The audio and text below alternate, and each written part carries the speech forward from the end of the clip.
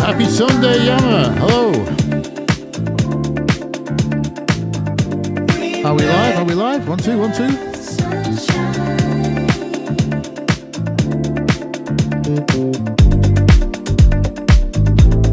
Hello, hello, hello, Katie. Hello, Castro. Hello, Dean.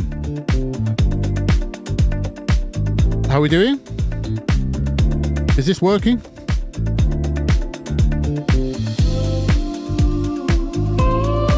Hey, good, good, good. I need to turn this up in my headphones. Testing, testing. Do we have piano? Yep, we do. Hello, Ravix. Hello, Rory.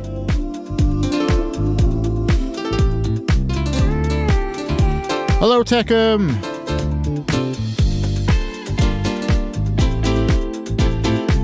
M1 doesn't really suit this style, does it? I need to go for more realistic piano for this one, I think. Whoops. I keep pressing the screenshot button. Piano Tech.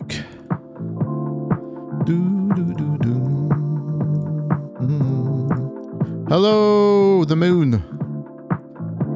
Hello, Seb.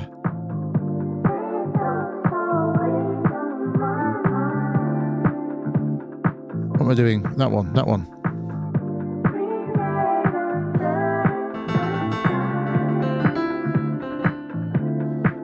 That's more like it, isn't it?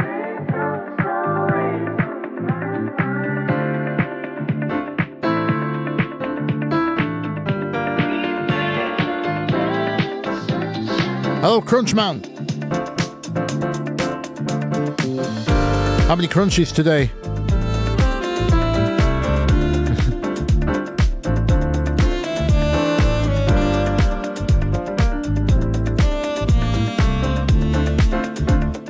That sounds better.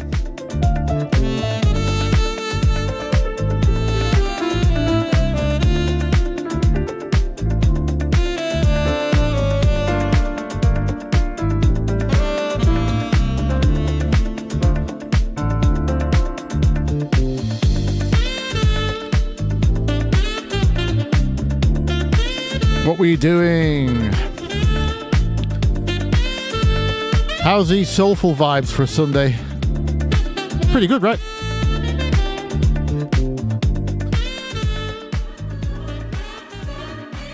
%99 splice samples, of course.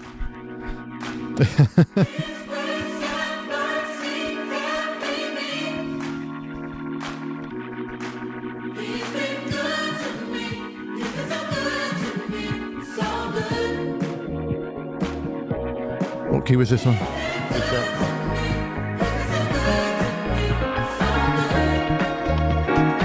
There we go.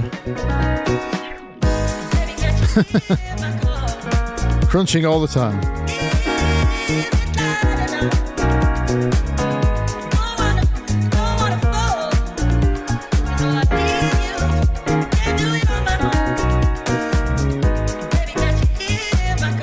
Hi, Chris.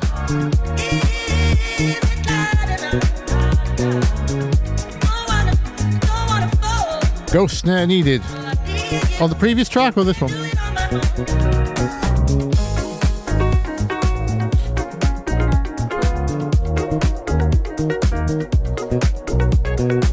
Do I review viewer tracks? Not usually, no. Because I made a whole video on track feedback. You should watch that video first, Mr. Crunchman.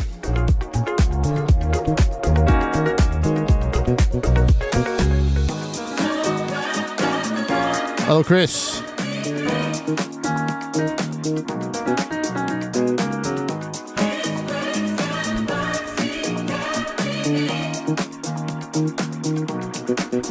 Hello, LC.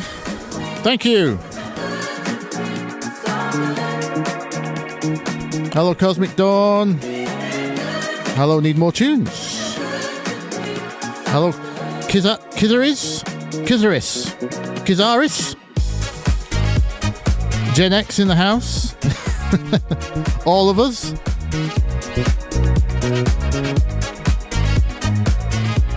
What year is Gen X, technically?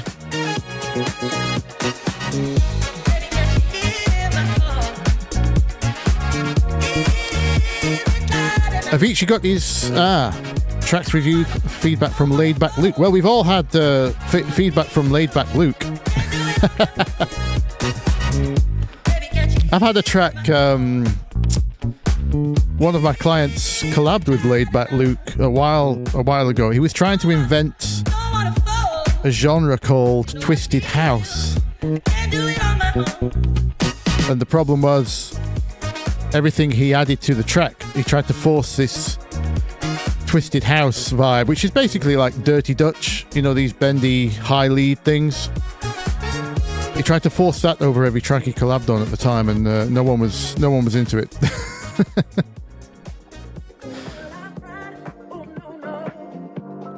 Okay, 65 to 80s Gen X, is it? Ooh, just on the higher end. Obviously, I'm 44, was born in 80.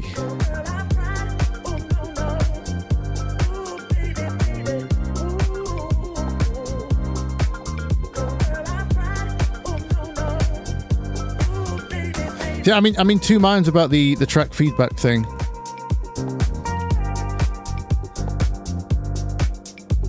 Because I can answer simple questions like, if you have a chord problem, I mean, I get so many requests that I'm probably going to have to put it on like a membership reward, like a chord hotline. I've been thinking about this for a while. I've probably mentioned it before in the live streams. What planet did Josh Wink come from? Good question, because I'm pretty sure his 303 didn't come from Japan. It sounds different to everyone else's. Dean is 74. Oh, okay. I think year 74. Yes. I nearly called you 74 years old then. Oh, so 50 this year.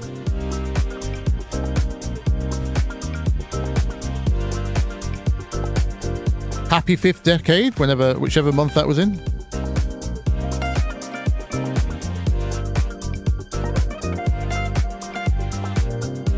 Yeah, for track feedback, if it's simple things like, I don't think I've got this chord right, or, you know, if there's an actual like harmony problem, you can hear something but you can't execute it in a musical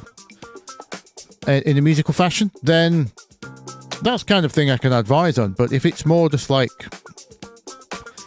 what do you think of my track, it's kind of useless. Hello, Michael. And hello, Rix, by the way.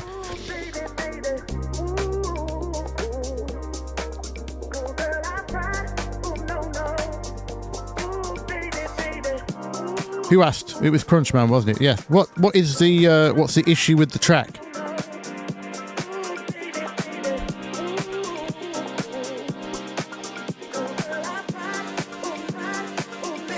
Have I always used Ableton? No. So I was lucky enough, well, I say lucky enough, it was a bit of a nightmare really, but I worked music retail for 8 years in a music shop and started as a guitar salesman and then became fascinated with the high-tech department in the other corner of the building, who sold all the software and things.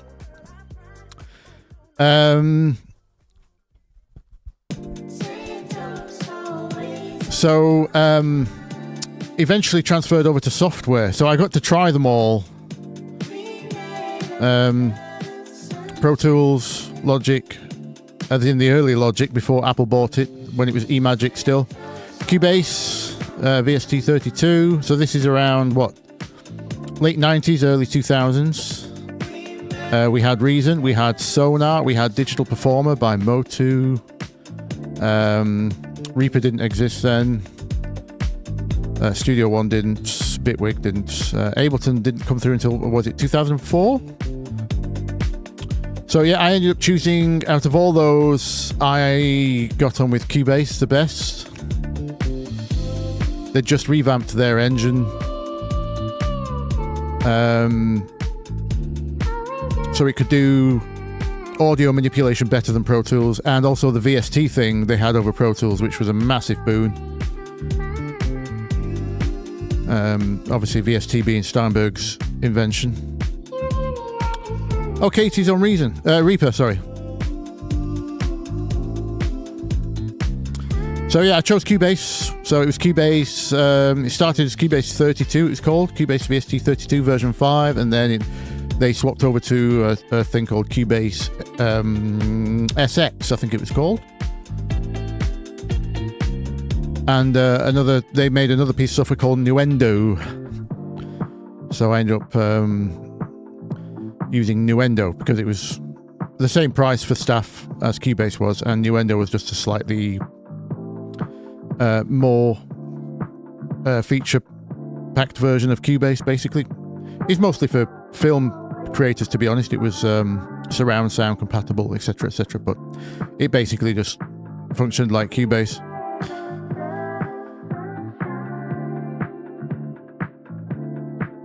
But back in those days, you couldn't do simple things like just change the order of plugins.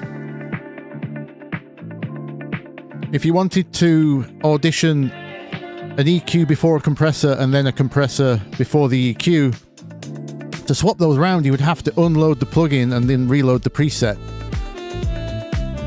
You couldn't just drag it. There was no drag and drop.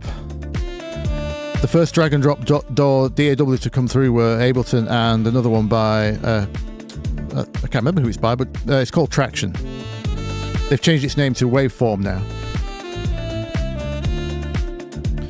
And that blew everyone's mind when you could just use a mouse to mix instead of trying to... Cubase, Pro Tools and Logic all tried to emulate being like a real mixing desk kind of workflow, which is a bit of a problem when your only interaction with the computer is a mouse. So I used to have 24 fader controls, by Mackie fader controls. They were called Mackie Universal controls to operate my Cubase, because using Cubase with a mouse was not ideal. Gen X, you're a Nuendo user. Hello, Ix, by the way. Oh, you're on Fruity. Yeah, the one door the shop did not have was Fruity Loops. Although it, to be fair, in 2000 it wasn't really regarded as a door. It was very looked down on, Fruity Loops, back in the day. So they never stocked it at the shop. So I never got to really play with that. In fact, one of my video challenges was I was going to go through my early tutorials, my parts 1 to 10 of EDM theory, the really basic stuff, and then try to execute something from each of those videos inside of FL Studio, because I've not used it for probably over 15 years now. Obviously I keep an eye on what they're adding to it and things, but I've not actually used it for about 15 years, probably. As usual, I have over-explained everything. That was just a simple question about have I always used Ableton. The answer was no. It was Cubase and then Ableton. Wavelab for a while as well. Obviously, if you wanted to master, it used to be customary that you would export to a separate mastering program like Wavelab. So we also used to use stuff like that, but Ableton only now, for now. I nearly moved to Bitwig, but they were too slow adding the Ableton features after they defected from the Ableton coding camp. I had too many projects and professional clients all in Ableton alongside me, and we share projects. That's how we work fast. So It was too much to give up. Hello, CS6. Hello, Helix. Hello, Jan. Hello, Nathan. Sorry, lots of people coming through while I'm rambling. Am I an Eli Brown fan? Yes. More the techno side. I don't know where he's gone recently, to be honest. I can't say I'm like a hardcore fan in that I know what his recent releases are. Always very thick on the bottom end is Eli Brown. I like what he does with his bass shaping.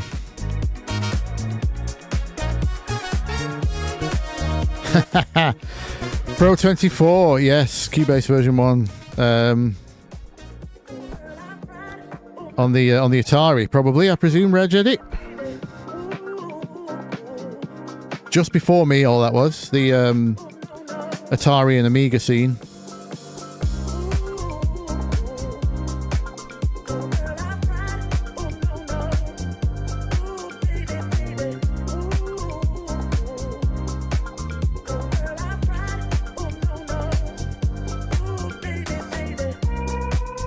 Hello, Jan, and thank you. Yes, you're very welcome.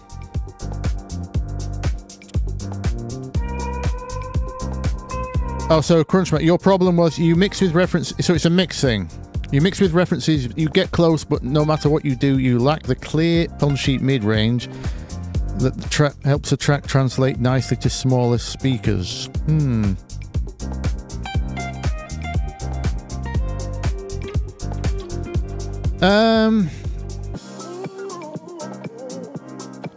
Yeah, this is why I don't do track feedback, because I need to know what you're listening through. I need to listen through that. I need to check if there was any problems. I need to check all your references. Chances are, I don't think it's probably an actual problem in reality in terms of how it would perform on streaming services. Has anyone else told you you have a problem in the mid-range, or is this just something you believe?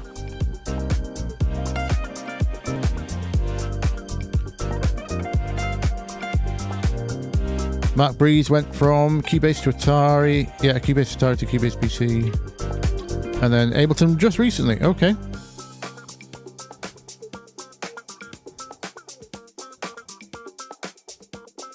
FL Studio have brought out a lot of music producers. You mean released them? No, I know what you mean. Yes. Well, it's great for... FL is fantastic for the mindset of the beatmaker as opposed to like a musician or a traditional producer, because it's all based around that. Well, it started to be based around that drum machine like 16-step sequencer, right? So that's a lot more approachable than your MIDI roll being the default. Because, I mean, you'll notice even on my channel, I started you'll see some of the really older videos. I showed a camera down on my piano when I was playing it.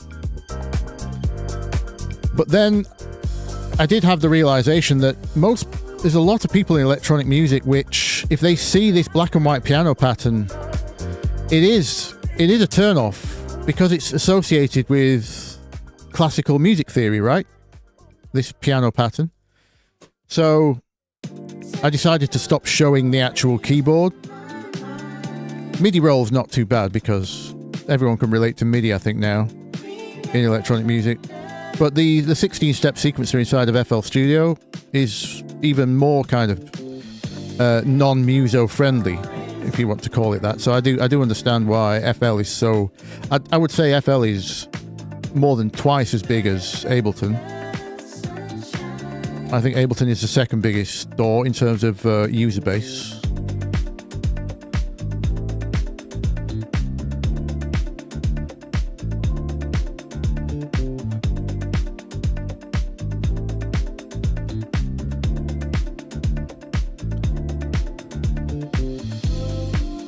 We've got more Cubase. Oh, then to Reason. Yes. Reason was cool for sound design, and obviously we all enjoyed patching the wires around the back, right? Because we were used to working with hardware for the longest time when Reason came out, and that was novel. And the fact they invented Rewire alongside Steinberg was another genius move. So you could kind of patch it in to your existing DAW, but at the end of the day, it was just slower and a bit of a pain to work. Then they tried to add audio to it when, what was it, version 6 or 7, and it took them a long time to catch up with the audio features of every other DAW. And I just think the workflow in Reason was a bit what would you say? It's very good for sound design, but it was just kind of a sandbox play around kind of thing for me. It was very hard to finish a track in Reason, if that makes sense, because of that workflow. Do I use the send? Shu says, do I use the same send? Start again. Do I use the same reverb send for all instruments? No, I don't use sends at all. You need to watch my video on racks. It's called Speed Up Your Workflow with my free racks. See this here? In fact, I'll show it now. So let me just stop that tune. I've got a piano here. I've made all these racks with reverbs inserted on them, but they're inserted in such a way that it behaves like a send. So all it is just a volume fader. Sometimes there's an EQ in there. Volume fader into a reverb. That's what you see in here, right? So if I turn the send up and then press a note. If I turn the send down after I've pressed a note, it will still carry on, just like a proper send would. So I usually have one of these on each track that needs reverb. And yes, that is a million times less CPU efficient. And some would argue it's less coherent, because one of the advantages of using a single send reverb is that all your sounds are in the same virtual 3D space of that reverb. But so the two reasons I do it are, it's a workflow thing. When I pull in a track from any other of my sessions, let me just, doesn't matter what it is. What have I got here? What have I got? Oh, sorry, I'm searching for piano. That's why it's not coming up. So if I pull in any sound from a session of another session, let's pick what's in instruments. So if I pull in this string patch here to my current session,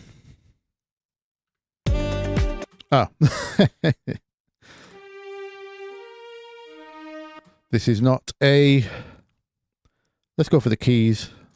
It wasn't a good example. It was just literally a string and a compressor, sidechain on it. There was nothing. Here we go. Right. Okay. So here's my piano from a garage track I did recently. And as you can see, when I pulled it in, all the effects came with it. Not just the sound, the reverb, even the vinyl effect on top of it. Right? All the effects are in there. So I've got my virtual VHS.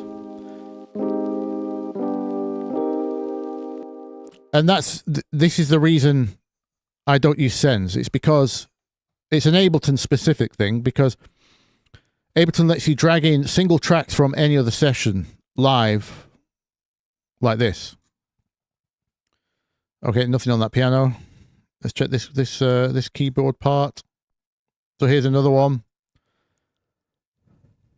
that was never used, it turns out.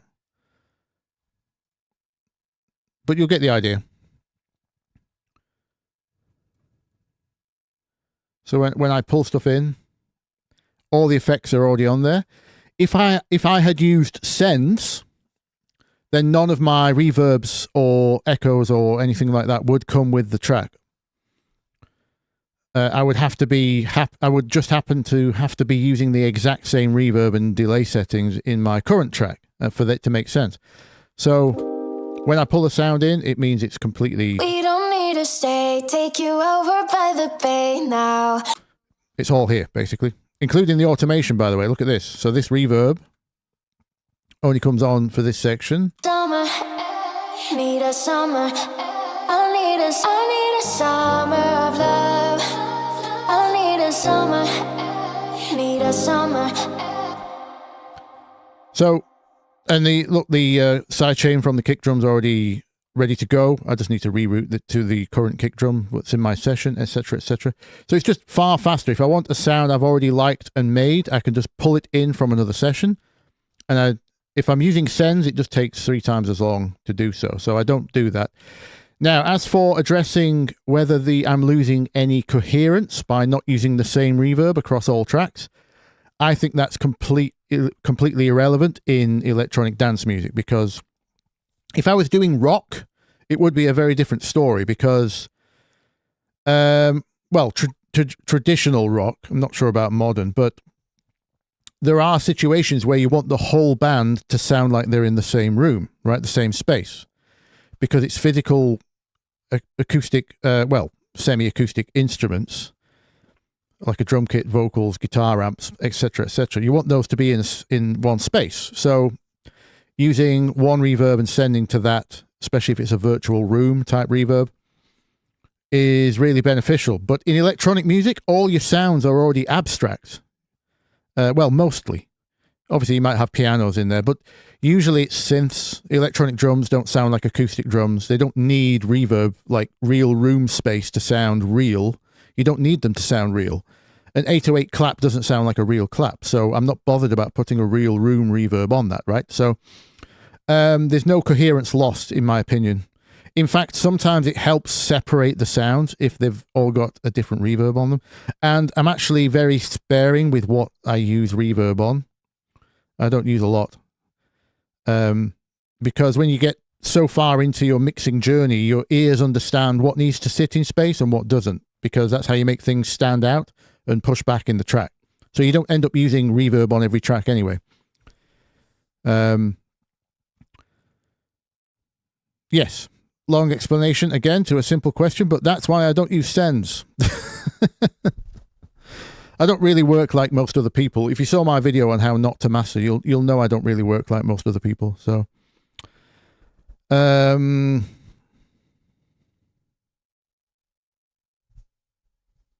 thank you, Wayne.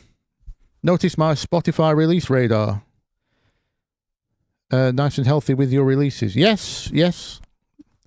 Still managing 3 tracks a week at the moment under this brand, plus my other clients. Hello, Cavo. Hello, Doll. Hello, NV. Helix is here. Helix Holmes.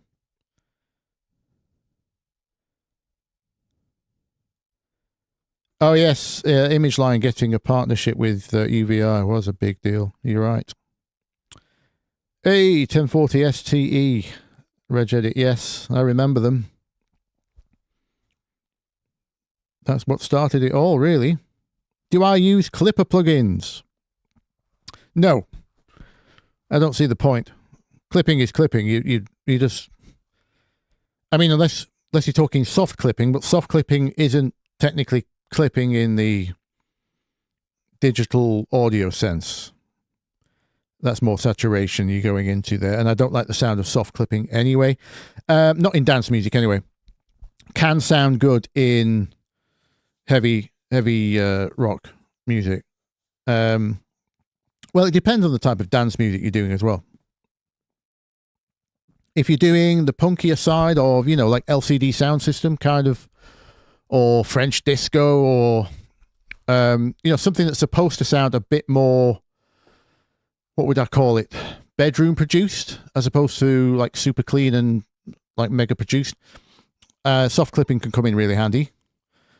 But no, I just let Ableton do the clipping. Basically what I showed in my how to not master video.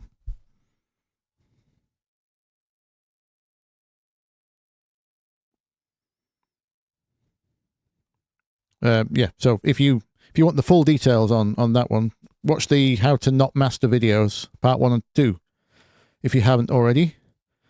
I just let Ableton do the clipping, because all clipping is above a threshold, change output to 0. That's all it is.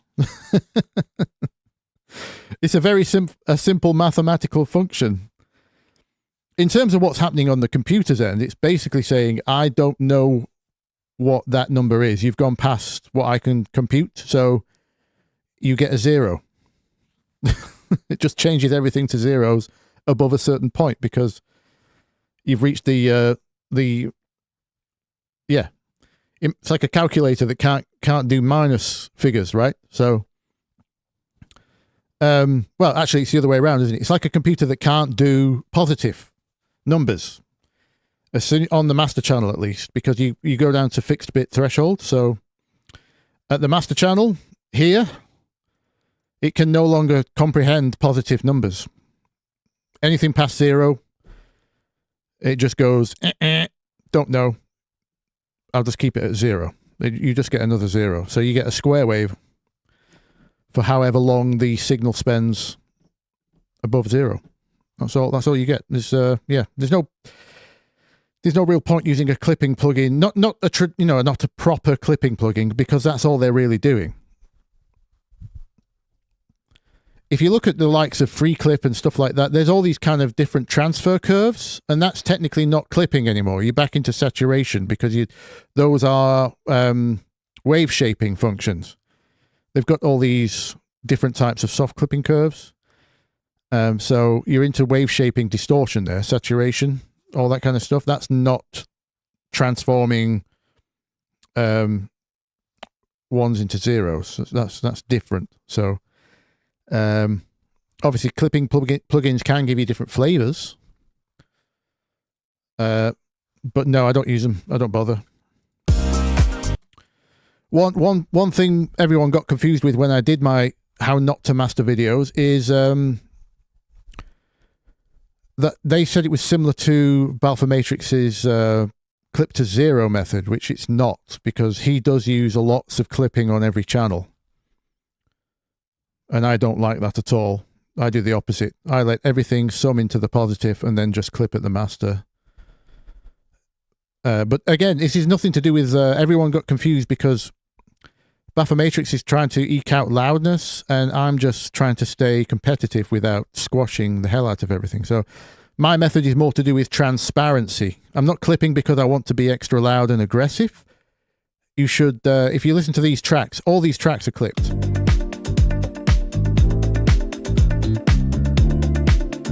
So this is a bunch of soulful stuff I did recently. These are the mix downs. Can you hear any distortion?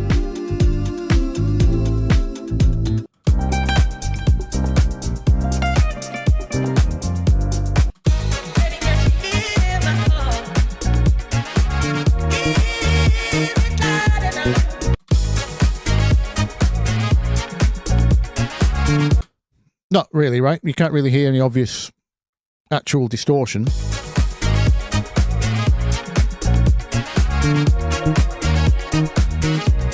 So the point of the way I do things is I think clipping is more cleaner sounding, is cleaner sounding than a limiter. Partly to do with the way digital audio is handled. So yes, hope that makes sense. No, I don't. I just let Ableton do it. And it's not a case of clipping or not clipping. It's a case of, can you hear any distortion or not? Because if you can, there's a problem. It's not that clipping is better than not clipping. It's about, it's less transparent than the distortion you get from a limiter.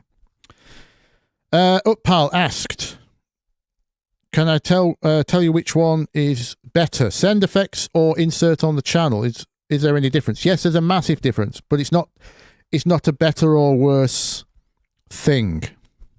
It depends on the application. So there's no point sending to an EQ usually. You want the EQ to be on the channel because it's directly affecting the sound. Whereas a reverb, you can put it on the channel, but you can, if you have it on a send, you can have lots of channels share that reverb. That would be the benefit for... There's no better or worse. It just depends on... Most people put their ambient effects, like reverbs and delays, that kind of thing. Choruses, maybe. People put their ambient effects on sends. So you can have lots of channels share those ambient effects, like I said, lots of channels sharing a reverb. And then everything else, like your compression, your EQ, that kind of stuff, that's going to go on the channel. It's not better or worse. It's different applications. They do different things, basically.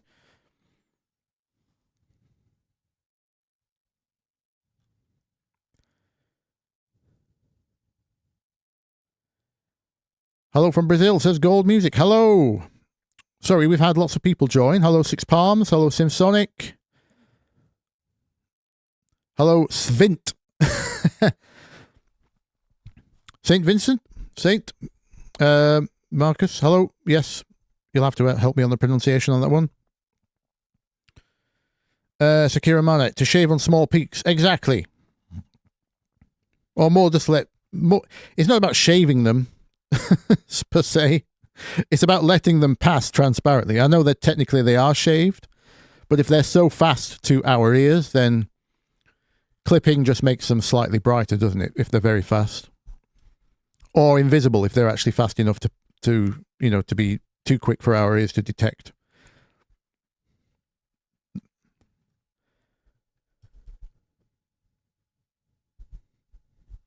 Katie asks on the topic, are there contexts theoretically where we want to clip and then limiting compressing the signal so the signal isn't pinned at 0 dB for too long? I'm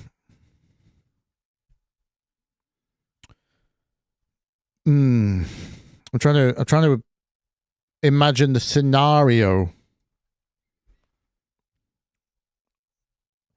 Yes, you don't want anything at 0 dB for any length of period, because as soon as you sustain 0 dB, i.e. clipping, you will hear it. Now, sometimes that benefits certain sounds, like very, very bright, aggressive basses in dubstep or drum and bass, so you can kind of get away with it. But as soon as you sustain, say, for example, 0 dB with a sub bass and then try to add a vocal, you will hear very egregious distortion. And if that distortion doesn't sound good on that vocal, you have a problem, don't you? So the solution isn't limiting, though. It's not one or the other, because limiting and compressing is what usually leads to a sound sustaining at 0, because you've taken away the dynamics, right? So if that bass at one point had some poke to it, like a bow kind of sound, if you compress that bass so the entire length of the note now stays at a very loud volume, then it's going to risk staying at 0 for much longer. Sorry, let me play these back again just to have some background music. Yeah, hopefully that makes sense. If you compress something or limit something, it's going to risk staying in that distortion area for much longer. So one is not the solution to the other. One is probably the problem that leads to the other, if that makes sense, Katie.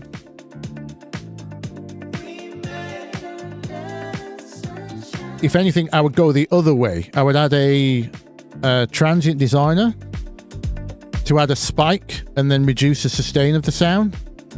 So you get the initial punch that jumps out of the speakers, and then it sits back a little bit, and then you don't have that sound taking up all the headroom at 0. It entirely depends on the sound, obviously, and the groove and the part and the genre. there's a lot of variables, but yeah, hopefully that makes sense, Katie. Who else have we got? Hello, Micah, Souch, David.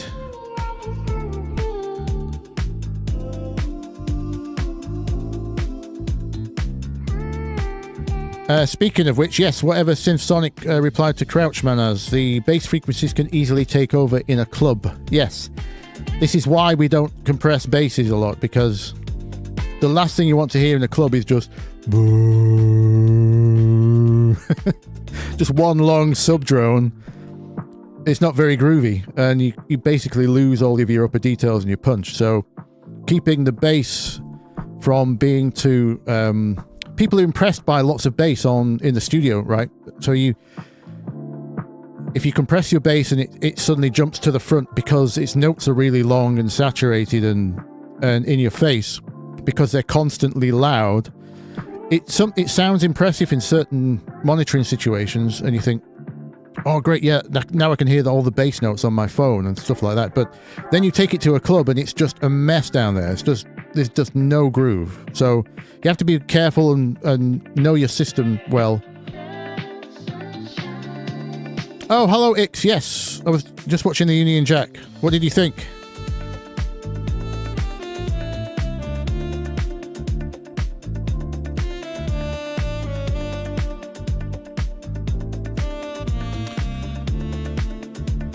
Guitarist says, do you ever use Soothe 2? No. So I left a comment in Whitesey's one of Whitesey's videos recently, because there's yet another Soothe type EQ on the market for very cheap. They seem to have had a massive boost in popularity recently, but you know what, in 15 years of making music, I've never needed a Soothe type plugin. I don't know why. It's probably an ear training thing, right? So I imagine they benefit people who, it's like anything, it's like any other tool, EQ, compressor, whatever. I'm sure it benefits some people who don't have the ear training yet. Like, if I thought this vocal had a terrible resonance, I would instantly be able to say, right, it's at about 3.5K.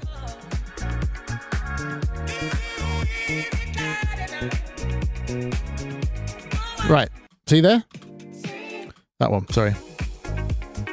I know this is the master of the track, but you get my idea. I instantly spotted it was around 3K. I got it wrong, it's about 2.5K, but, you know. I'm on headphones, I'm chatting away. Where is it? That vocal. So basically I would set, I wouldn't use this EQ, I would use Nova. Because resonances in problematic instruments, which are usually things like acoustic instruments like vocals, guitars, saxophones, etc., etc., I would do something like this. I would just set up a dynamic band at 2.5K and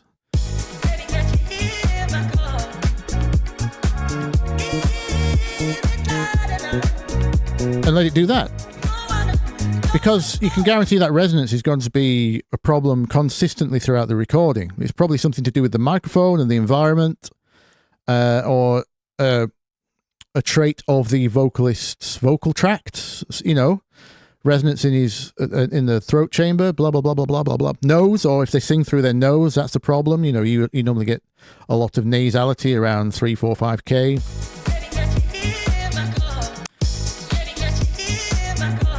But I would just do that. I don't need a Soothe to automatically find every spike and knock it out, because the other problem is when you use Soothe a lot is everything just goes very bland, and all of the character that made the sound spiky in the first place and jump out and make it sound different to other things in the world, i.e. not a perfect spectrum, you would just erase all of that with a plugin like Soothe. So I don't mind sounds being my manager uses this word a lot called lumpy. And it's a great distinguisher of slightly amateur mixes. Lumpiness. There's something sticks out a little too much, but in the end it's often that kind of thing that gives a song its character. Some of that naiveness of making music and not balancing it perfectly is what makes it memorable, not forgettable. So you have to be very careful about Soothe is very good on paper at perfectly balancing a sound or a mix. you know, I buy a lot of Voxengo plugins because he's been very good to the free plugin community. So I tend to reward those kinds of people. He did a plugin called That's Easier on the Ear, which is kind of a very similar thing to... Actually, this is more like Gullfoss than it is more like Soothe. But this will auto-balance your track based on a bunch of parameters. Let's see if it does a better job than...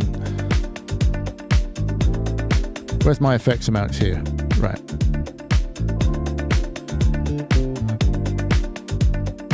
Bypass.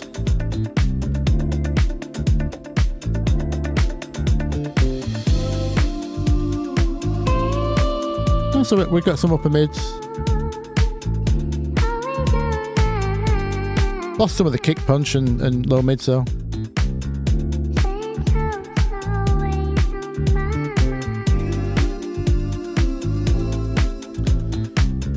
So it's swings and roundabouts. There's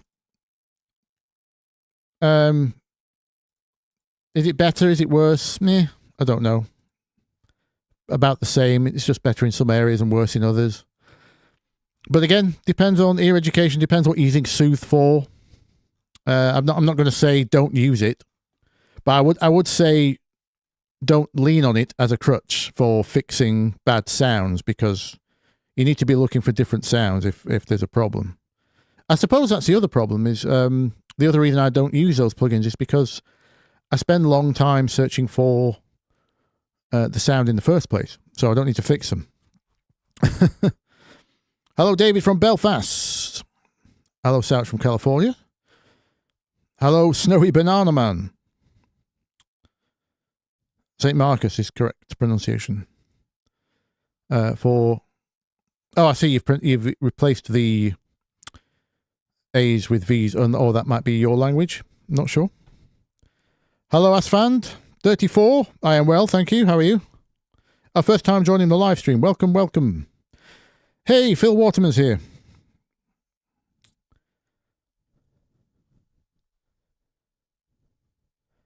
Can you help make a piano house loop you have into a full track?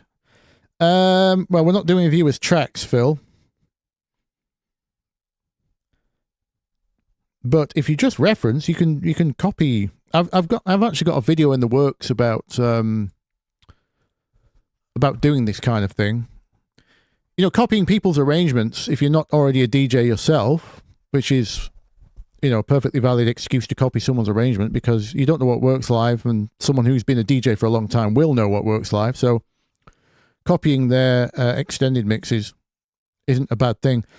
If your track doesn't have all of the same elements as the person you're copying, then it's not like your track is going to come out sounding anything like theirs. So there's absolutely no harm in saying, right, 16 bars, drop one, 8 bars for some mini break, back to another drop for 16 bars, have a break for 48 bars, and then final drop, 24 bars. Whatever their track does. I like to do this, so imagine this was my reference. I just start chopping it into chunks. I'll say, right, I've got... I'll say this is all my intro. I might make notes like this. Bass comes in, or kick in. I can't remember my own track now. yeah. And then all the low end comes in, high pass filter off, whatever you want to call it.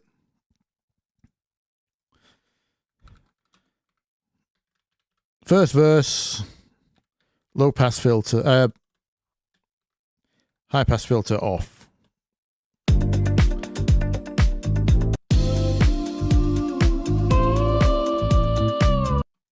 And then I would call this a post section. Something that answers the section before it. What we call a post hook. This for me is all the same. And then groove carries on rolling, but we have is a new hook that's swap, right? Okay. It's just that kind of thing. If you just copy that, so they might have the piano riff for 16 bars, then filter it for. There's absolutely nothing wrong with copying other people's arrangement. If they have if you only have, for example, if what you're asking is how do I make a piano loop into a full track because I only have the piano loop, then yes, you just need to listen to a lot more music because you need ideas on what you can add to that piano loop because the piano loop alone probably isn't enough. You usually need about 3 hooks.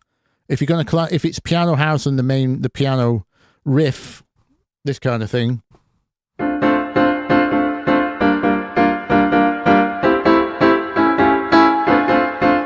Imagine whatever that was your it would probably be on an M1, wouldn't it?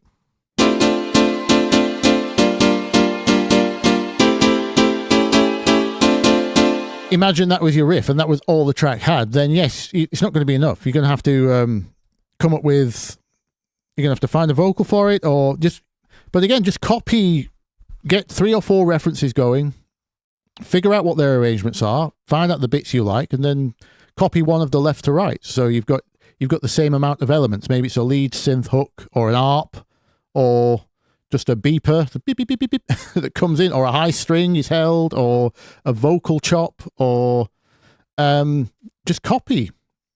Because if your track has different notes, there's 100 million piano house tracks out there. It's not gonna like someone's gonna say, "Oh, your track sounds exactly like blah blah blah," and then happen to name the exact same reference. So don't be afraid to copy other people's arrangements. Your track won't come out the same just because the arrangement's the same. The arrangements are very similar across many DJ tracks. You'll notice it anyway because there's certain patterns that work live. So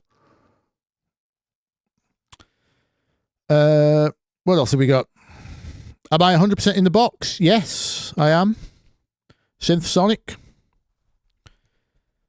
But I mean, it's not it's not a must. Like, here's my deal, right? So I'm so many years in now that I have both the aural perception musical training. You know, I can hear the notes and then play the notes, right? So I can do the pitch thing, and I'm not too bad at the engineering either. So I've got the ear training in terms of notes as well as frequencies as well as notes. So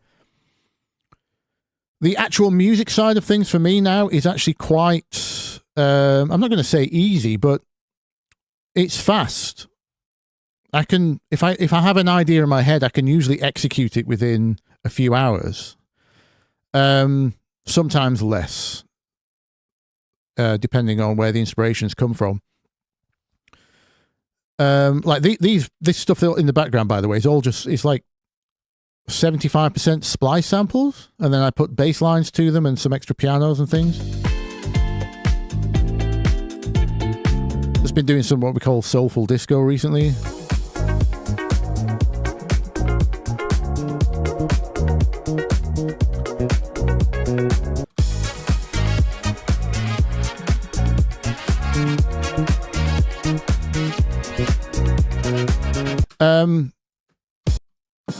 Yeah, so the inspiration for these came from splice samples. Well, technically before that, the inspiration for this type of sound came from a YouTube channel called, what's it called? Something Trip. There's a couple that go traveling around the world and they cook and they DJ. Soul Trip or something? Can't remember. I think it's got something to do with food in the name. Anyway, so the inspiration came from that. And I don't know about you, but it's pretty hard to find brass players and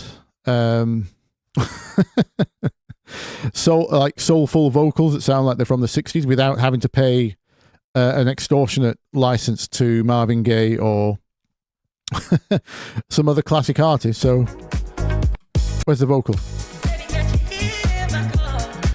Yeah, so we go looking for things like that, and then we make this kind of track. And I try to do my best kind of Bernie Edwards impression on the bass.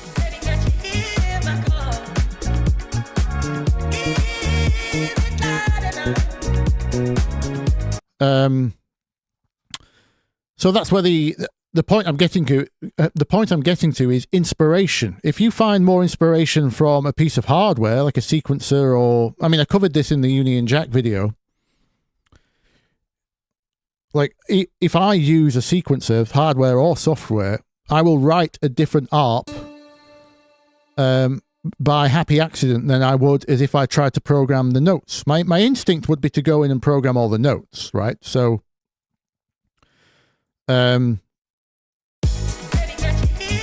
imagine for a second, not that it's appropriate for this track, but imagine I wanted to write an ARP for this.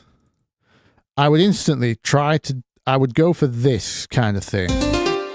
Oh, sorry. What key is this one? This is the D sharp one. Sorry. Again, this is not the sound. It'd be something like this, right? Or I might go. I like a cross rhythm, so I'd probably go 6. Something on the pentatonic scale.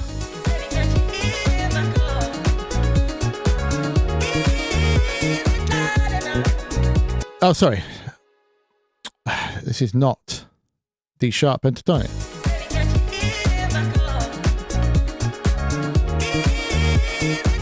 So that would be my instinct to write an ARP. But if I got a sequencer to do it for me by dialing in like the one I showed on the Union Jack video, I could probably get something cooler out of a MIDI sequencer. I'm going to put it on its own track, aren't I? But this kind of thing. Because this is so far removed from musical notation,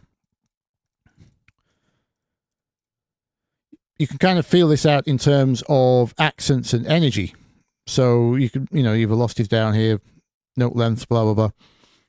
This would yield something completely different, and I wouldn't necessarily know what notes I was going to get straight out of the box. So, yeah, my point is, it's writing inspiration. Whatever gets you excited about what you're doing, hardware, software, sequencers, or programming manually, it's up to you.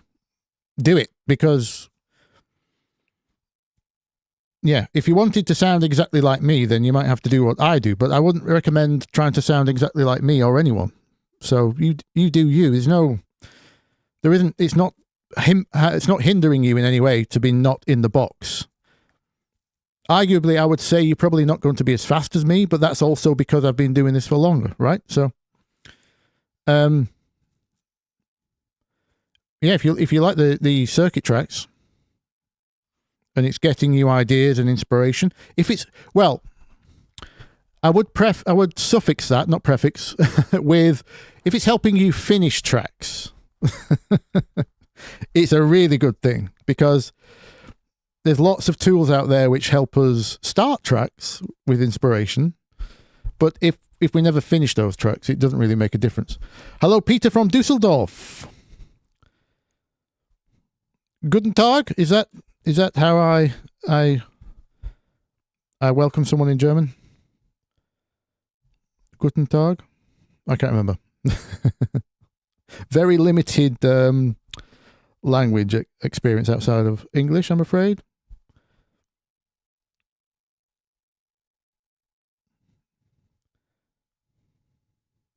Matthew says, do you think referencing is key for all types of art, including painting, drawing? Oh, God. That's a good question.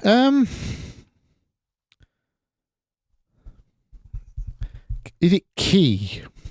Is it key? No. I wouldn't say for music either. This is the problem. So it's... The hard part is transferring your hobby into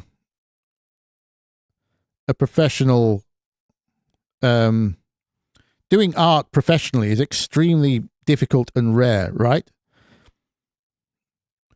You know, everyone complains that, oh, Spotify doesn't pay people and all this sort. There's only 85% of the profiles on Spotify only have, I think it's 50 listeners or 50 plays. I can't remember which one, but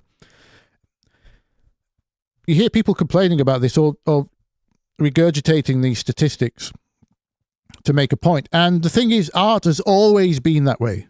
Like, if you 85%, it's usually 98% of people in art don't get to see any success monetarily from their art, right?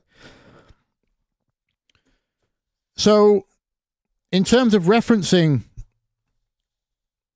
you know, if Picasso had painted the way his teacher wanted him to paint, you would not have got the Picasso we know today. Yeah, so you need those people that are so blissfully unaware of other people's art that they can do their own thing. But the opposite side of that is, yes, that's pure art, but there's a bridge somewhere in the middle where people need to understand you. In the same way that Van Gogh, however you pronounce it, Vincent van Gogh was, you know, not successful in his lifetime. It's only in our lifetime that we retrospectively appreciate his genius. But he was broke and committed suicide, right? Chopped his ear off, obviously. A lot of problems, but he didn't sell a lot of paintings. Not enough, like, to have a comfortable living. Obviously, the modern art scene didn't exist back then. So, you know, if you want to make a dent on the world, you can do that artistically without making a living. And you can do what the hell you want. And chances are you might not be successful in your lifetime, but you would have to make efforts to hopefully have that message stand the test of time. That's the biggest kind of compliment, isn't it? If in the music world, if it lasts the test of time, you know, it wasn't just a momentary fluke. Look at the number of one-hit wonders versus repeat hits. So the reason I recommend referencing is it's just something to take. It's a shortcut to ear education. It's just a faster way to follow in the footsteps of something that worked. And that's all from the point of view that if you want to do it as a living, then that's just one of the ways I recommend will help you catch up. In terms of your ear education, what you're supposed to do is, once you've referenced enough, do your own thing. Take what you like, build your tastes. I discovered, you know, back in 2011, 2010, 2013, I can't remember, but my manager spotted so many acts that were coming through way before they were famous. He showed me Billie Eilish's first ever track, Ocean Eyes, on SoundCloud before she was doing any numbers. He showed me Ed Sheeran live doing a rap battle in Manchester.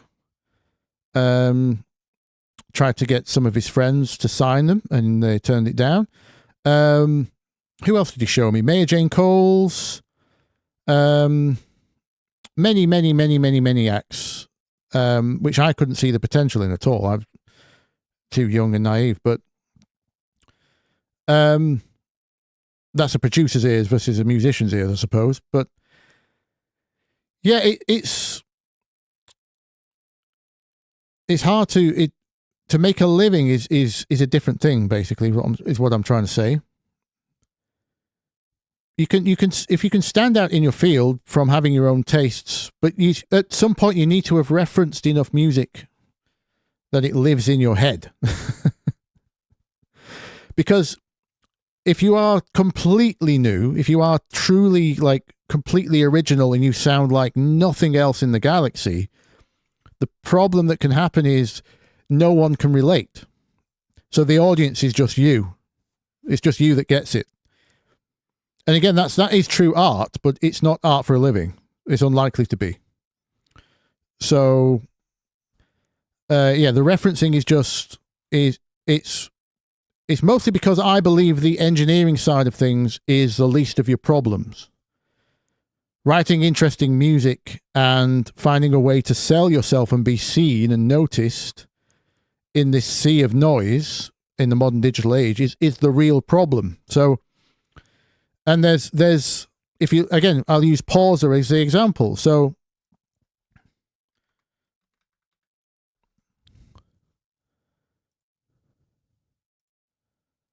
have I, no, I haven't. Is it in, 1 second. But Pauser, I mean, Pauser sounds,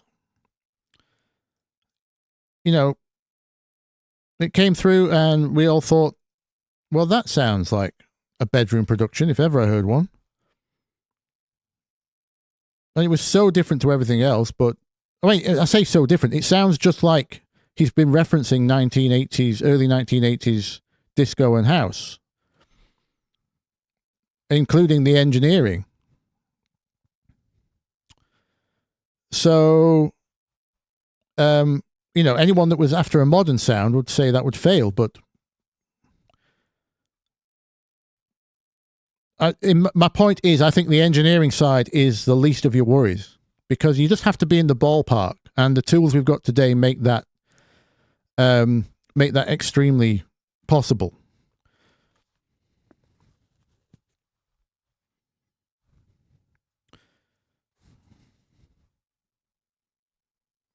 So yeah, I suppose my argument is, yeah, it's just a shortcut to engineering, ear training. We've got more Germans in. Marketing Co-Pilot is from Cologne. Hello. And yes, you're welcome for the tutorials. You're welcome.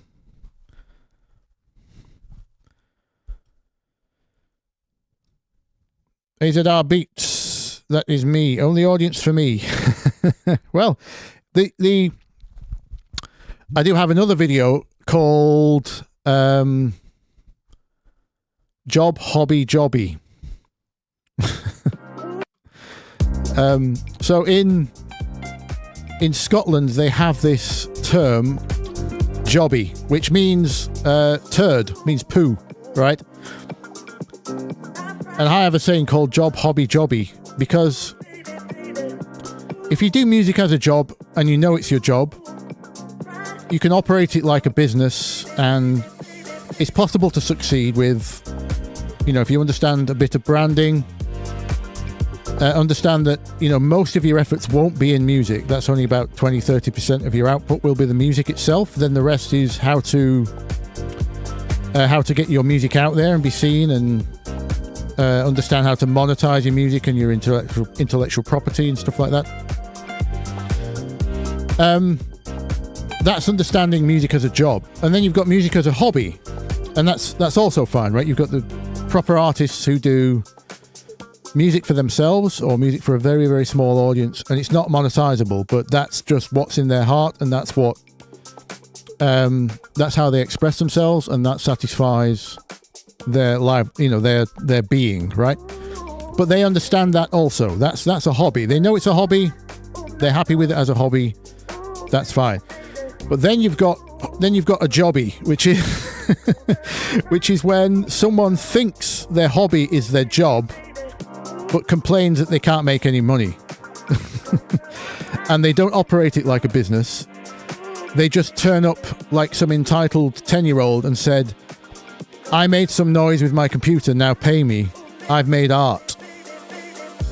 And expect, you know, are entitled to a living just because they make music. And obviously that's never been the case. You're not entitled to a living from making art. It's extremely hard. Andy's from Scotland. Hello, Andy. So, yes, jobby. I won't try and do the accent. I say the accent like there's one in Scotland. So, yes, don't have a jobby. Understand? No way. Obviously, you can aspire to do your art for a living. Just understand that it's a lot harder than turning up and making music and hoping people pay you, right? There's a million other steps after the music itself gets done. You have to first finish the music, and then there's a whole other journey, which is twice as hard as making the music, which is getting the music out there, noticed, selling, having an identity, having a reputation, a brand, whatever you want to call it, so that other people care and pay attention. And then also having the means to monetize that. That's a music career, right? It's not the same as a hobby. There are differences in what happens. There are obviously a very select few. I call this the alien kind of. If you are so good in your field, like if you are literally number one in the world at something, like the best drummer in the world, like possibly El Stapario Siberiano, right? You've seen his videos on YouTube with drumming with one hand and make these ridiculous feats. If you are so good, like one of the best in the world, that can be your art and your brand, because your skill got you there. Jacob Collier is probably one of the best musicians in the world, right? In terms of how he knows chords and theory and has perfect pitch. And I'm not saying he makes good music. That's up to you. But he will be successful because no one else can do what he does, right? There are this very, very, very select few which have become so talented that they stand at number one in the category, right? So, and that can be true art as well. You could be so good at the music, better than anyone else, that you will just stand head and shoulders above. And that's all you have to do, is just make really, really good music. That's the dream, isn't it, for most of us, right? But the reality is a lot different. Most of us can't do that. We're not the best in the world. You can't draw the alien card and play that and just say, look, I'm really good, pay me. If you're just slightly worse than that, it's not good enough to earn people's to get people's attention or for them to care about you, right? So you have to do normal business things. Your music still has to be really, really good. Like, I wouldn't say I make bad music. But I don't make the best music in the world. So I make my living via telling you a lot about it via this brand on YouTube, by working for other people and making their tunes for them.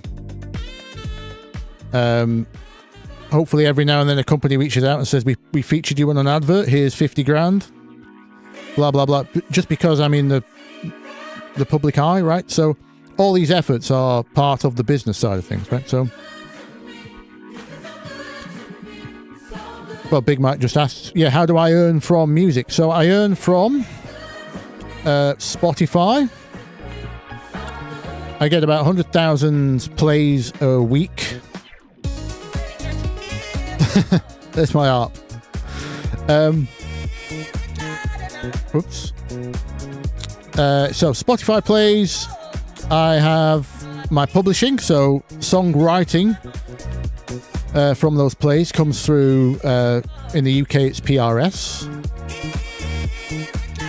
and then so Spotify and the digital distributor that sent it out to Spotify, be it DistroKid or Ditto are the two I use.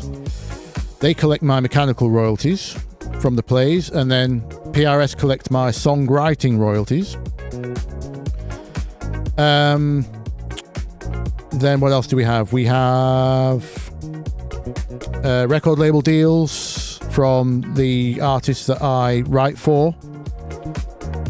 Sometimes I'm either shared in that as a producer or as a writer, or as an engineer. I get money up front every time I do a studio session from my other clients as well. I charge per hour inside the studio, just in case the songs don't go anywhere, because that's their punishment.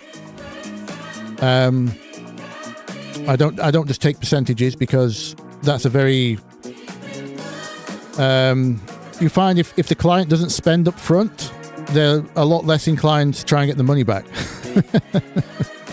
So I make sure I charge for my actual time as well. What else? Donations from you guys, YouTube, adverts, obviously. What else? Commissions. So, like I said earlier, adverts. Sometimes people... I have things occasionally get synced to moving picture to video, and that's a separate license. If people sample you get money from that. What else? Sorry, I just hit the microphone there. What else? That's about it I can think of right now.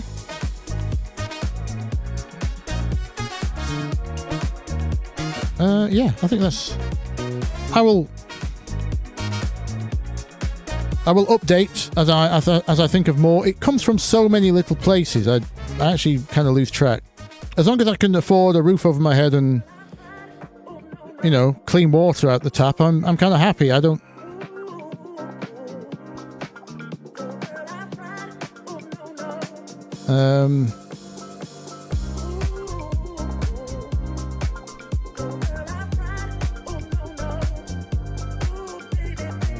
Helix says, sounds like a Middle-earth character. What does Jobby? Or Job Hobby Jobby? He could be a Middle-earth character, couldn't it? Plamp. I like that name. What's a plamp? It sounds like an onomatopoeia.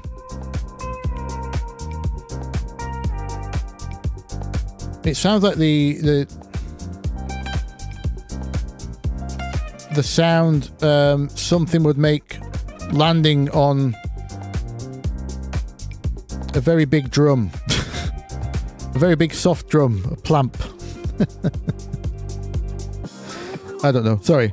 If that's your real name, I'm truly sorry. But, it sounded like an onomatopoeia.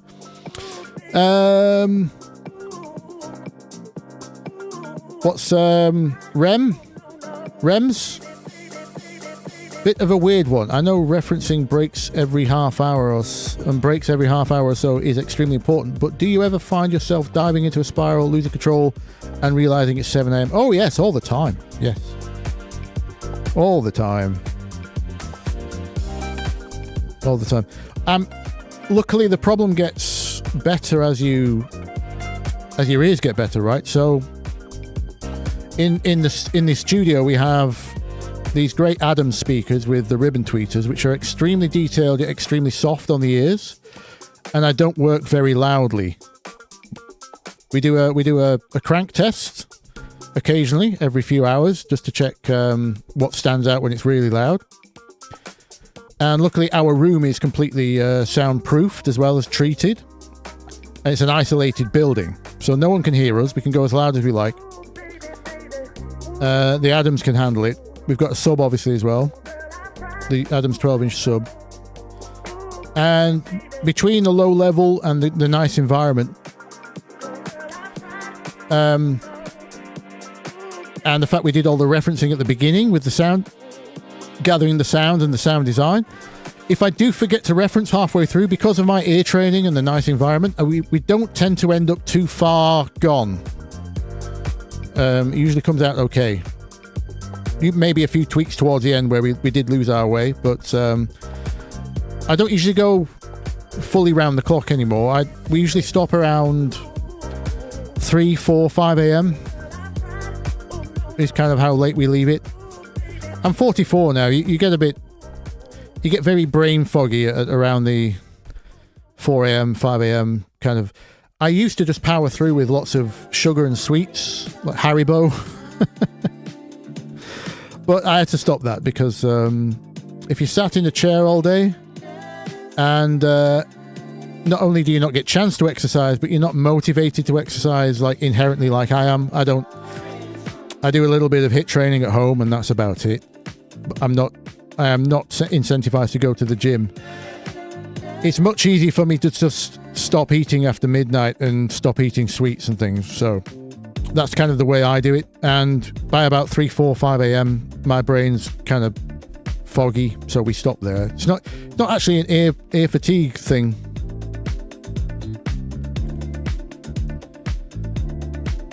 No vrec, no sample packs. What's that question referring to? I do use sample packs all the time.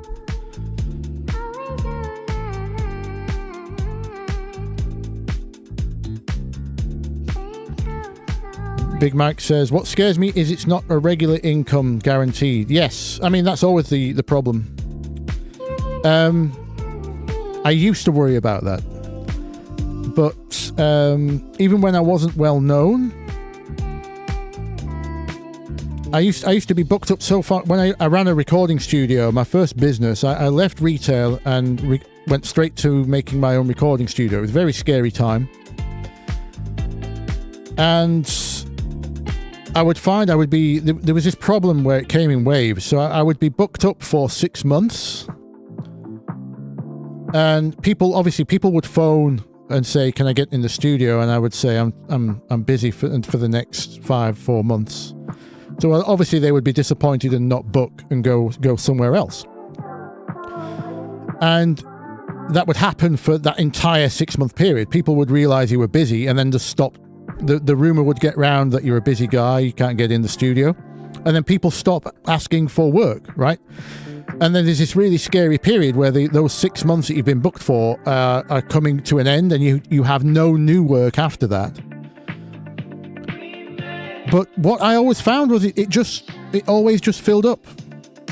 Something would come up out of the blue, a new client, some random event, some fluke, something would always happen.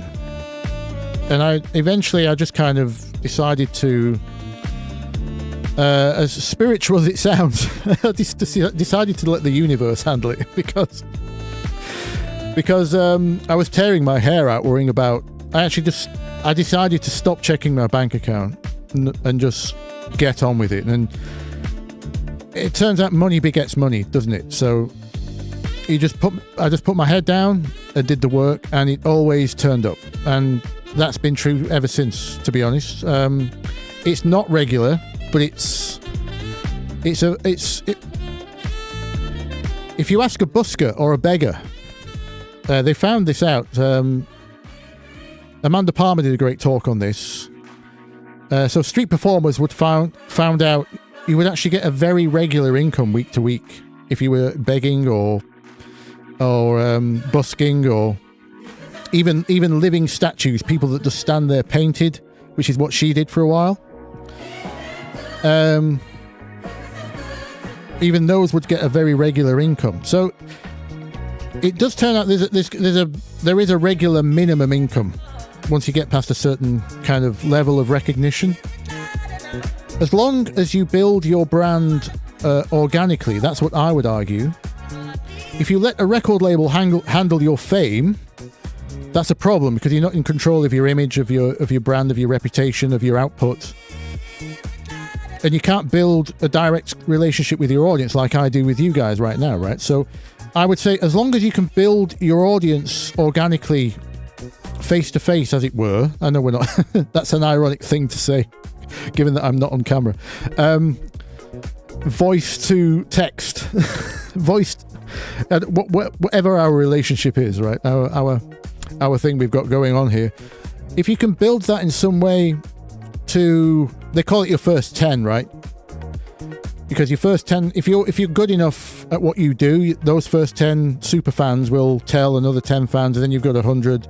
Then you've got 1,000, and you'd be surprised how little of a proper hardcore audience, super fans, that you need to live off. Because in the music industry of the old, we were told that we sold, platinum is 100,000, a million records or whatever.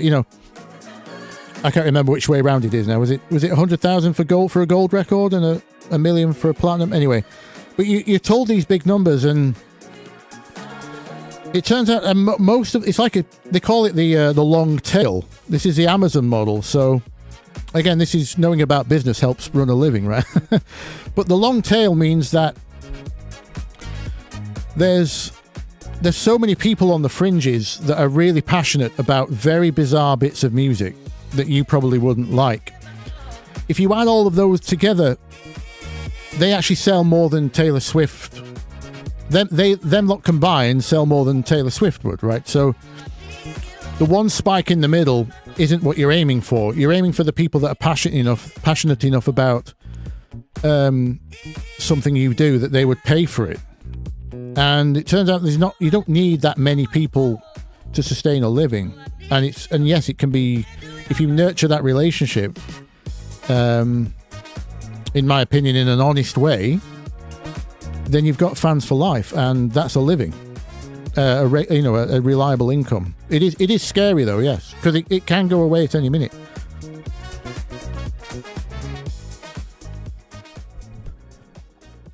That's a good question. And Dawson, when referencing, do you focus on the sound or of the elements, or the rhythm or the pitch?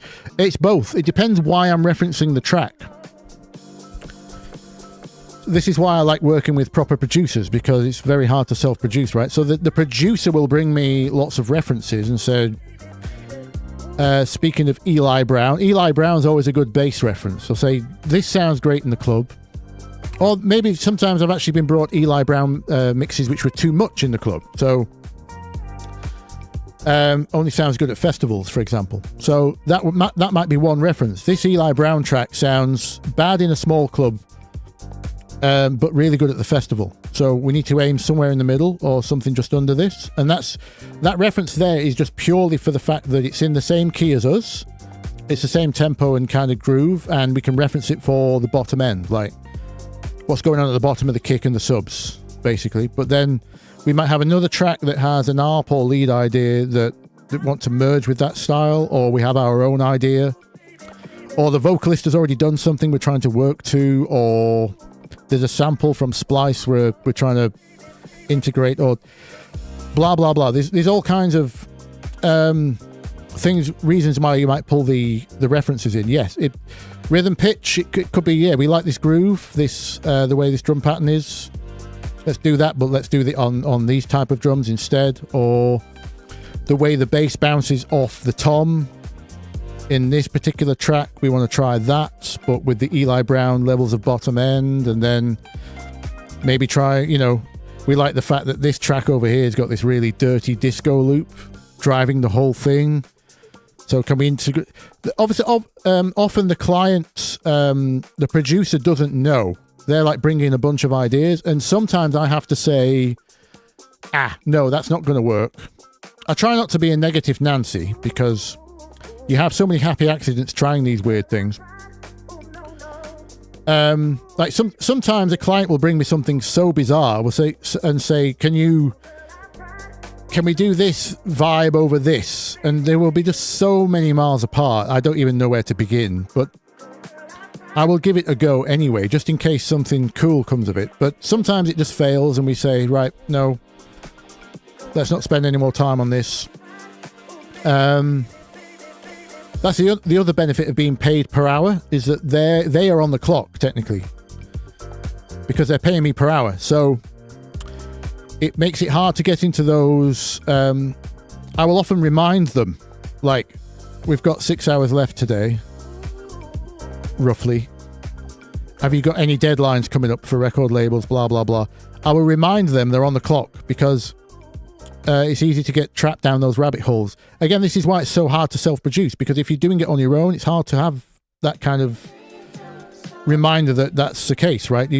So you don't get lost in these rabbit holes of experimentations which are currently not going very well. It's hard to let those go.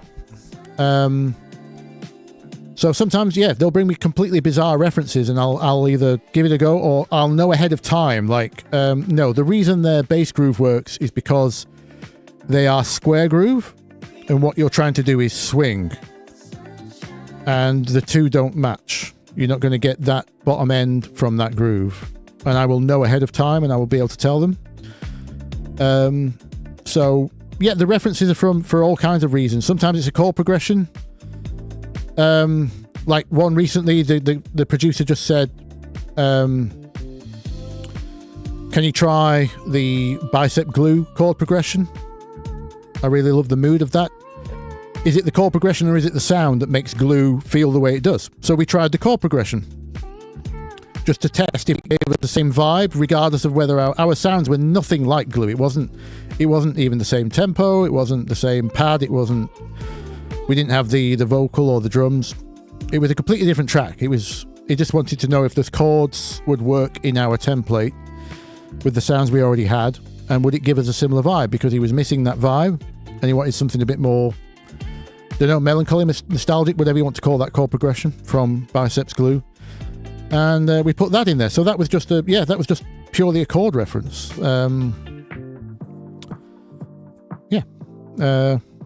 So yeah, all kinds of reasons for referencing. The main thing referencing does, to go back to, sorry, I've forgotten who asked the question originally.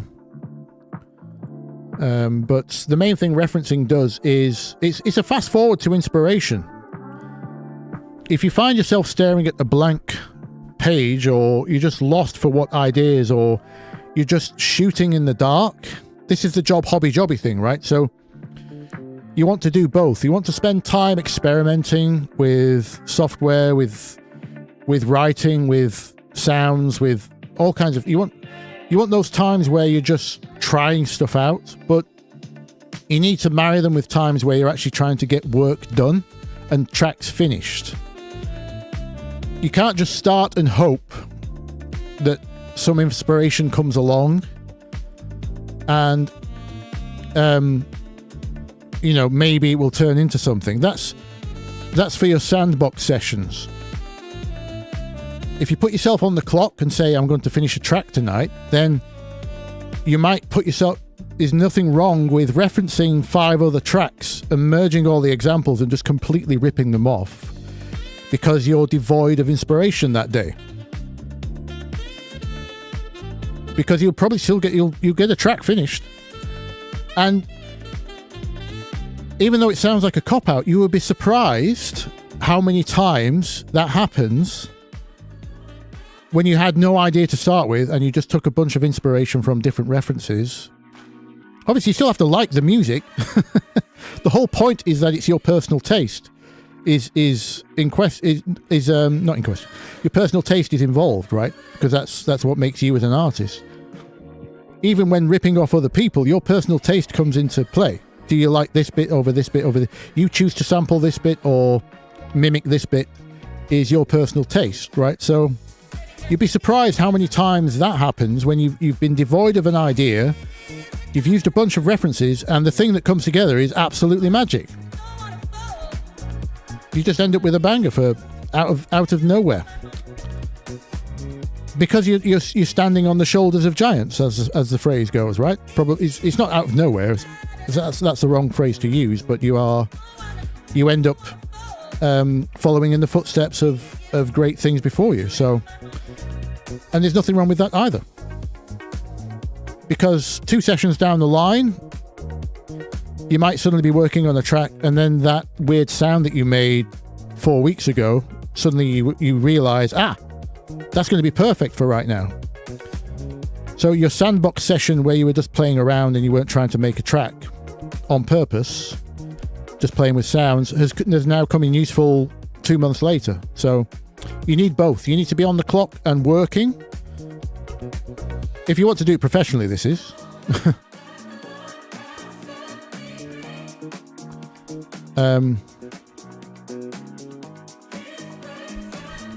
But yeah, again, a lot of my advice is from the professional perspective.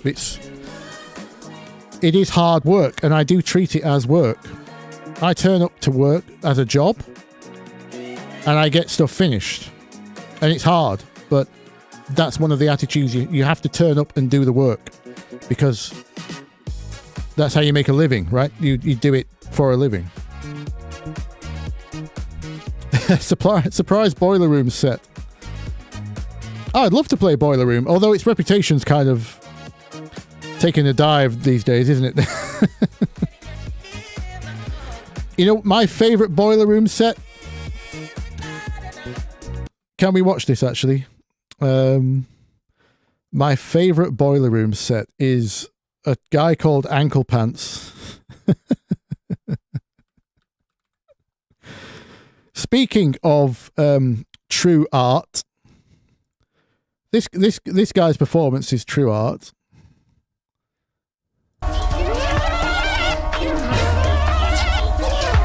Does everyone know Ankle Pants?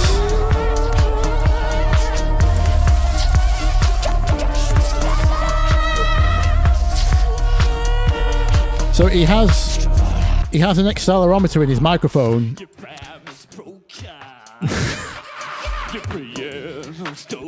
Obviously, we'll get to the face prosthetics in a minute, but he has accelerometers in his microphone that, depending on where he tilts it, depends on what effects he gets. It's all completely live. And he just so happens to be a special effects maker for the film industry. He's worked on some big films like Prometheus, and so he wears this cock nose live and tries to scare people. I thought this was one of the better Boiler Room sets. Just for the fact that it was this is the definition of remarkable, right? And he does make a living doing this. Cook says, "I'm not sleeping tonight."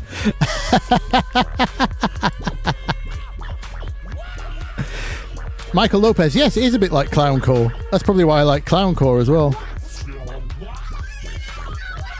Minecraft Citizen. He does look a lot like a Minecraft Citizen. You're right, Svensson, yes. Boiled Room. At the beginning, he's shouting at the crowd, "Are you scared? Are you scared?" Well, there's everything in there. There's singing, there's rap, there's electronica, there's bass, there's dubstep, there's house. He's up on the tables.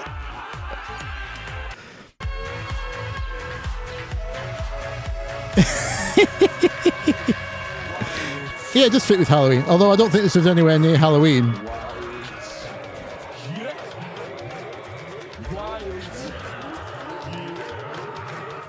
I mean, it beats a trendy guy just sitting there doing his standard DJ stuff and no one's dancing, you know.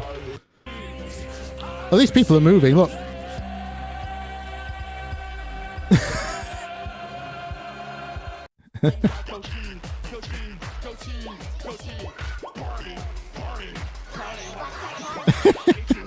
Anyway, I don't think I could do Boiler Room for purely the reason that I don't think I could follow in Ankle Pants' footsteps.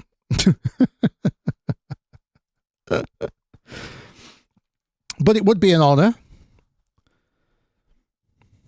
I'm not a very good DJ. This is the thing. I don't have enough practice actually doing the DJ bit. I've done a couple, and I take my advice from.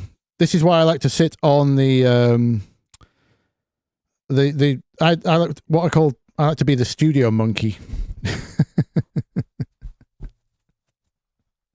I like to be the guy making the tunes. I'm not good on the decks. And I'm not good at reading a crowd. That's what I let the producer do. She's why Mark Riblet meets clown. Yes, that's a good description of Ankle Pants. Swedish House Boss. Hello. Thank you for the content. One question. How long do you think it will take on average to be okay in music production?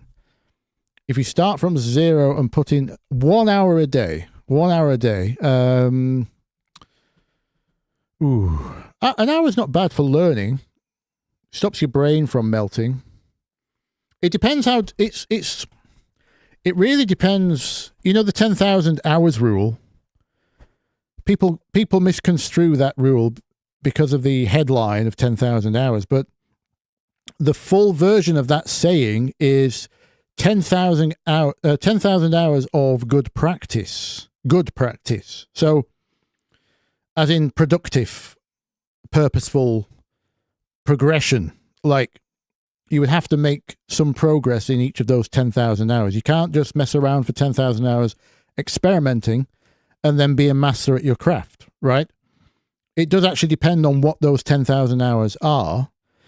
So the hard bit about 1 hour a day is structuring what you're going to do in that 1 hour. If you can find a schedule to actually like achieve something, like learn what an EQ does, or learn something about chords or rhythm, groove, making people dance, branding yourself, marketing, telling a story. There's how long would it take on 28 hours, 30 hours a week, a month?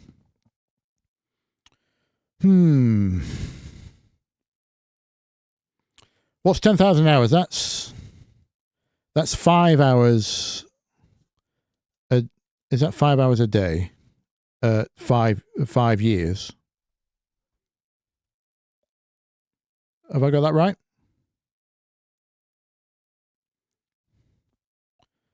5 times 7 times 12.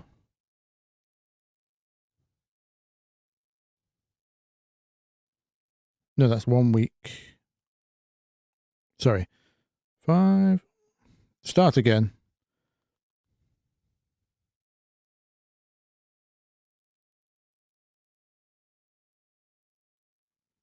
Yeah, so to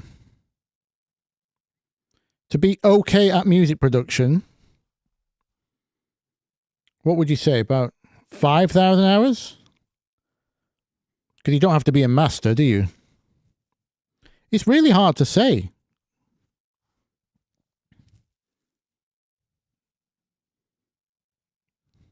Also, my journey's been very different, obviously, because there was no YouTube when I started. So what? Yeah, it's a great question. How long would it take on an hour a day if you could get it in every day? And you could be truly disciplined to learn something useful each day.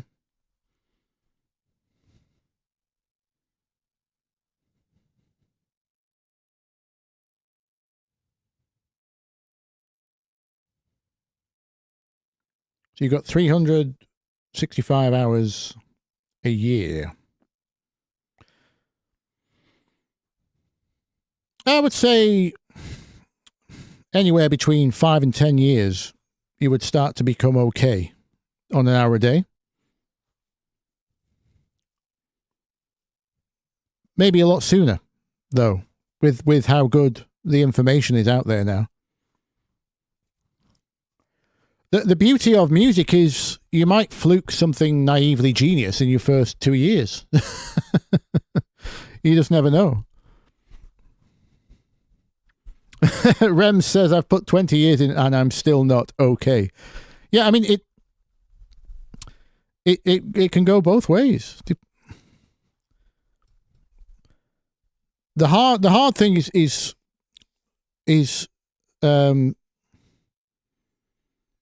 siphoning off the useful information and not get lost in the stuff that doesn't matter. Like, I would stay away from spending a lot of time on engineering. Spend a lot more time on ear training for sound design purposes and musicianship. But it depends on what you want to do.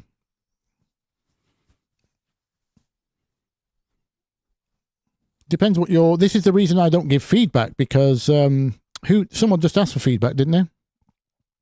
Who was that?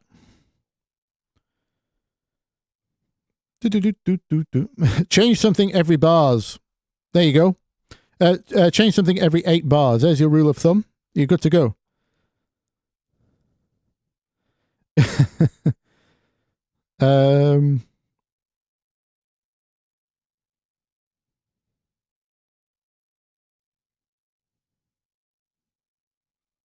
No, the 10,000 hours rule is it's a measurable known thing, but it's not just any 10,000 hours. This is the thing. 10,000 hours of good practice is the general sentiment, and it's pretty. Yeah, it's pretty. Because there's a saying in lots of industries, which is the 10-year overnight success.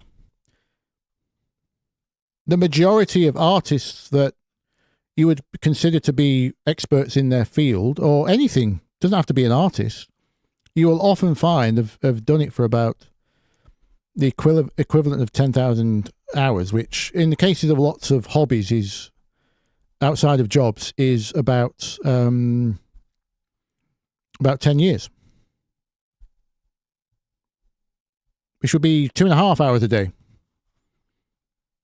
for 10 years. Ish.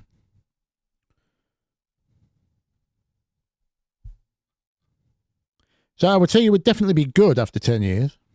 I don't know at what point you'd be okay. And at what point you would be good enough could be anywhere from 2 years. Depends on what you learn. If we nail the drums, we are club ready, says Michael Lopes. You're not wrong. You are not wrong. Groove is also very important. Yeah. Well, I mean, again, I'm speaking from professional dance music perspective, because if you don't move people, then nobody comes to the gigs. So, well, it depends on whether your entire brand could just be celebrity.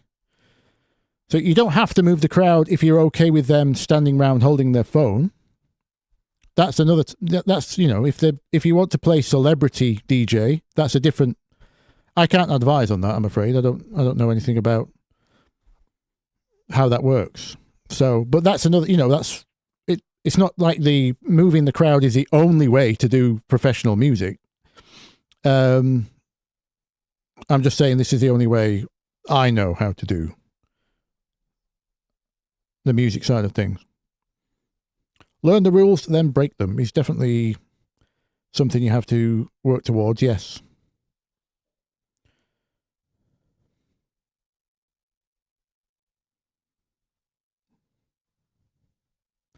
Like, I'm still just okay at certain things. I don't know. It's not like I judge myself. You can't really. You just keep making music. Let's swap out the tunes, by the way, so I can have something in the background. Might as well get demonetized by myself.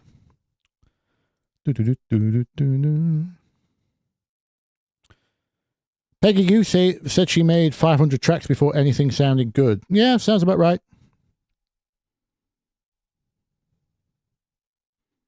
Finishing tracks is definitely the best way. Finishing bad tracks, because you still need to practice the finishing bit. If you spend 10 years just starting ideas, it's still very, very hard to find success. Oh my God. What have we got?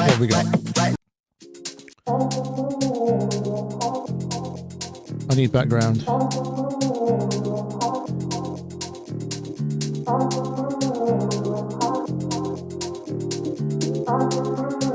Actually, Halloween remix can go on in the background.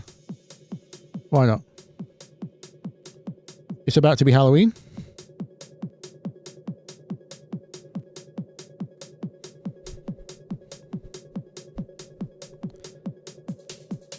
Yes, when I started the YouTube channel, I mentioned this on one of my videos. I think it was Ali Abdul said, your first 100 videos will suck. And I knew at best I could only manage one video per week. So I knew it would take me, Yeah, I also found out that it takes about 100 videos to get your first 1,000 subscribers where you start to be able to be monetized. So I knew for the first 2 years, A, I wouldn't be making any money, and B, not that that was the focus, but I knew I wouldn't be monetizable, and I also knew I wouldn't be very good because I never made a video before. So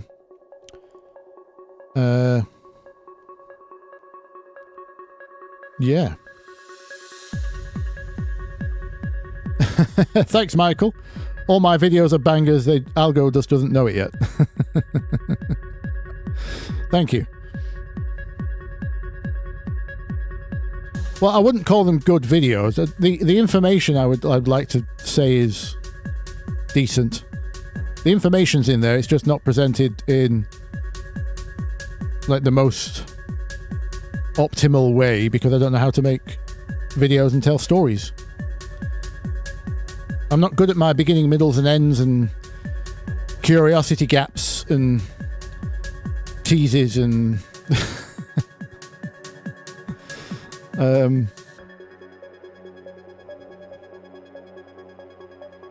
I do focus a lot on the order of information though, which is probably why my stories are so bad. I think about it too logically.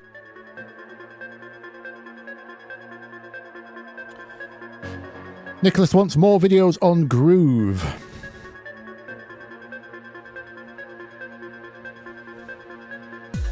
Yeah, it's a very nebulous topic, isn't it?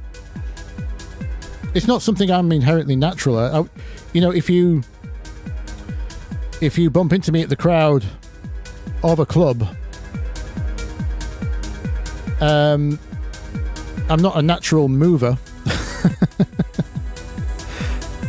It usually takes a couple of pints before I start moving, for starters. But it's not like I inherently know good dance moves or, you know, I'm not a good dancer.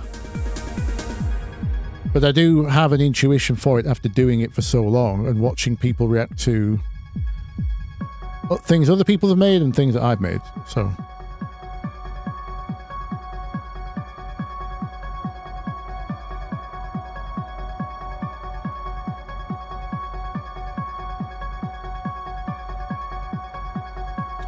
Ix, have I ever finished a track to later realise you could have done it differently? Oh, every single track, yes.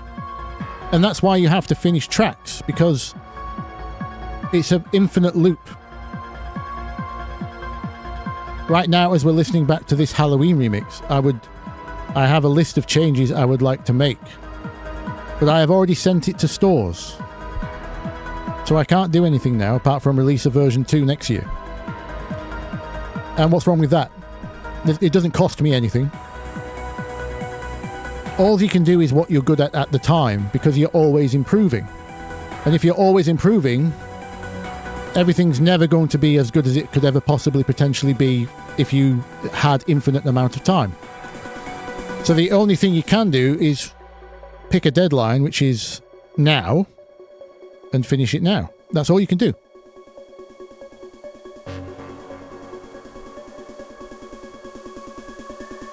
If someone else gets their ears on it, like another producer or collab, and they say, hey, change these 2 things and we'll put it out, then obviously go for it.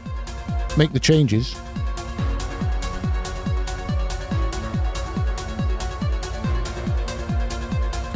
But if you're in that self-loop of I want to tweak this, tweak that, tweak this, tweak that, and just tweak forever, then you need to recognize that and say, all right, I'll give it one more listening session. I'll make notes. And then by the end of that session, no more.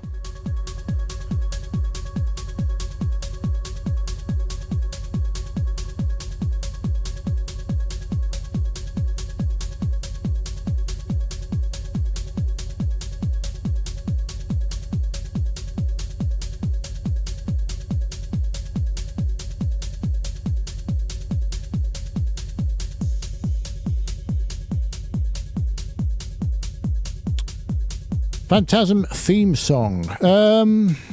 Phantasm, as in...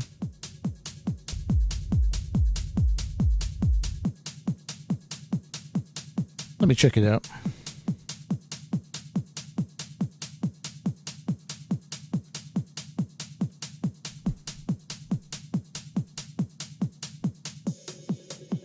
I don't remember the movie. I might remember the theme. Let's have a look.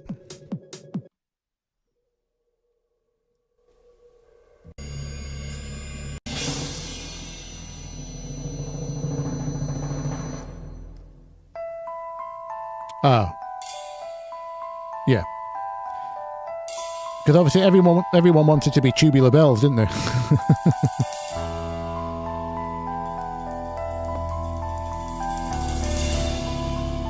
Oh. Sharp 6.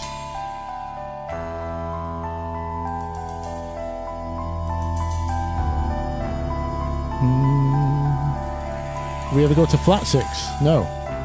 Oh yeah, there we go. There's the flat 6. I was hearing it coming. Down to 4.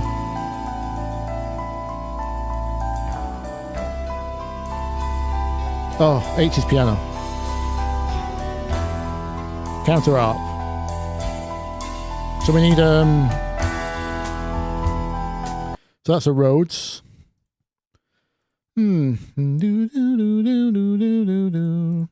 It's very close to Tubular Bells, isn't it? Which one came first?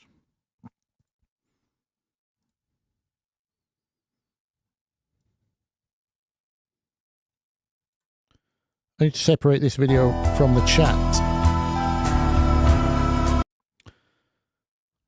I do love a sharp 6 move. Steve Silk Hurley was good at those.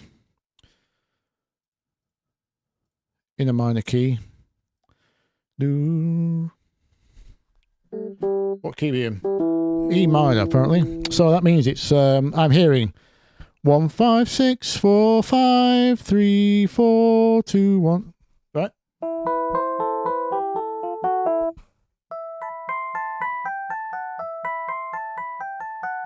And if it's sharp 6, that means we go down to C sharp.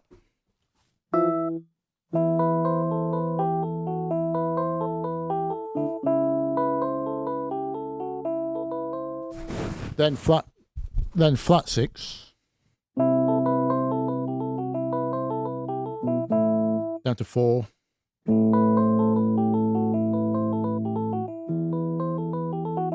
Well, it's in 4/4 and it's diatonic mostly. Oh, thanks for turning up, Cook. Oh, the Formula One's on, is it? You're cheering for Norris. Have a good one. Enjoy.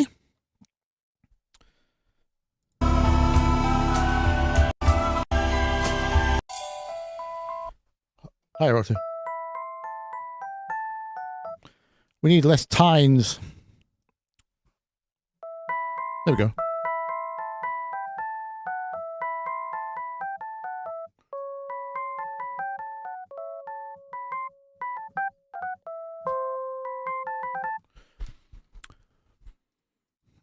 While it's on the screen, I might as well, I mean, in case anyone wants to know what's going on in my mind.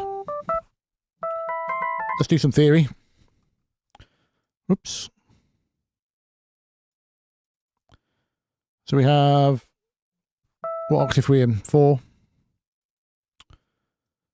1, 5, actually, show you in A. All the white notes. 1, 5, 6, 4, 5. It's basically this motion. 1 up, 1 up, 1 up. You kind of get used to hearing these patterns. Whoops, white notes.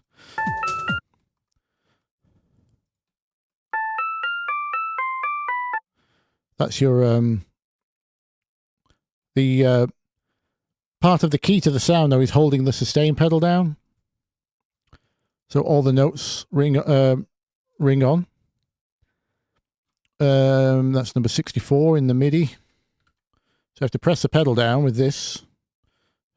And then you get this. That means all the notes will ring out. if you didn't know how to do that. Number 64 of your MIDI commands is the sustain pedal.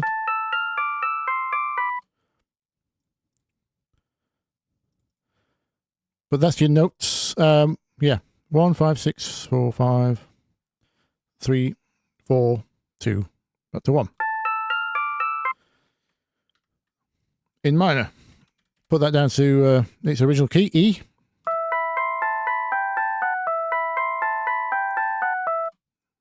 E minor is not too hard to remember if you're ever in that situation, by the way. It's all the white notes except F.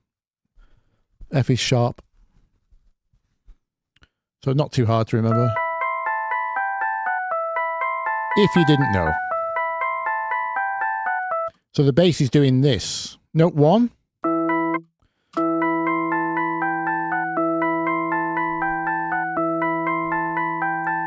Then it goes down to note 6, but a sharp version of note 6.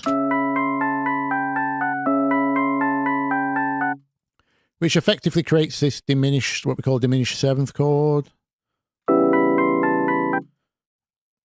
The reason I was saying earlier, are we going to go to flat 6? I was expecting flat 6 because this is inherently unresolved, right?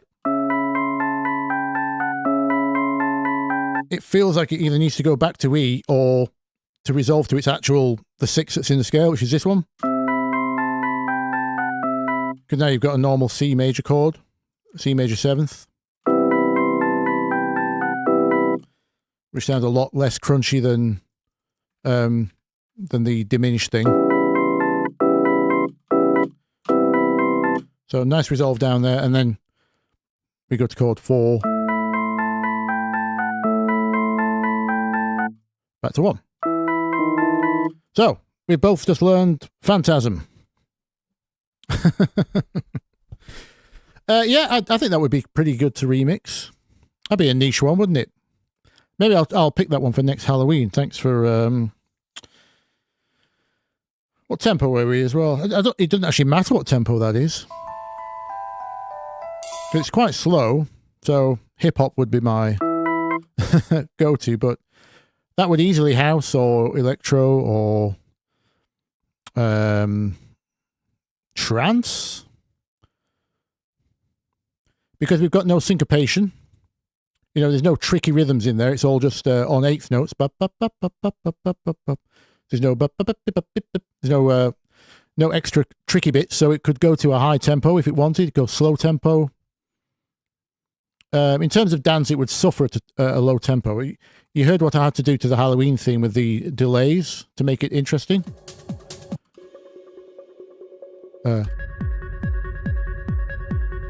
There's lots of bouncy delays on that, because otherwise it's just beep, boop, boop, beep, boop, boop, beep, boop, beep, and that gets too slow. Hello, JK from South Korea. You're welcome for the videos. Thank you.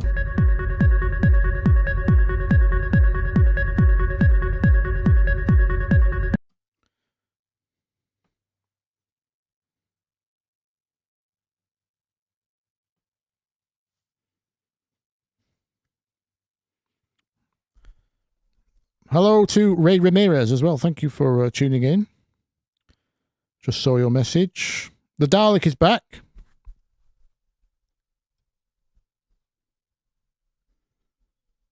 Yes, good point. You can have a track with a really rigid groove and it still be a banger if other interesting stuff is going on. Exactly, yeah. I mean, that's how techno works, right? Techno is often very rigid. That's kind of the machine nature of the genre, and that's why it works. And why the Germans love it. Am I right? We still got some... who did we have? We had the Dusseldorf and Cologne in the house. Any of you guys been to the Berghain? For some rigid techno? Or other? I know more stuff gets played there, obviously. Big building.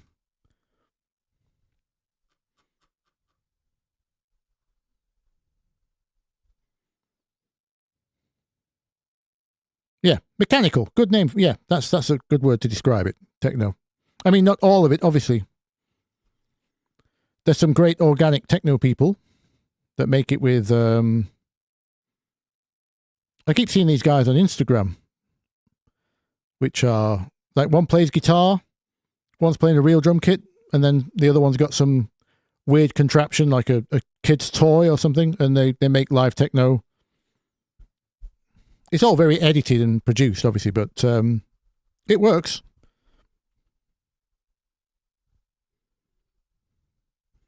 Do I cook hard techno?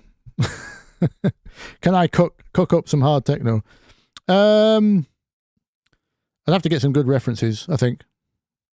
I'm not a natural. This is my attempt at techno.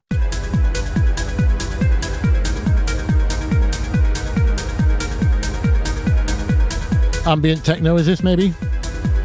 But basically, I spent most of the time just getting the rumble right. You'll see in the video, there's 4 basses here.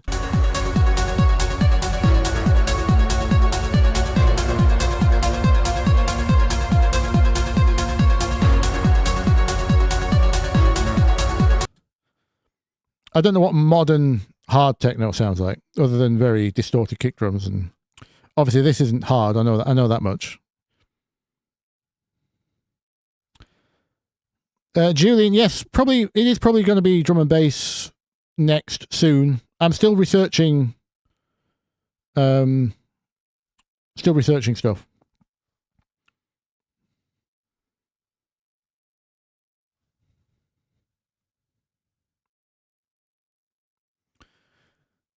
I'll tell you how naive I am, because when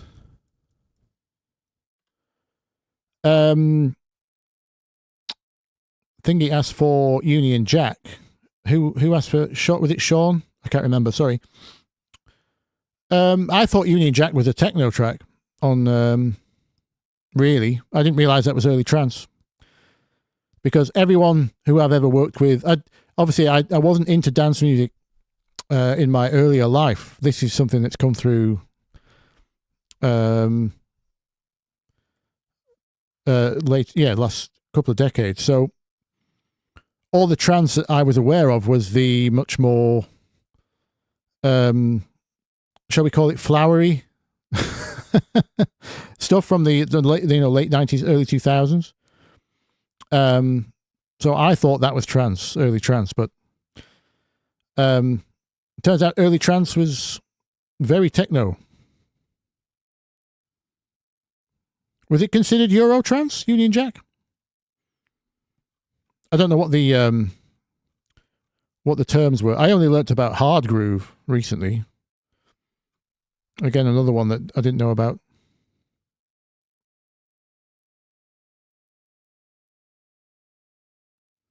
Thanks, Norbert. I'm a nurse, but can only practice when the weekend is free.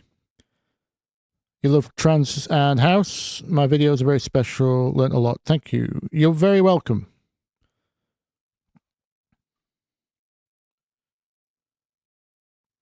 What does my research consist of? Great question. Bouncing around between, obviously, documentaries I can find. I'd like to understand the path through history. I did this with the garage ones because, especially if I'm not part of the scene, I don't want to pass on any information that is not just factually false, but I try to make everything useful, like something you could take, practice, and it would work in the scene, if that makes sense. In the real world scene, not just a cool trick that I like to show you. It's not. I try not to do much of that. I try to show things that are actually repeatable and approachable and that actually work in real life. So I need to understand the culture of drum and bass. I mean, I grew up with a lot of rave, so obviously I'm adjacent to one of my first loves in terms of dance music was jungle and jungle techno. And then I kind of got lost into a bit of the novelty of happy hardcore and things like that. But, things that were adjacent to rave. And And then the Prodigy ironically got me into heavy metal. So kind of. That's kind of what happened to me. And then I forgot about dance music for a while. So I just need to understand the true culture and how it moved through time and people and trend musically, sonically, and culturally, basically. So I want the truth of where it comes from, why it's relevant, why people care, both then and now. And, you know, I need to know what's just trend jumping. Like, I did the Afro House chords video, right? You know, and I know I deliberately, at the beginning of that video, the title says Beatport Afro House, because I know that type of Afro House isn't the stuff that's played in the Afro House clubs. That's a modern trend where they're all using the same piano chords, right? So, I did it because that's all I had time to make, to be honest. That's, I noticed the trend, made the video on the trend. Sometimes my weeks just go like that. It's not an authentic experience of proper Afro House as a global overview, is it? It's just those types of chords that happen in modern Afro House, or what Beatport calls Afro House at the moment. So I knew that wasn't true to a lot of the genre, which is why I've not done a deep dive on that either yet. So obviously I want to do I want to understand what made jungle, what made hardcore, where we crossed to drum and bass. I already understand there's a massive gulf between UK drum and bass and American drum and bass, and everything in between. In the same way that Americans took dubstep and did their own thing with it, got the bro step label, etc. Yeah, so I like to pass on, once I know that stuff, I can advise on, obviously then relate it to the current scene, which is having a nice resurgence now, which is great to see.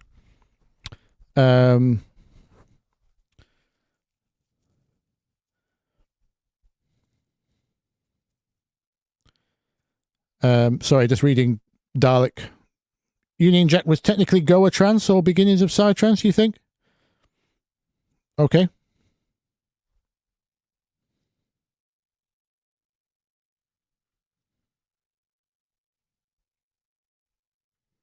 Yes, Jack, that's one thing I have to be careful of. So I have to understand, this is what I meant by trend jumping, right? So I need to understand what's just trend jumping, i.e.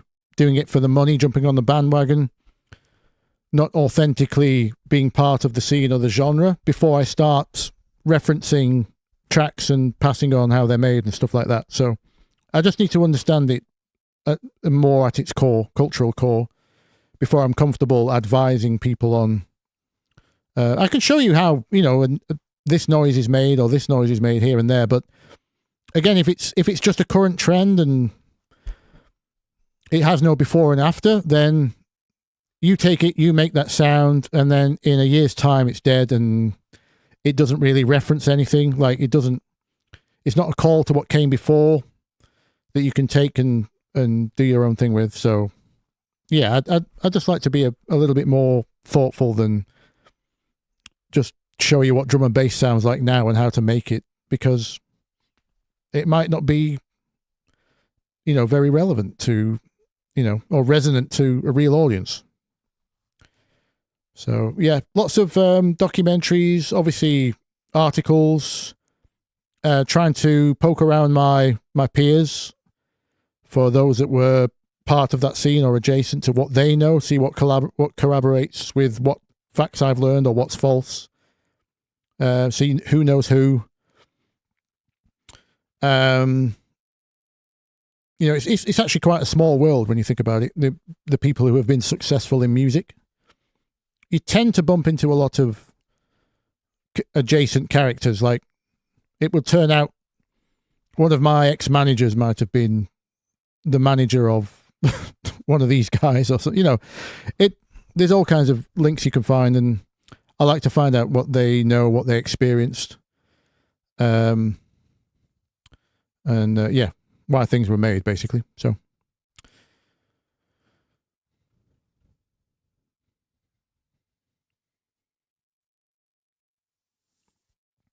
170 is too fast for what? Not drum and bass. We must be talking about something else. Sorry, I've missed the...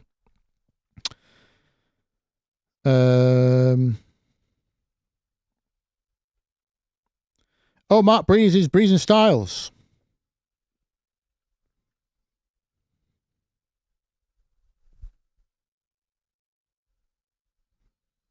Welcome.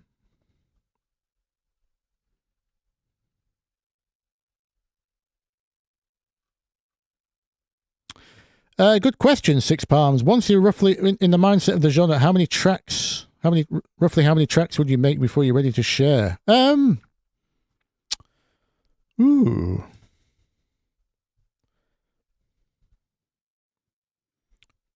Depending on if I can get feedback of their legitimacy to people on the scene,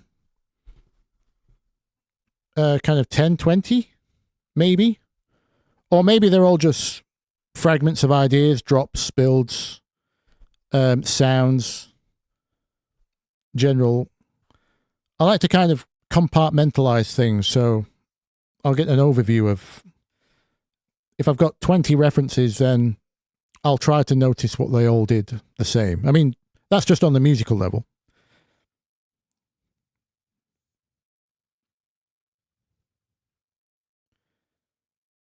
But, you know, part of the research comes down to figuring out what the technology was capable of, because, you know, the origins of genres are cheap bedroom producers with limited gear.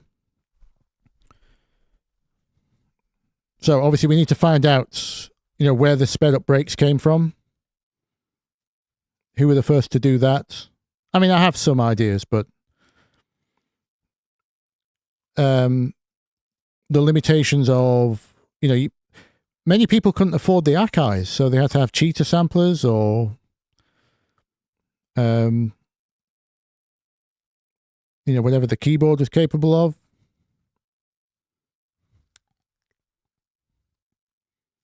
Things like that. Gear limitations is a big one. Certainly one that fascinates me anyway.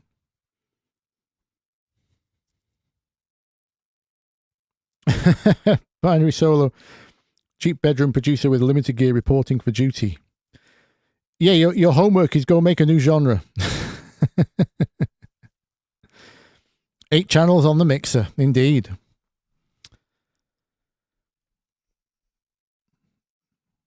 And even those weren't cheap, because you had to buy,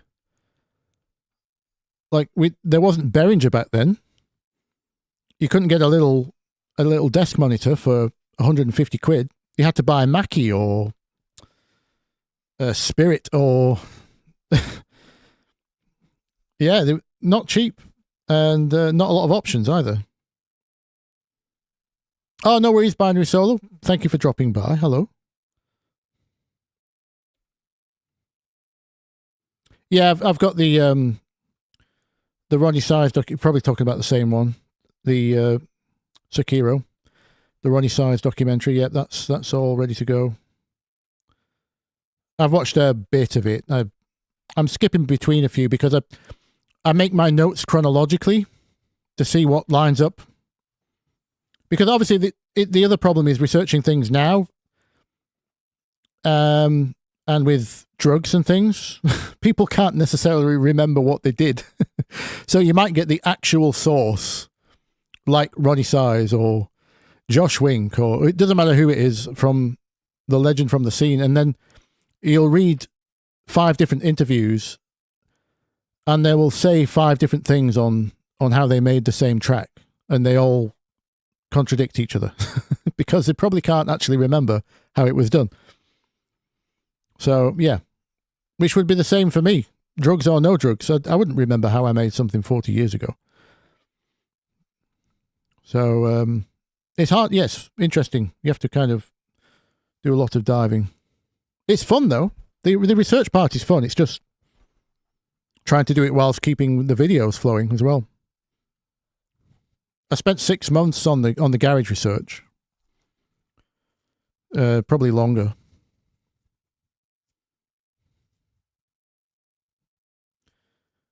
Do you believe you can make a killer tune with a keyboard and a mouse and PC? Absolutely, of course.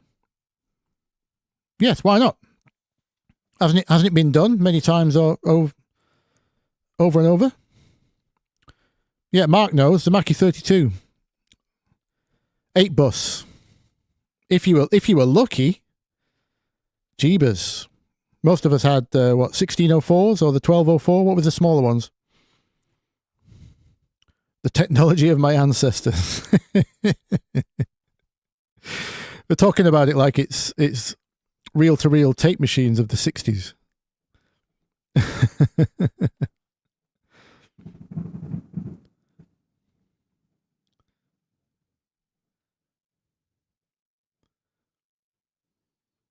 Ix, you can absolutely make a killer tune with keyboard, mouse, and PC. I do it every day. Well, I don't make killer tunes every day, but that's the idea. That's really all I'm using. I don't reach for the keyboard every time. Oh, damn. This is the other problem with Ableton automation. See, Cubase didn't do this. I have to go back in here now and program in a MIDI control message to turn the sustain pedal off. Because every note I press right now is held on. So I have to play that back so it turns the sustain pedal off. So it doesn't live track the sustain pedal, which is very annoying. And other MIDI messages, which is a shame.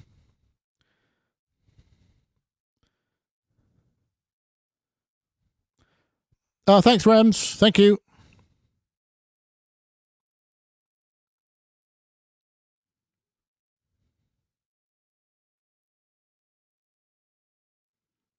Envy, if I upload a single on Spotify via DistroKid, should I release it instantly or let DistroKid release it after a couple of weeks? I would advise letting it sit with them for a couple of weeks, yeah. Do the whole pitch thing that they let you do. Pitch it to playlists. Even I think we pitch to playlist every week and we don't ever get any. I've never been on an editorial, for example, in 8 years. But just putting it in the system and getting someone to look at it is always beneficial. Yeah, it kind of prepares it for the system. The bigger difference, though, is the schedule. We see if we don't release every week or whatever schedule you've trained the algorithm to expect, because that's what it is, right? The algorithm is like a person. It expects a schedule, like a TV series. It expects to see it again next week. If you're on episode 3 of 4, 3 of 6, I mean, it expects to see part 4 next week. So you have to train it to realize a schedule. And if we don't stick to our own schedule, we see a massive drop off in numbers. And that's both people expecting and the algorithm not promoting, because you. So, hi, Mike, Oliver. There's lots of mics in the chat right now. We got Big Mike. Oh, we got Mike Lopes. Trying to remember all the mics I've seen.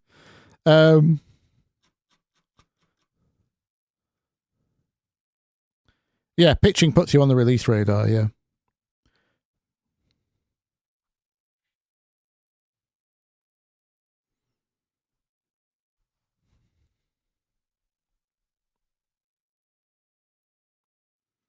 Had a couple of had a spike in Finland. I'm not sure if it's bots or not.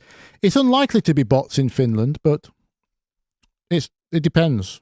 Yeah, you might have just got on someone's reel or TikTok. It's very hard to trace these days.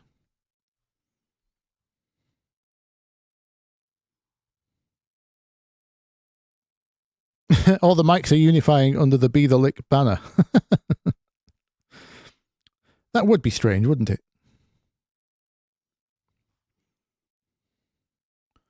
Like all the mics.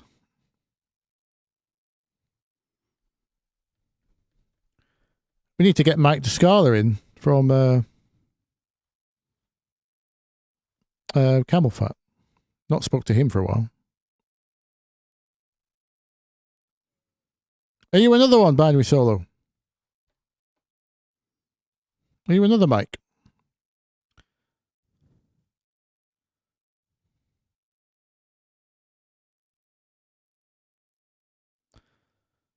Norbert wants to know what I think of a certain track.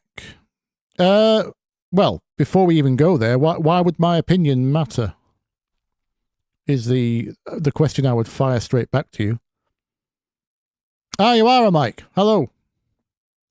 I probably should know this because you donate on the coffee page, don't you? And it does tell me, well, it doesn't tell me your details, but PayPal will notify me that I've received a payment, and that's a separate notification from the coffee notification. And sometimes people's PayPals are their real names.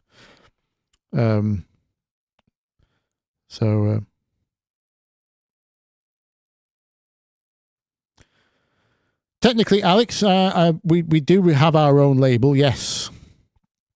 I release everything on the Bthelick under we call it Mixrupt. That's my manager set that up. It's just a label so you can release literally a name that you can release under. It does operate as a label. Collects its, we collect royalties and things through that. Because I split everything with my manager, so that's kind of how we achieve that. But yeah, Mixrupt is the label I release under. Because of my brand, I don't have to release under different labels for different genres. Let me explain that a little further, sorry. Because, well, you should know me as like the music theory guy. Or similar. The guy that tries something different every couple of months. Like I did Halloween techno. And then my next release is what, Soulful House or something. Like this kind of stuff. So I'm kind of, my whole brand is genreless.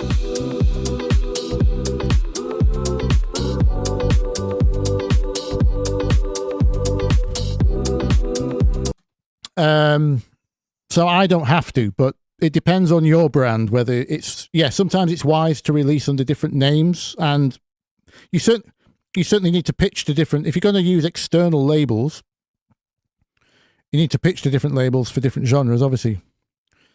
And Juno aren't going to take your drum and bass track. Well, I mean, one wing of Van Juno might do, but you know what I mean. So,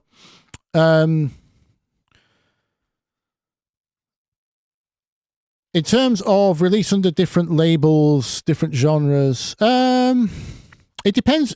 Again, this is a branding decision, so it depends if you want the label to become the brand. In the same way that it used to be very rare for a label to become a brand, right? So if we talked about a big one like Universal Music, we couldn't say what type of music Universal Music put out, other than pop generally, right? But obviously they have lots of sub-labels as well.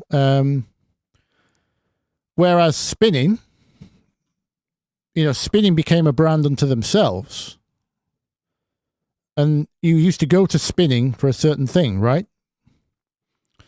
Because that was a decision to make the label known for that. Oh, well, I hope so. I don't actually know the story of Spinning properly yet, but that's an example of a label as a brand, but you don't find yourself going to Universal Music's YouTube or website or TikTok page or whatever to find out what they put out next, do you? So It's a deliberate decision. If is the label the brand, and do they need to be known for something, and is that something a genre? Then maybe those are the questions you need to ask. It's not always. It's one of them. Unfortunately, it's one of those it depends answers. But hopefully, you understand the concept.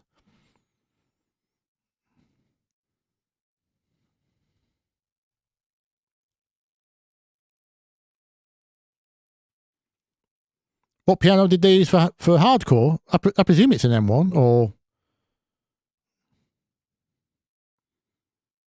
would an M1 be too expensive? It'd be a sample of an M1, would it?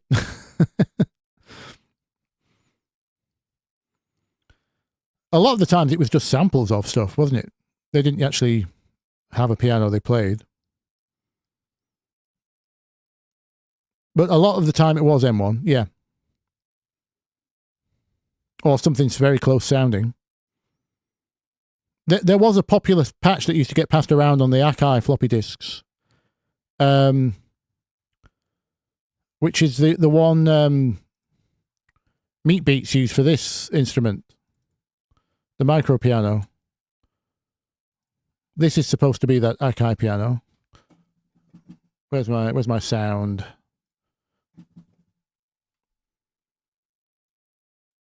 Why don't we have anything? Oh, it's just very low. Why is it very low? Is it broken? Maybe it's just broke. Oh no, I'm still soloed. Oh, it's still very low. What is going on here? Reload.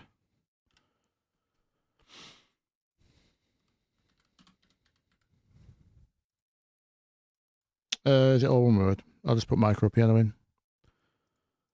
The freebie micro piano. Yeah, this is the. It doesn't sound like an M1.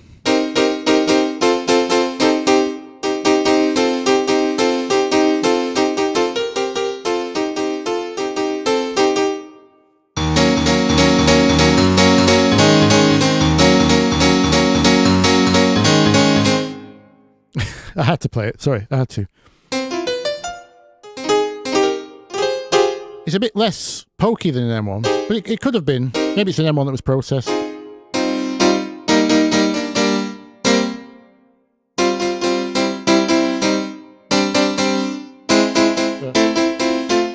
Oh, I can't remember the line I'm trying to play.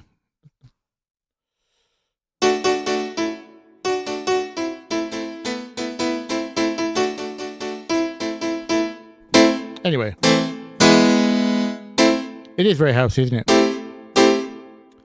Whereas the M1's got a much more of a spike.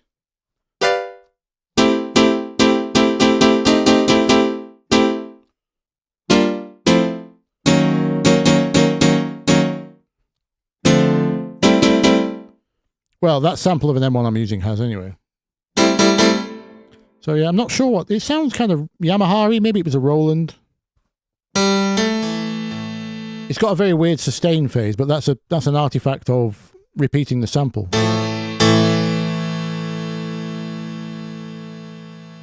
You can hear the waveform loop.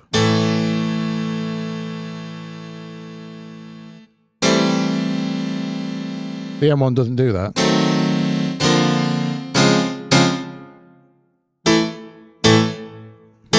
I've not heard a Roland D50 for a while. It could be a D50.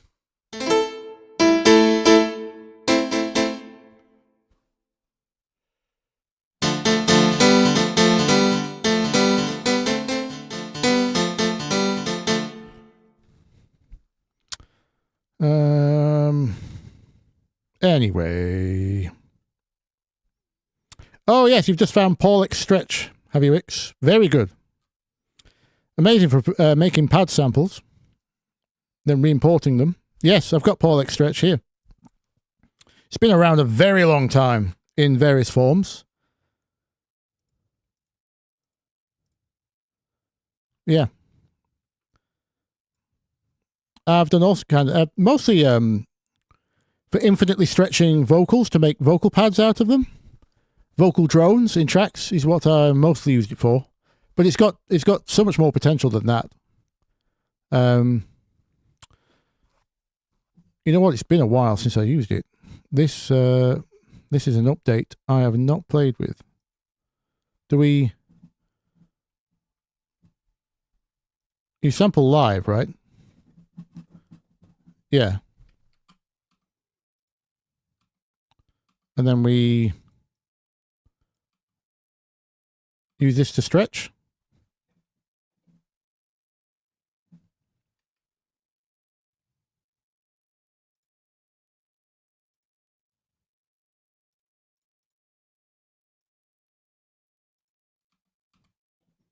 Oh, can't remember. Is it this? No. Oh, that's bypass through. Huh. Those are the modules. Stretch amount, grain size, harmonic versus noise content. That was always useful.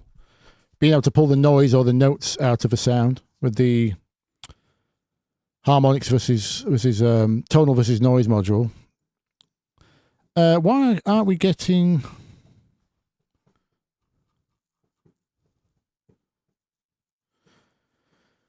Good question, Dialect. Was there a W30 piano sample? There must have been.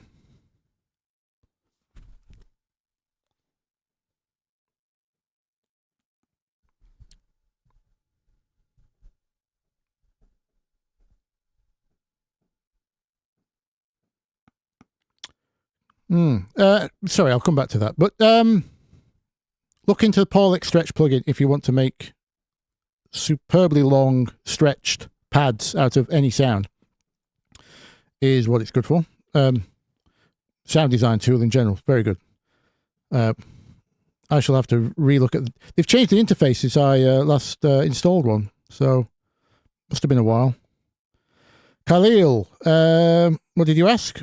Do you plan on making any Fred again how-to videos? I wanted to for a while. And then Apple did that documentary. And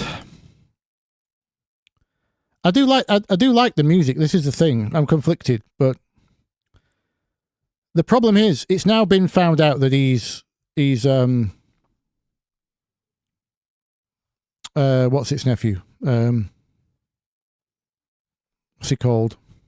Brian Eno. He's Brian Eno's nephew. And so the big question on everyone's lips is, can you replicate Fred Again's success by doing Fred Again's music? And I don't think the answer is yes.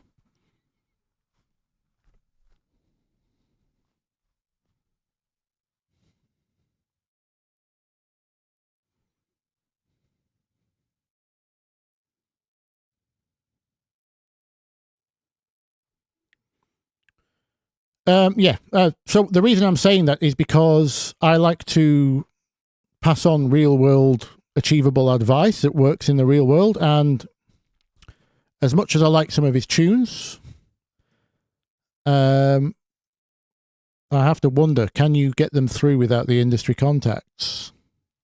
Especially in the future, as the record labels sack more and more people and start to fold. The Brian Eno, yes.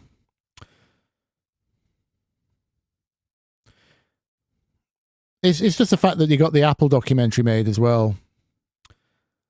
You know, it's all a bit industry money spent. But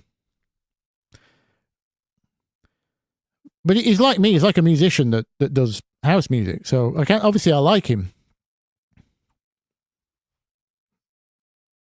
I need to figure out. I'm not calling him an industry plant. I don't think it's like that insidious. But I think you know, it was no accident that he has that relation and he came through as quick as he did. What did Alex Garcia, what have you asked? How does one develop a sound on Ableton? What, any sound? You mean like a signature sound to your tracks, or do you just mean make any sound? And if so, what sound do you want to make?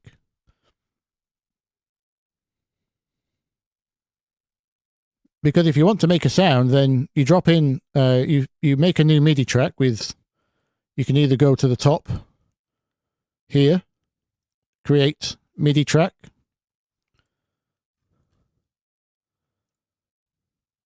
and then you drop an instrument on here, which would be, for example, let's pull one from the instruments folder. Electric is the Rhodes piano sample. Let's take a wavetable. Everyone knows wavetable.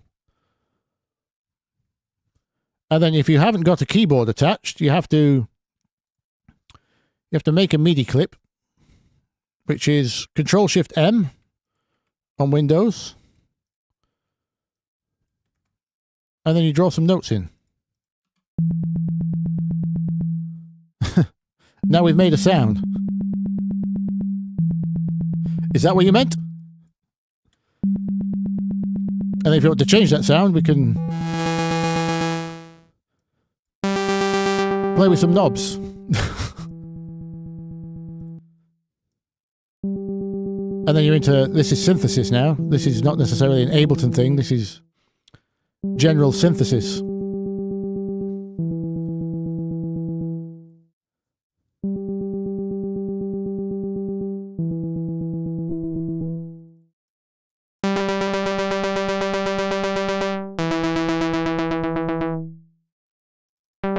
I've made a sound. Is that what you meant?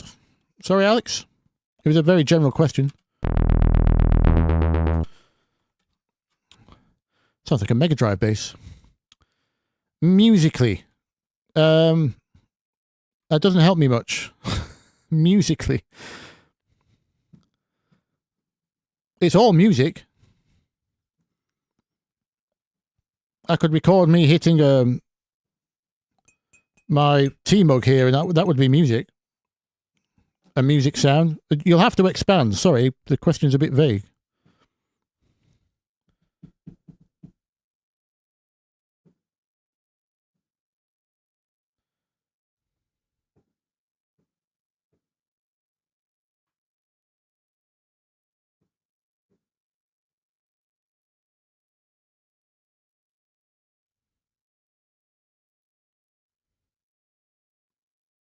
Only play with knobs in your DAW. It depends on your proclivities, doesn't it, Sekiro? I'm not going to advise people either way.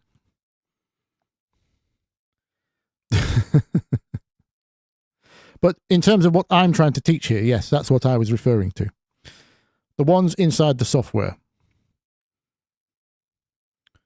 Now, depending on your position in the industry, playing with someone's knob might help you in the music industry, but I can't speak to any of that. I don't know.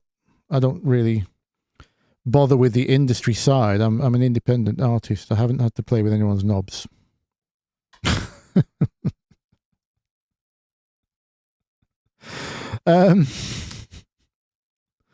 Luckily, you do hear stories though, don't you?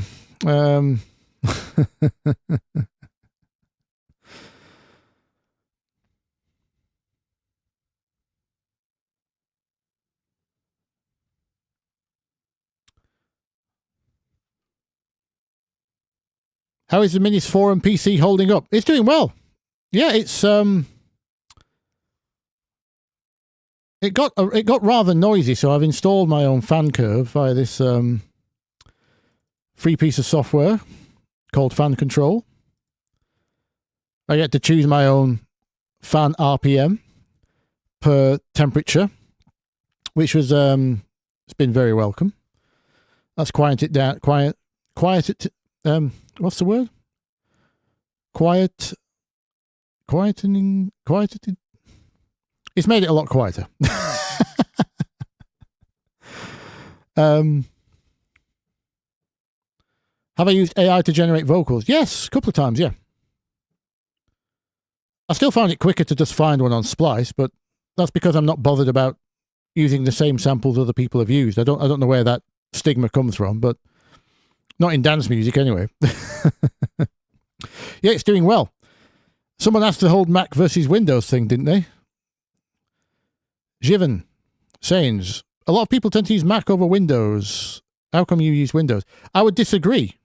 If you look at the usage statistics, I don't think Mac is more than 20% market share on within music. But to answer your question, I use Windows because lots more free software available. Not in terms of hacks, just as in most people actually code on Windows, right? If you're a C++ programmer, you tend to be a Windows coder. So if a piece of software is going to be compatible with something, it will be Windows first. If not only, like in the case of my favorite plugins, Variety of Sound, he's never got round to coding. He never had the time to code for Mac. And when you also speak to software development, you see the thing with audio software development is it's a very, very small world. They're not very big players in the worlds of software in general, right? They don't make a lot of money. And they're not very big companies, not even the big ones like Native Instruments. Unless you get bought by a venture capital like they have done. But it's not a very, very big. You don't have very big teams, and a lot of software people can't be bothered keeping up with every time Apple changed the goalposts.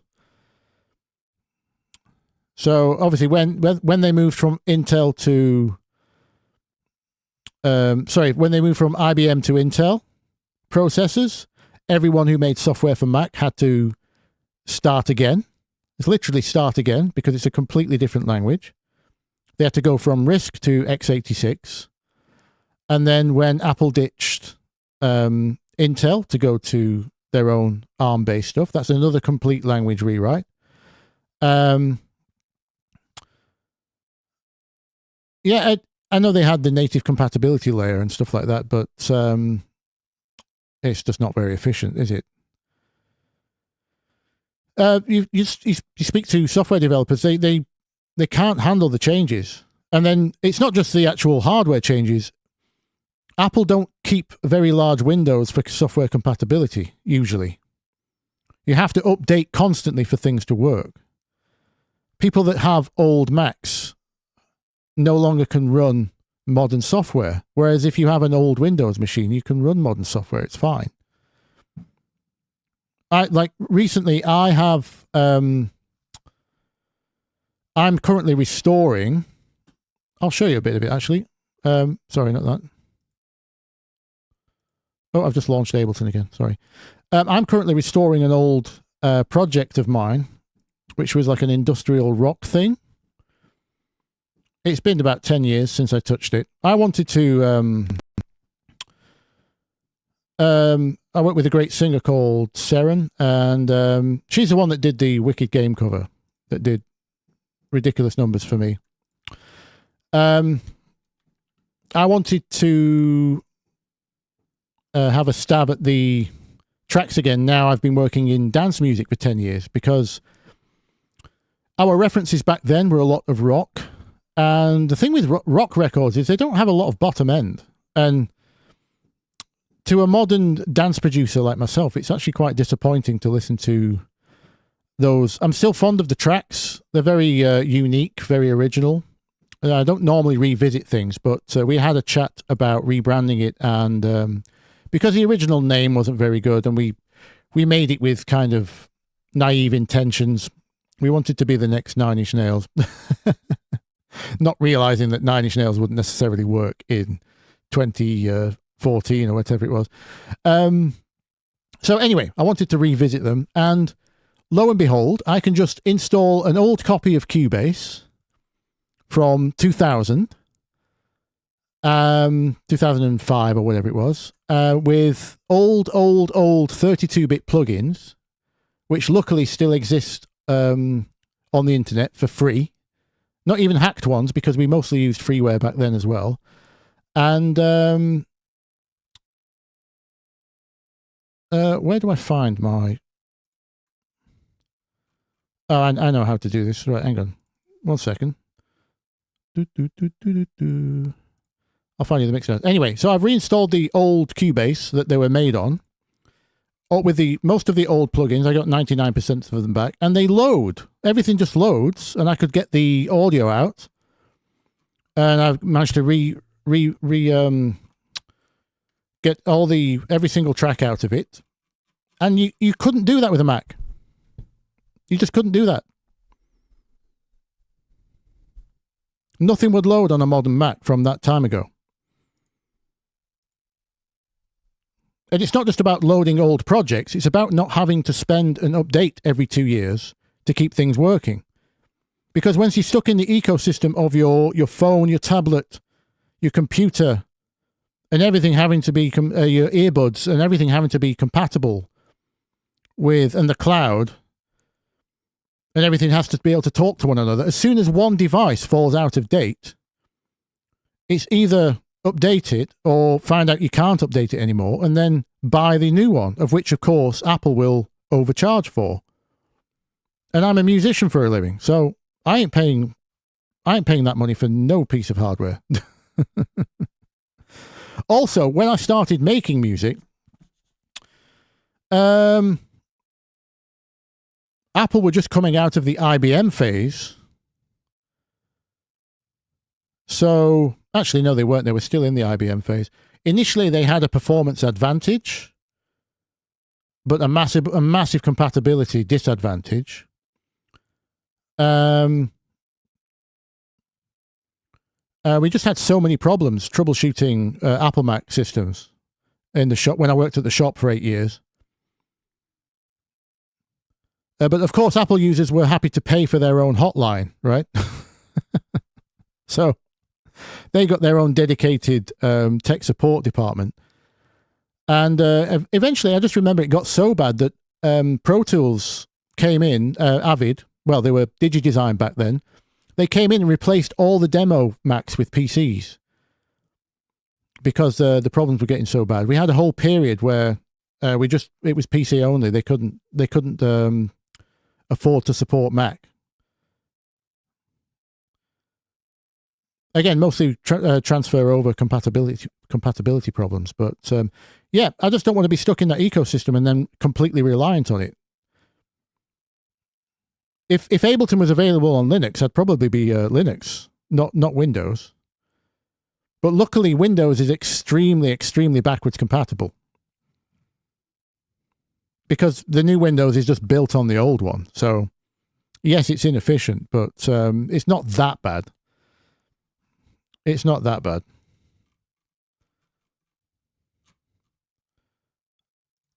Anyway, what was I going to show you?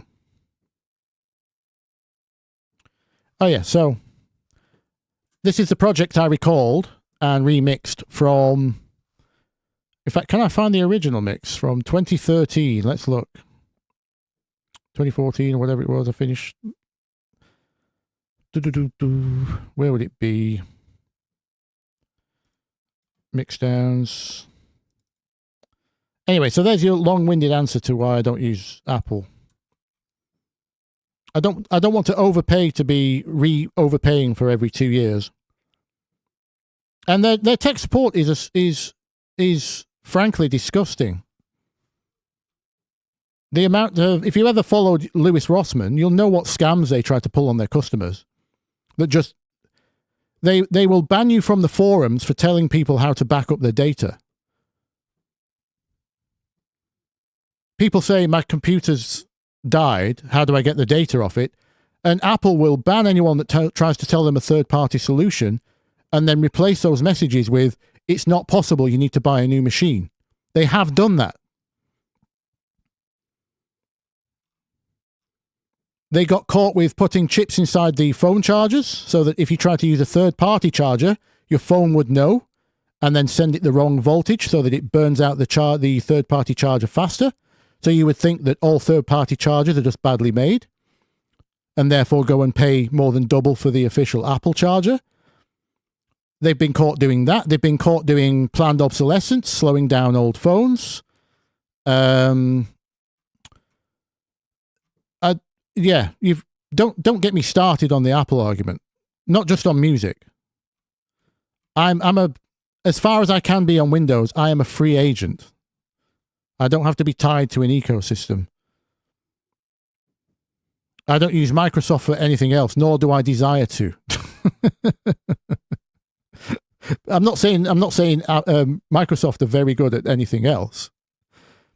It just so happens that their platform for now is, I found it. Their platform for now is relatively has a lot more freedom. And it used to be the case that Apple stuff was just far easier to use, which don't get me wrong, I'm all for that, but it's no longer the case now. You can't say Apple stuff doesn't have problems and is virus free and all that kind of stuff. That's not the case at all with Apple. When Steve Jobs gave up a prize pool for the first person that could hack Apple, he lost that bet within 24 hours. It's just that nobody bothers hacking them because there's not enough people on them to steal the data from them. It's not the fact that they're technically more secure. The phones are these days, but yeah, anyway. Right, so, speaking of restoring projects from many years ago, which Apple couldn't do right now, this is my thing. So let me show you the new one first. This is my little industrial project with Seren. Oh, let me mute everything else.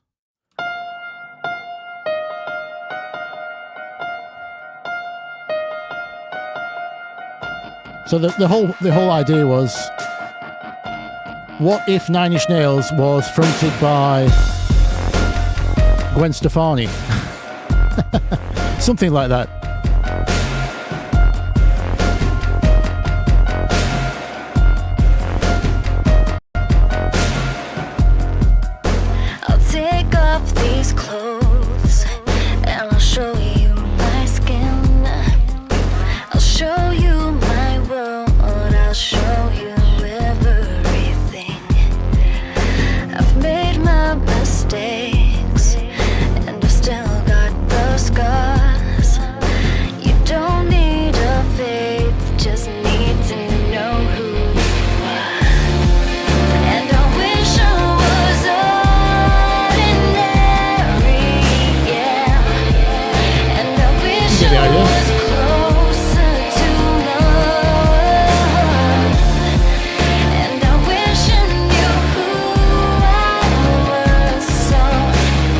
Sounds like Curve.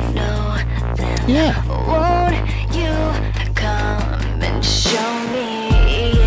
Sorry, I put it outside the sidechain. Yeah, sounds like Curve. Or Sneaker Pimps, a lot of people said as well. I'll take off these clothes and I'll show you my skin. I'll show you my world. I'll show you everything. 'Cause I need to feel like I am alive. Something that's real because I'm dying inside. And I wish I was ordinary, yeah. And I wish I was. Yeah, there is Portishead in there, definitely. And Massive Attack, yep. And I wish. Let's compare the old and new. So, my main gripe back then was that, like I said, there was no bottom end in it. And I wish. What's a good section to? Let's just compare the beginning. Here's the old one.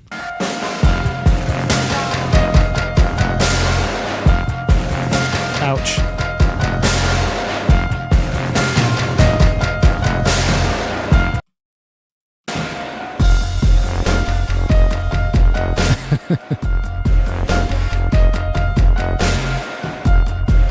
The old one's actually louder, but only because it's harsher.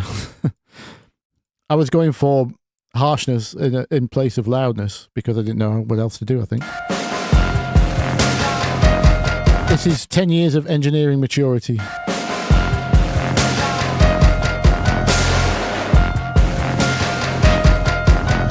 Ouch, those snare drums.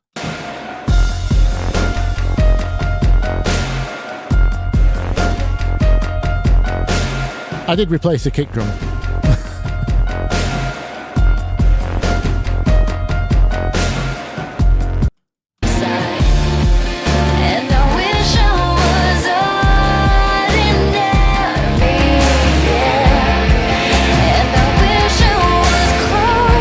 What a mess.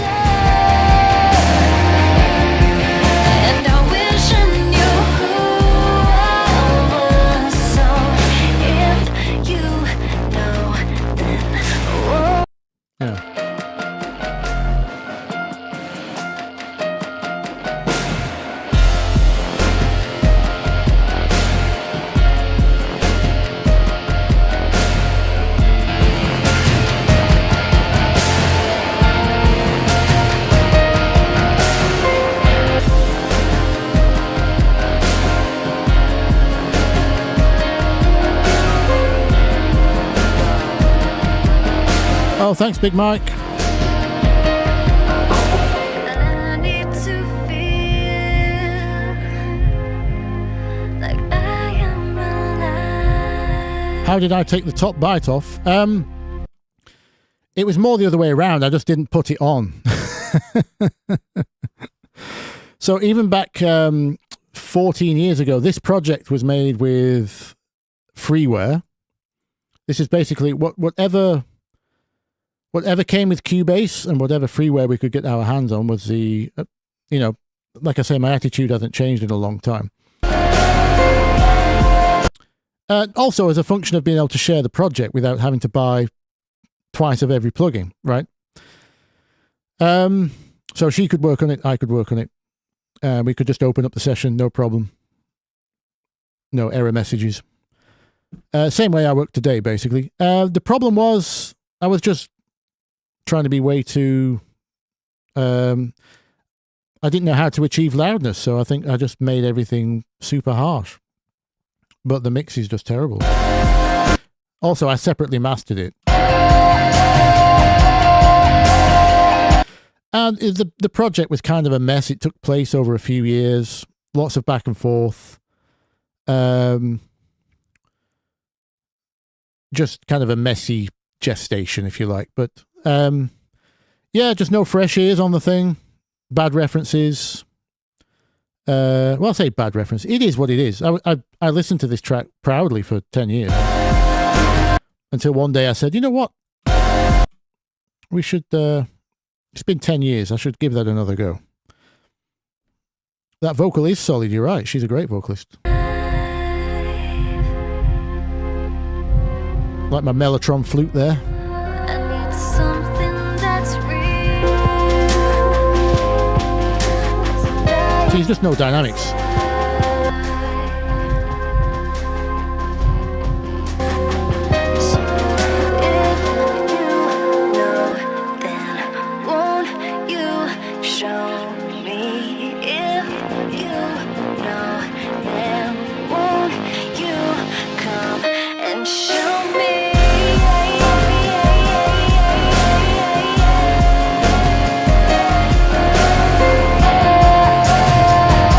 Also the groove.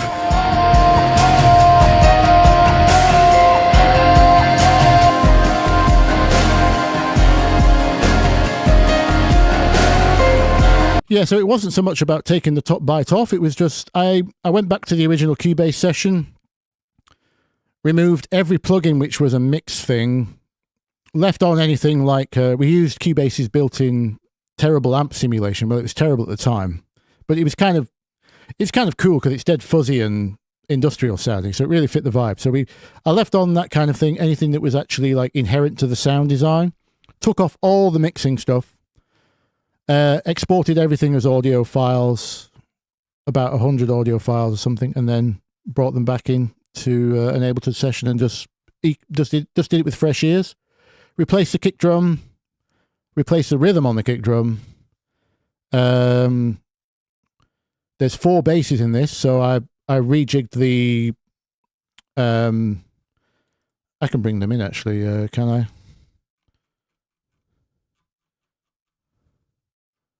Yeah, we can just add the folder here, can't we?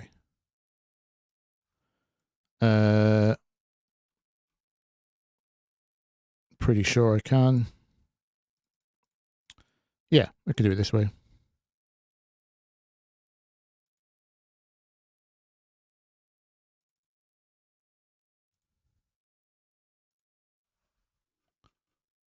There it is. There was 4 basses, so I basically made sure they had their own spaces. Where are the 4 basses? So there's all the audio files. Oh, there's 95.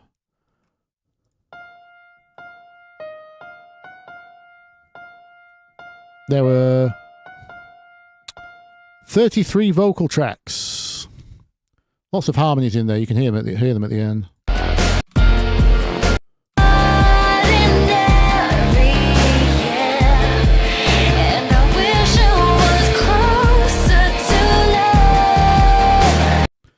Right, so this is the Ableton project. There we go.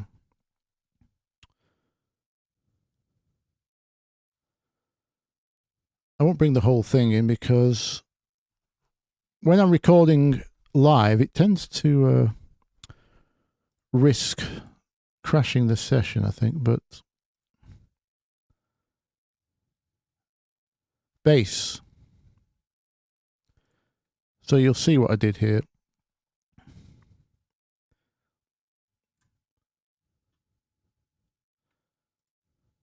Again, lots of sidechaining, which I wasn't very experienced at back then. In fact, I don't know if I did sidechain back then, because I've only been making dance music for the last 10 years, and this was before any of that. So, oh, has to be the right tempo. 70, I think it was.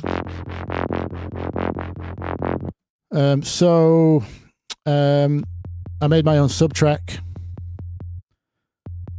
Obviously, sidechained off the kick drums. Kick drum. I did oh yeah. This is in the middle. Let me line these up so you can hear them in context.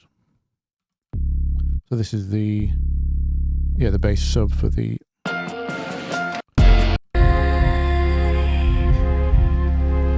Actually, this is bass doesn't start until there. So this lines up here.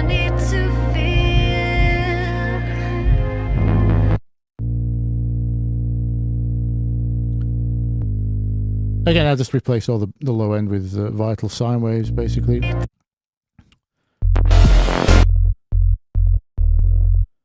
Just 2 sine waves. First harmonic, second harmonic. Oh, fundamental and first harmonic, sorry. And then all the other audio basses that I had, which I just left them to do the upper flavor, high pass the hell out of them. This one's in the chorus.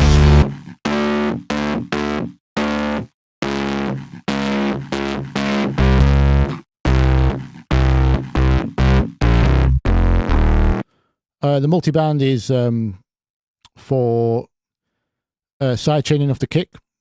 So each frequency band, 70 to 300 and above, gets all its own sidechain. Saves me having to split harmonics around. A little bit advanced. Oh, this bass is just a subswell.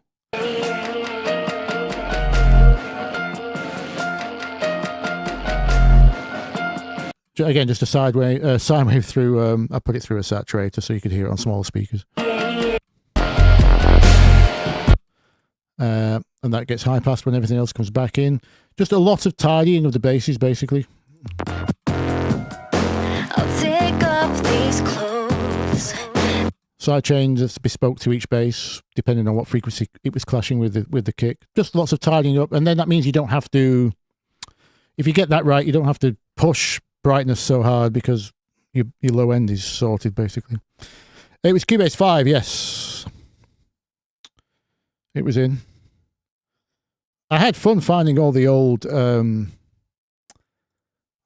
software. It was great. So I was surprised to find it's all still up there around. I can't remember what plugins we were using now, but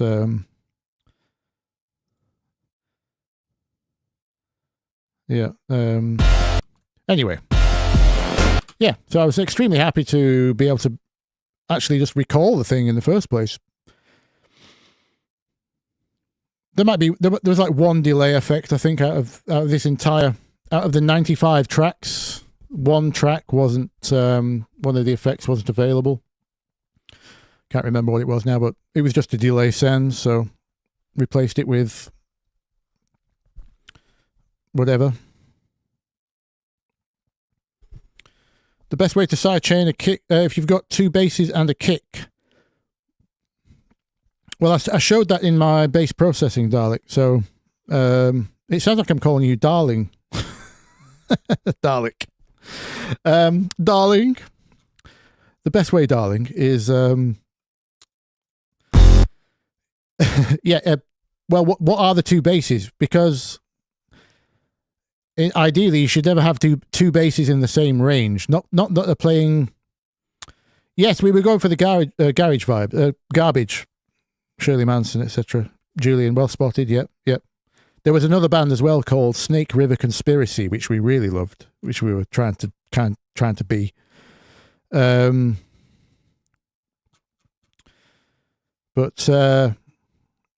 yeah, it depends what the two basses are doing. You should never have two basses in the same range at the same time. Ideally.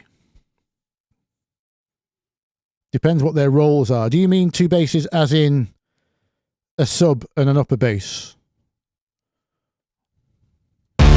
Like this? Well, I'll tell you what, let's bring in a dance example. That's my old industrial preview. Hoping to finish those by Christmas, but getting the time is a struggle. Let me find a normal Bthelick project. What have we got? I'm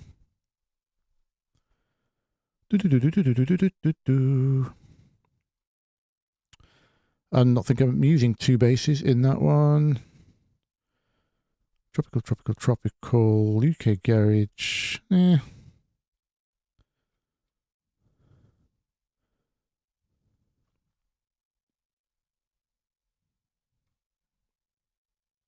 Has that got two basses? The melodic techno thing?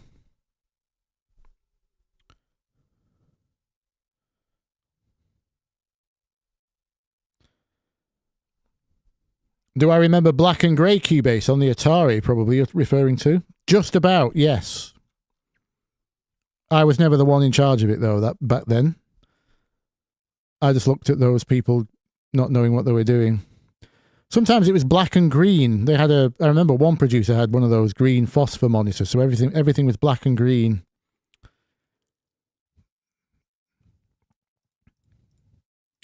And I think we tried to play a game, like a driving game. Lotus, maybe Lotus, on the Atari. And it was terrible, of course. But,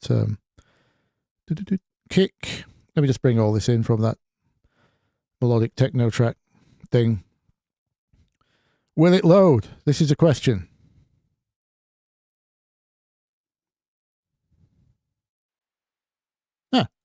I think we've got away with it. We've got away with it. Let's group all of this so I can put my microphone sidechain on the whole thing. Ooh, melodic techno at 70 BPM makes industrial. Who'd have thunk? I can't remember what the tempo of this track was.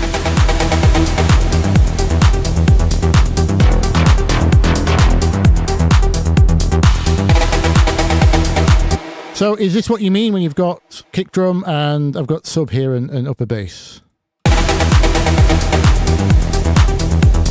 Hang on.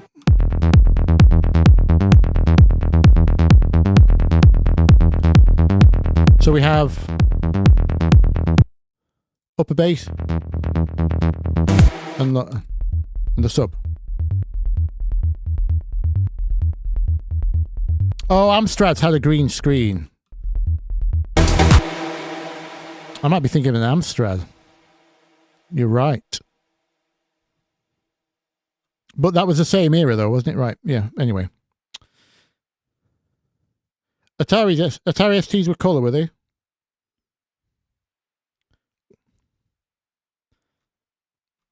Dalek, if I've not driven you away with my... oh, there you go. An 808-ish bass and a distorted Daft Punk rolling and scratching type bass. Right, so... And they're both playing at the same time, are they? Are they playing the same line? Are they? Is it two different tones you want for the same bass part? Is that it?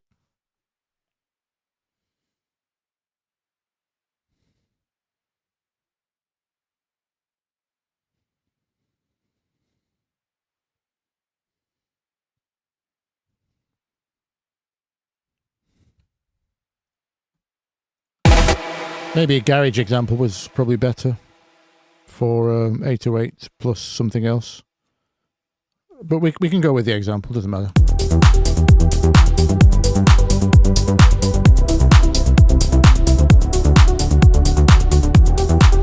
It's beautiful tonight. Bring on the fire. I wanna dance in the rain. They're doing different lines. Interweaving? At the same time. Ah, okay. Okay.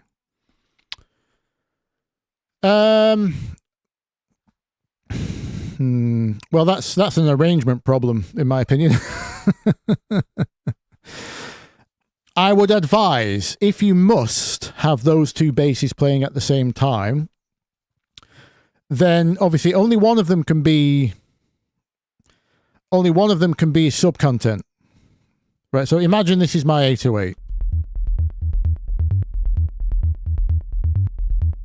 In fact, I have this receiving the MIDI from the bass part. It's doing the same thing. So let's humor the suggestion. I know this is not your track.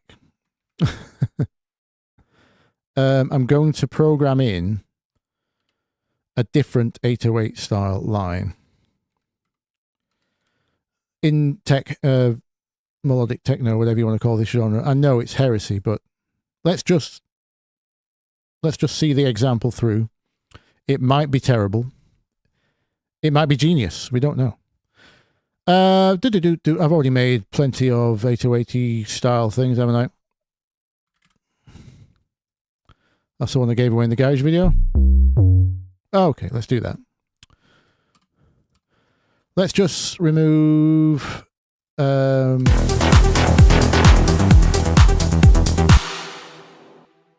in fact, just before I go, look at the... This is a rattler.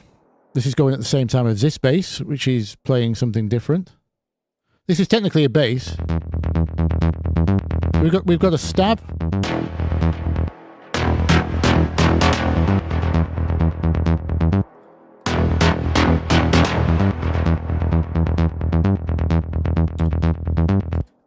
So you can see how aggressively I've had to high pass this.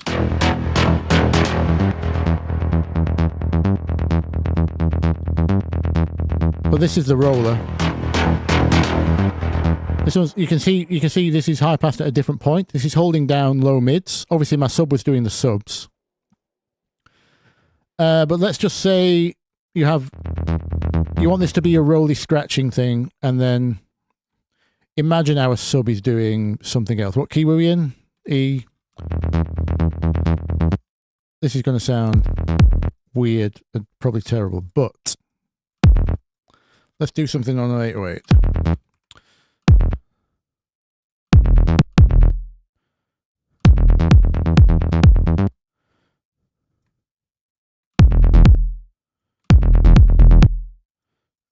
I don't know.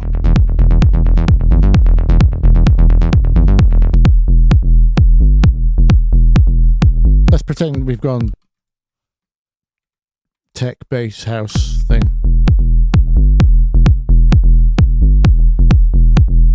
Right, let's take the side chains off.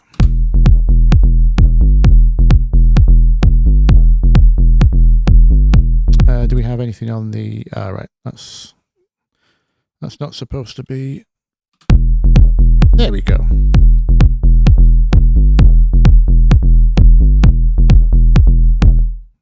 The limiter is there for my live stream that you're hearing now, not the limiter wasn't on the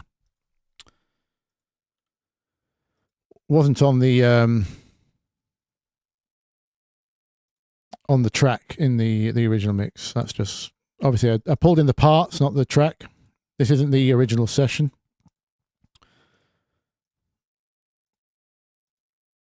Cool.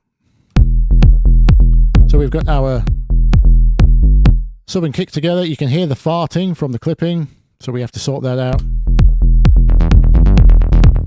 And then imagine we have this bass going full range. Complete mess. So how do you deal with this? Yeah, you have to pick one of these. Which one is going to be your actual sub content? So I would argue the slower one, the 808, is probably going to be your sub, right? Depends. It's a rhythmic decision, not just a sound decision. So it depends. If your 808 is only, for example, like if your 808 only plays this, like big long notes,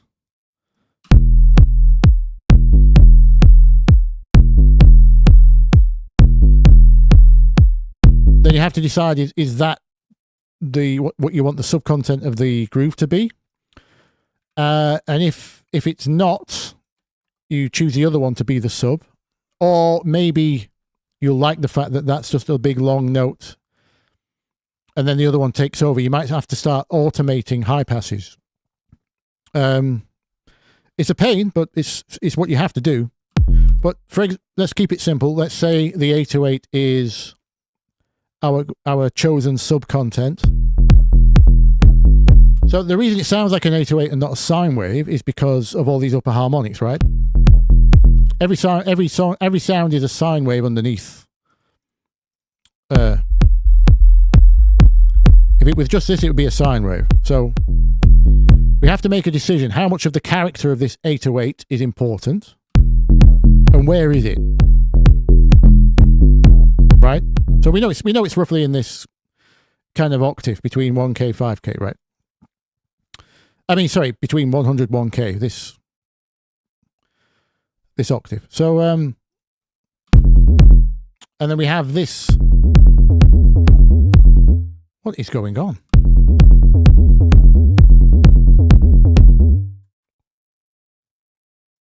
Excuse me. Sorry. It was taking the other part. So we have this other bass. Now, because this is faster, it's probably not suitable for sub anyway. So we're going to say this has to be pretty ruthless. We're going to get rid of everything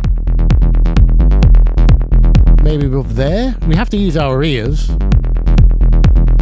But there's a compromise here between what the 808 character needs to be versus what role this thing is. If this is just percussion, just going ba ba ba ba ba, this is like more of a rhythmic thing than it is a bass part.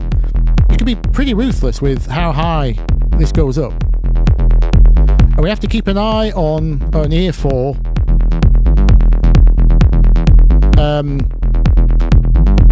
this muddy low mid area. You know, like one octave above the sub, because this is where it starts to combine. Again, check your references. Even if they don't have two basses, just check where they are in terms of, you know, mud level, whether their second harmonic is prominent or not. Again, depends on key, all kinds of factors, but you're going to pick this one to be a different role. So I'm going to say about there. It still sounds like we've got a bass down there. And then you can look at your side chains. You have to make that decision first, because so what we do for the side chain is the principle is the sub, obviously this, is now combating with the kick sub.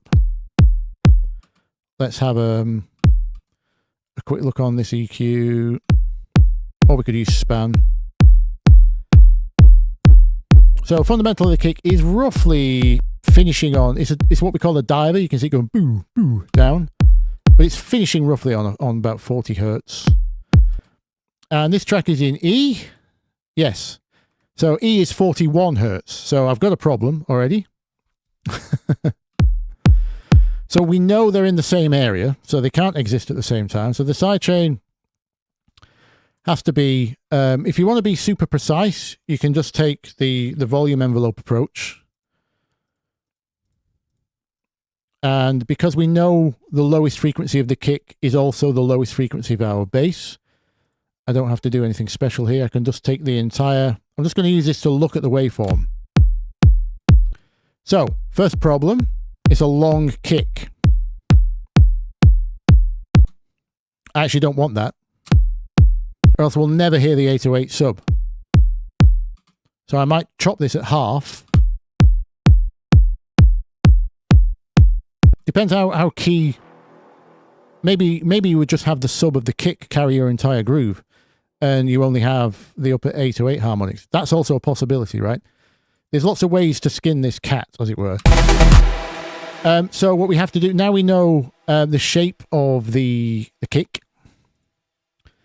and that all those frequencies in that one-dimensional waveform, two-dimensional waveform, are a problem for our sub content, our 808. We can do a few things. We can just do the opposite shape. Sorry, I need to get my, kick on the left, bass on the right. I can just roughly eyeball this. So we know we can't get away with anything at the beginning.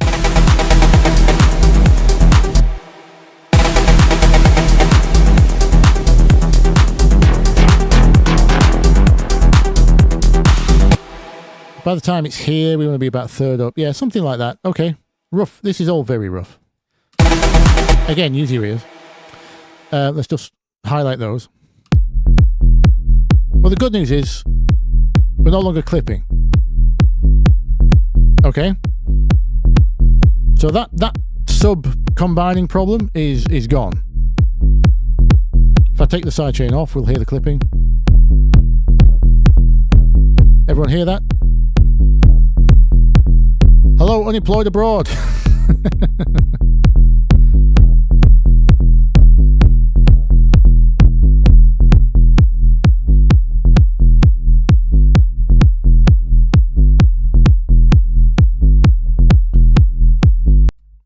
Yeah, you want to be high passing the Hoover if it's not the core sub content. Yeah, if it's a Hoover you've got. So, just one more thing on this point. We have two options here because our 808 isn't just sub content, is it? So what you might say, if the upper harmonics of the 808 are still important and you've managed to get them out the way of this bass,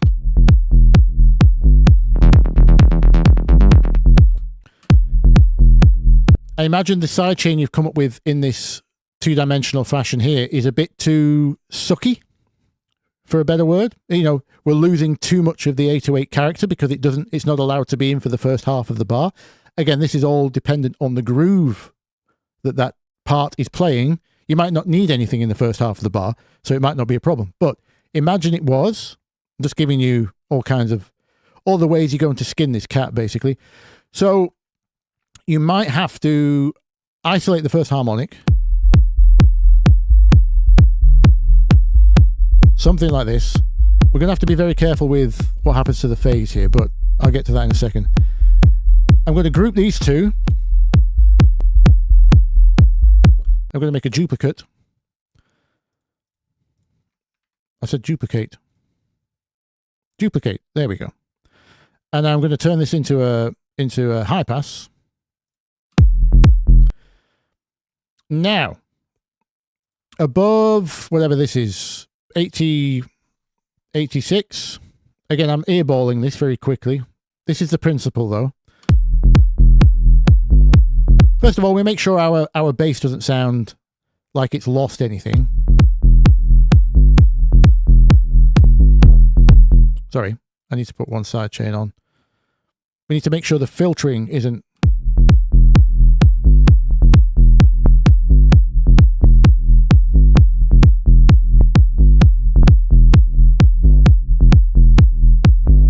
It's different because obviously we've made a phase mess here. You might try shallower filters, 12 or 24 dB. This is a really sharp 48.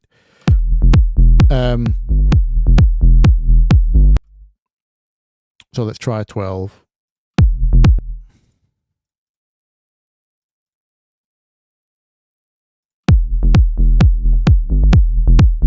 But that's worse. Again, you would have to play around with this for a long time to get it right, but this is the principle. We're not losing too much here. In fact, the upper harmonics are slightly clearer. We have lost some low mids where the cancellation is, but that might not be a problem because, as I said, there is a danger in this low mid build-up where all your basses combined. So you're going to end up with a build-up in the low mids anyway, which is not a problem to get rid of a little. We need to make sure we're retaining the character of the 808, which I think is fine. So then what we can do is go back to the kick with this EQ. Again, you can do this by ear, but if you want a solid way, now we want to know what the shape of the kick is above this frequency. Now we're going to have to ignore the length because EQ doesn't, it's not just a frequency thing, by the way. This phase is, especially a sharp filter like this, it's going to ring over time. So we're going to end up with a longer kick note visually and audibly than it shows. But as long as you've got that in mind, as you can see now, the shape of the kick above this frequency is only really prominent about this long. So now the shape of the upper harmonics of the 808 can be a lot more generous. That's this one. So this is our sub content, this is our upper content. Let's see if it will... Does it label them? No. I thought it would write it here, but it's the track name. It's fine. But yeah, so now we can get it out of the way for the first quarter of a beat. Not even that. And then we're up here. Bit drastic. Sounds a bit weird, actually.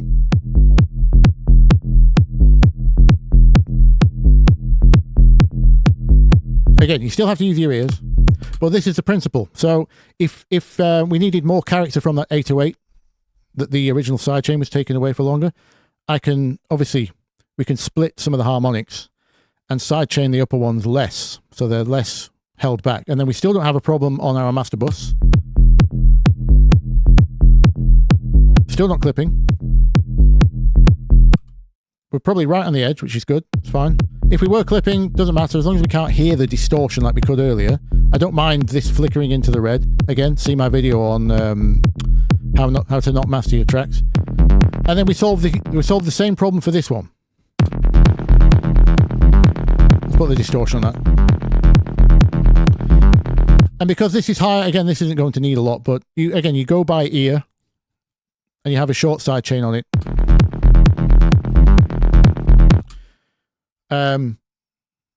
I've messed with all these frequencies now, so this isn't correct, but you get the idea. So this might only need, if this is a rhythmic part and it's very high passed, like your Hoover is going to have lots of octaves, right? It's going to be brighter than this thing. You might get away with a higher high pass, in which case you can have a very, very short, the side chain on that one would look probably like something like that. You want to be away out of the get out of the way of the chest of the kick. What's left of the chest in that upper frequency and the click, and that's it. I mean, again, depending on the part and the groove. Sometimes it's still groovier just to do this because you want the bounce and the suck. So don't do things mathematically only. You still have to consider musically. Always be thinking about your groove. And speaking of groove, we need to be checking down low. Sorry, this is all not relevant now, but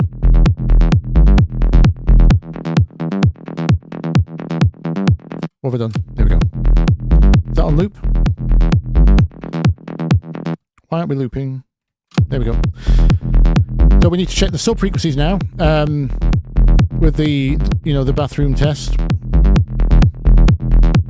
club toilet test. I'm listening for groove.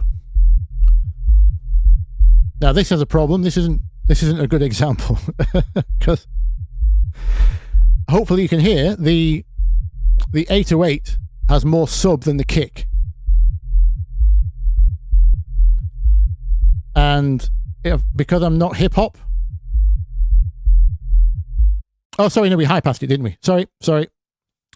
I was checking the frequencies with this. My bad. So it really sounds like this. There we go. And what we're listening for is, can we identify the rhythms of both the kick and the bass line?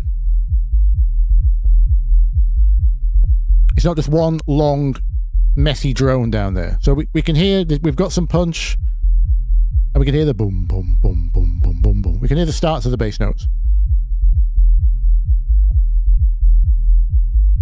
So for me, that would be obviously fine tuning as the track goes on, but that would be how I would deal with two basses. Like I said, this is technically another bass here, so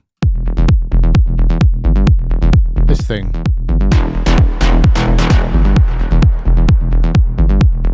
So this is a groove thing. I still needed something out the way of the click. You can see this is a very shallow sidechain on this one, and this one will clip, and that's fine. I'd rather that sound bites through the drums because that's its job. It's supposed to be aggressive, nasty. The bottom end's taken care of. Obviously, I've changed the 808 now, so it's not behaving exactly like it did in the original track. But hopefully that helps your sidechain situation. Oh, it's not 4 on the floor. It's electro beat. Oh, okay. That doesn't actually change much, really. Not in principle. You still apply that. Obviously, you are considering groove very differently. Like if your 808s are all on your kick drums, which is often the case in electro, then you'll probably have to do that trick where you split the harmonics, because otherwise the 808 will be ducked for too long. Or you just choose a much shorter kick drum. But in electro beat, if your 808 rhythm is the same as your kick, often you want the kick to sound like it is the same as the 808. It's one instrument. So your sidechain is very fast, and you have to be very careful how you merge those. And usually you just don't pick, because the sub of the 808 is your kick drum content. You can get away with quite a light kick and a very short kick. Hi, Alex. Would I say Ableton is better than FL? Says Unemployed Abroad. No. I wouldn't say either way around. I prefer I've not used FL in. I was saying this earlier in the stream. I've not used FL in well over a decade. I obviously watch what's going on with it, because I try to make my tutorials on the channel completely independent of the DAW. It should be advice that you can apply in any DAW. So I have to watch what's going on with FL because it is the most popular software. I have to make sure it has certain features or doesn't have blah, blah, blah. So I keep an eye on what the features are. It can do some things better than Ableton, and I think Ableton can do some things better than FL, as far as I'm aware. But the grass is always greener, is what I'll say. My response to is Ableton better than FL should be, realistically, my response should be, you need to finish more music. Because you're pondering the wrong kinds of questions. The best one is whatever's right in front of you that you've already paid for. Or not paid for, doesn't matter. Whatever is right in front of you right now, make a track in it and finish it. That's the best one. That's all it is. They all do the same thing, roughly. There's no, like, inherent, like, professionals must use this or this, and you can't get a hit in this or this. You know, if I downloaded the free waveform software that used to be called Traction and remade my track inside it, this very track, I guarantee you it would sound practically identical. Especially because I use lots of free software. It will all just move over, no problem.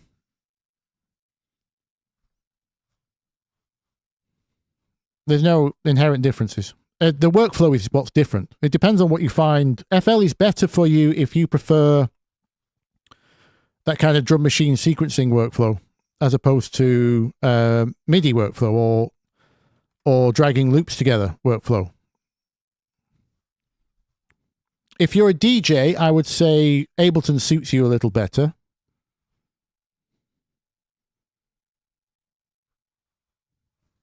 But both are capable of great things.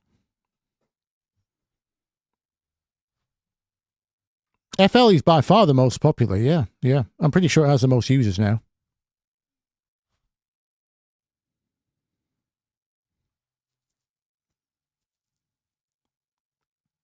Yeah, it did start very basic, Fruity Loops.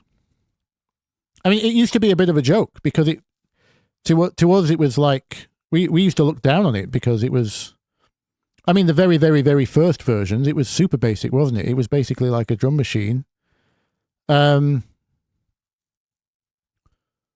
they've had some, they've had some great innovations. They were the first to do, I think they were the first to do scale highlighting. This whole thing. So you would pick your scale and it would highlight the notes. I think it's such a simple feature, but obviously if you're a musician, you don't need it. But most people who were using FL were using it because they didn't want to get bogged down in the music, the musicality side of things. And it made, I think that was a really good move by them. That they were well ahead on that one. There was quite a few other things. Obviously, Grosbeat is a great tool. But Ableton has the auto warping loops, the it's got wavetable, some great instruments as well. It's not the door that makes the music. Well put, Wade. Thank you.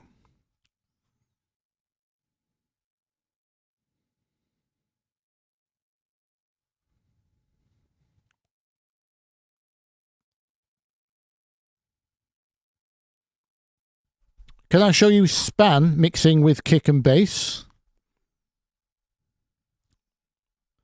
Alex asks. What you mean with what we just did just there?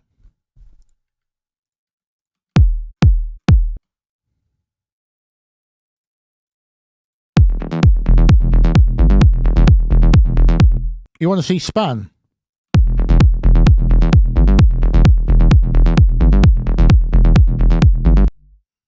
How is that useful? It depends on if your span is calibrated the same as mine as well, don't forget.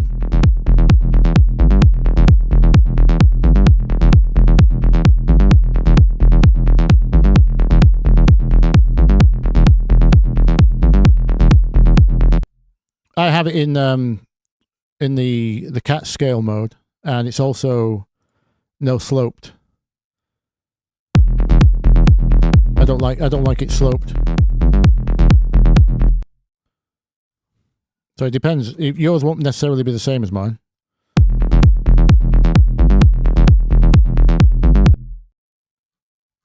I mostly use free plugins, yes, Pete. It's just far, the free plugins got really good about 10 years ago. Better than some of the paid. And then, especially if you're on Windows, installing a free plugin is basically get the .dll file and drag it into the folder. And that's it. They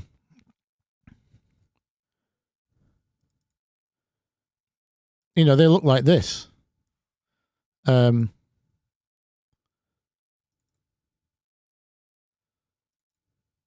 It's just a .dll file. You just download that from the internet, drag it in, done. Plugins in the thing. So I collaborate with various people, professionally and not professionally, but doesn't matter. If they want to open the session, I can just send them the session and a bunch of DLLs, or they can download themselves. By this point, obviously, we all share the same kind of plugin folder. I mostly use stock. You can see here. EQ. Once Ableton got EQ8, which I think was in version 8, was that 2012-ish? 2000, can't remember. 2014 it might have been. I can't remember. When Ableton got EQ8, this EQ is everything you'll ever need, unless you need dynamic, in which case TDR Nova. Most people have already bought Pro Q3 by now, so that's fine. This is freeware. That's a delay I've used. Reverb. Yep. Free. Rothair. Free. Dragonfly reverb. Free. Even this. See, I put a de-esser before my reverb here. You can see it's just Ableton's own multiband with the high band turned into a compressor. That's all my makeshift de-esser was here. That was made ages ago. I forgot that was in this reverb. Yep. Free. There's Rothair again. I put this on the end of some of my reverbs when I need that lexicon kind of glassy sound. Free. Mid-side encoder for stopping it getting too wide. This is free. Width. Mono-safe width. Grind is free. That's a distortion. The synth itself. Free. Because then anyone I send the session to can open it. Unfortunately, not you guys. Sorry. I am working on how to give away sessions, by the way. There are legal difficulties. As Alice over at Mercurial Tones has just found out. After she found out someone's been stealing all of her music because she gave away her Ableton sessions. So, it's not just that. I use lots of splice plugins and stuff, splice loops. So me giving away the session with this inside would be copyright infringement. So until I make my own drum sample packs and then exclusively use my own drum sample packs in my sessions, I can't give away the sessions legally. I hope that makes sense. I know that was a tangent. No one asked, but...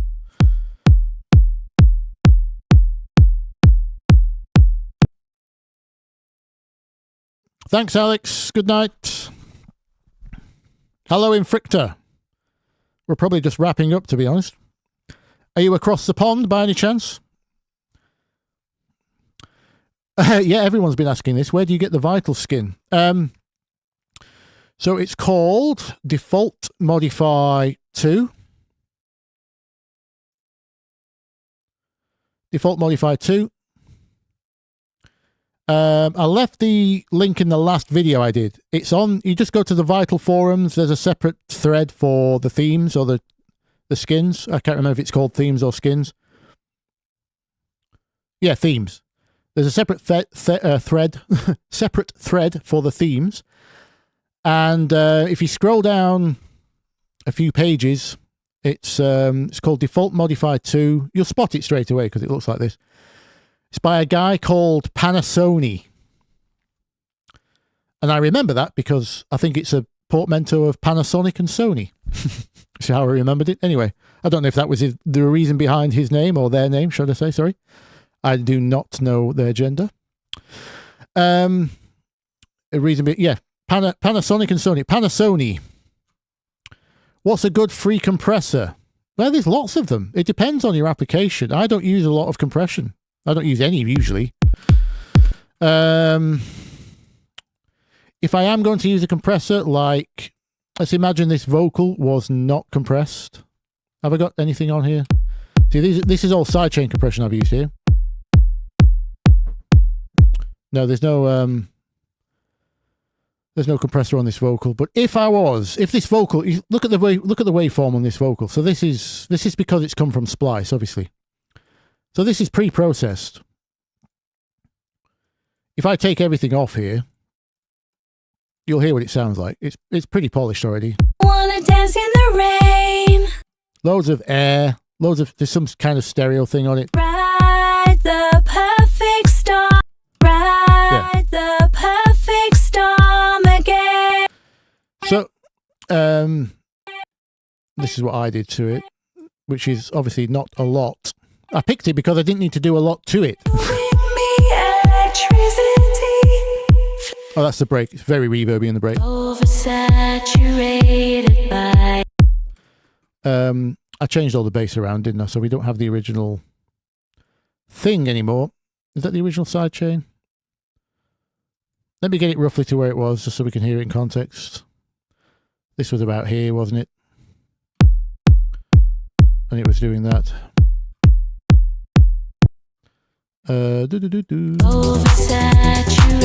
Something like that. Awakening the senses. There we go. Feeling so alive. Oh, I changed the preset to an 808, didn't I? Sorry.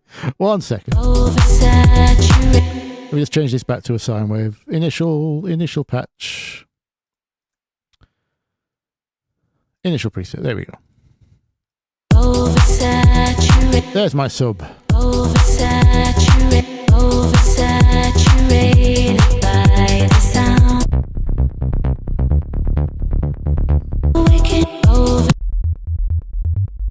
To make sure it's not clicking by the envelope too quick.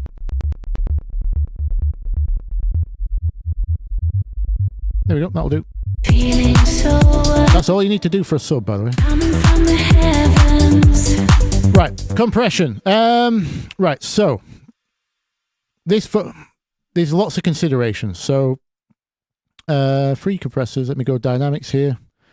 Here's my list of dynamics plugins. These aren't all compressors. Obviously, I've put the gates and stuff in here. So my go-to, if you just want to not think and have good results, if the vocal is already very dynamic, i.e. not this, if the vocal's jumping up and down inside of the track, you can hear some words and not others. That would be the main reason you need to compress.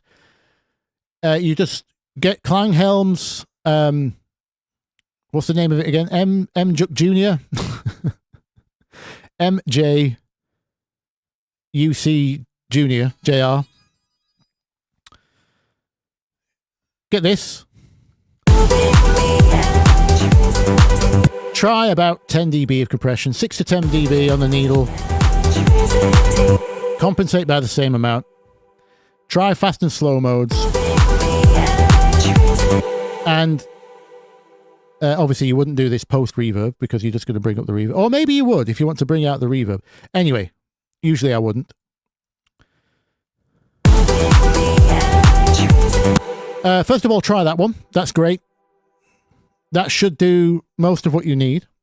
However, if you've got a very, like, say it's a rap vocal, it's got lots of syllables, very fast, lots of plosives, that kind of pace, this plugin will not keep up.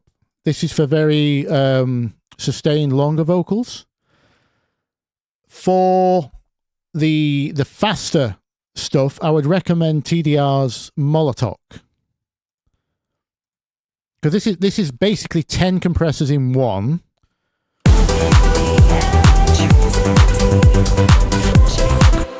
Obviously, you try to even it out by whatever amount you think needs to be consistent within the song, then you compensate by that amount.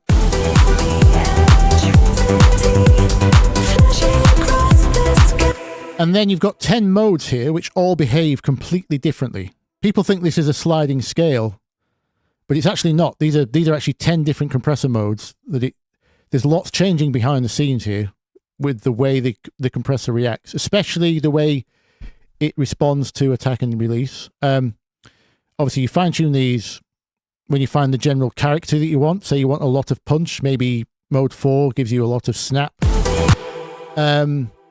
Again, not the best vocal to hear that at the beginning, that pap.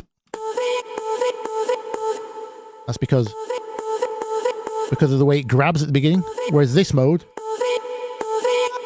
that's it. That's got even more pap. You might want that, you might not.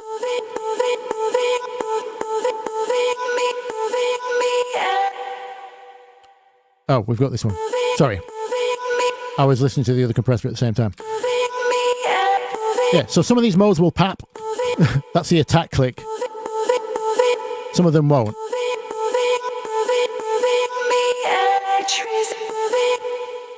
You also got wet dry. Always useful. But your amount is here, by the way. Total amount of compression. Lots to think about with compression. But this is a Swiss Army knife of compression. This will do 99% of things. It's mostly an attitude compressor, I would call it. Everything's very characterful in some way.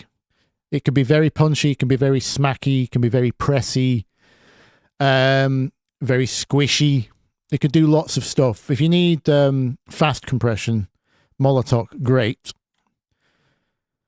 If you're talking about not vocals, then the other one by TDR, Kotelnikov, this is the most transparent compressor I've ever heard. In fact, I'm going to put it on the master. I don't use any compression on my master. But you're about to hear.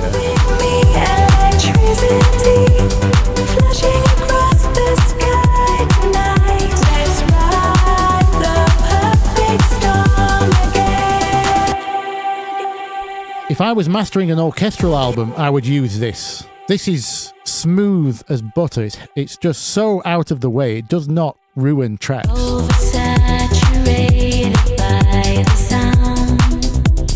Mostly because of this dual release thing it has. You use the crest factor to decide between what it thinks is a peak and what it thinks is a sustained sound, and it has 2 different release modes for each one.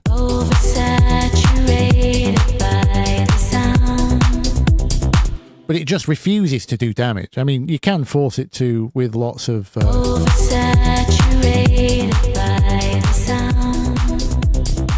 Even then. Oh, there we go. We've got some distortion now. But mostly it's such a polite compressor, that one. Very, very, very good. I like that one. But like I say, I don't really use a lot of compression. I don't pick sounds that need compressing. So I certainly wouldn't recommend compression in general, unless you've got a genuinely out of control source, like a very spiky vocal, acoustic guitar maybe. What else would be spiky? A real drum kit. But between those 3, you're kind of covered. I have others in here like Rough Rider by Audio Damage.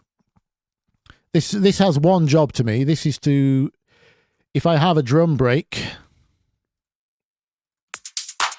these aren't good for showing it. Let's get a break.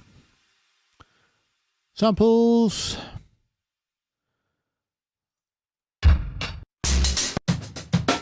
There we go. Something like that. If I have a drum break and I need it to excuse me, Ableton, can I? Thank you. Where did I put Audio Damage? I don't know where I put it now. Let's just grab it again. if I need to absolutely crush something that's spiky, this is rough. It says it's rough. Rough Rider. Let me put that on a loop. Sorry.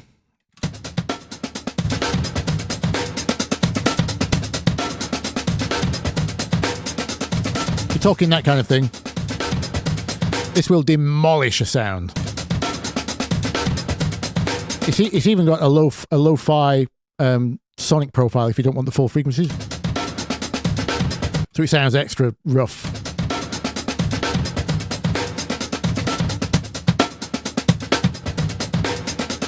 So if you want your transients to go away, that's what I use for. But that's pretty much its only use. I just love it for that. What else? This, the other Klanghelm free one's really good, but it's not as good as the others. It's not as versatile.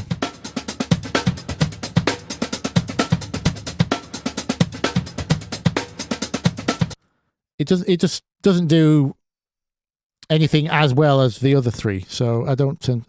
That was in there to test. I'll be honest with you. I used the variety. I don't think variety sound is great at compression. But his general tone shaping is fantastic. If you want like analog thick circuitry, put the transformer on this one.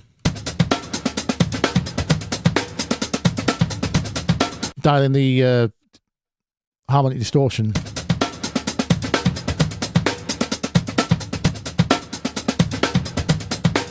That's a great. It doesn't really do the compression bit extremely well. Well, technically, it's more of a limiter. It's like an old school vintage limiter. But what it does do is, if your source is very digital and a bit cold, that will nicely just take away the digital edge and thicken it up in basically in the way that a real transformer does. His transformer modeling is absolutely superb. Or if you just want that flavor without the compression, he does release the transformer model on its own. Tesla, it's called Tesla SE.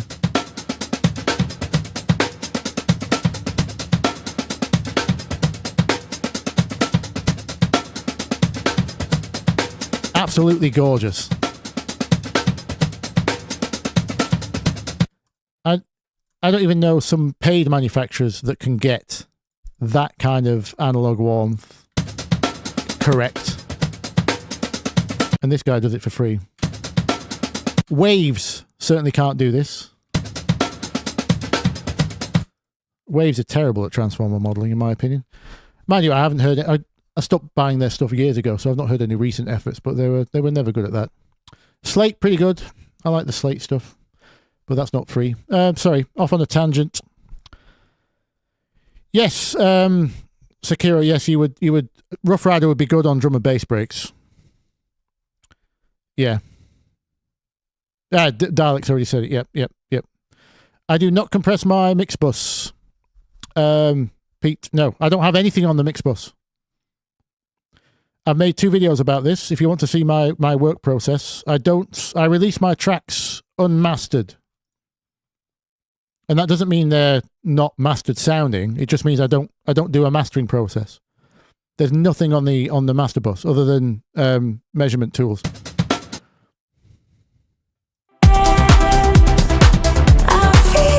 Hey, new genre, melodic techno with breaks. This is how we get jungle, isn't it?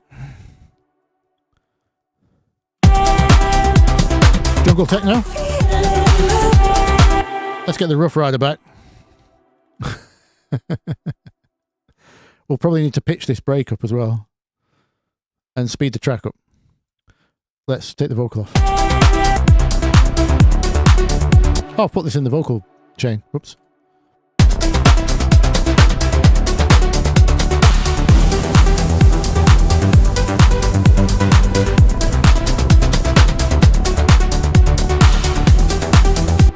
Where's the drop?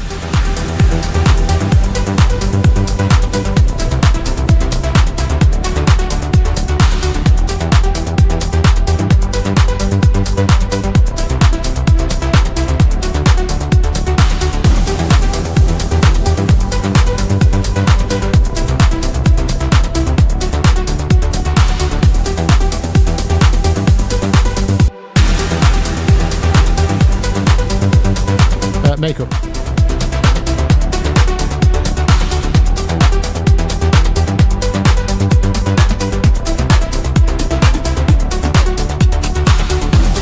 Quite a good pitch.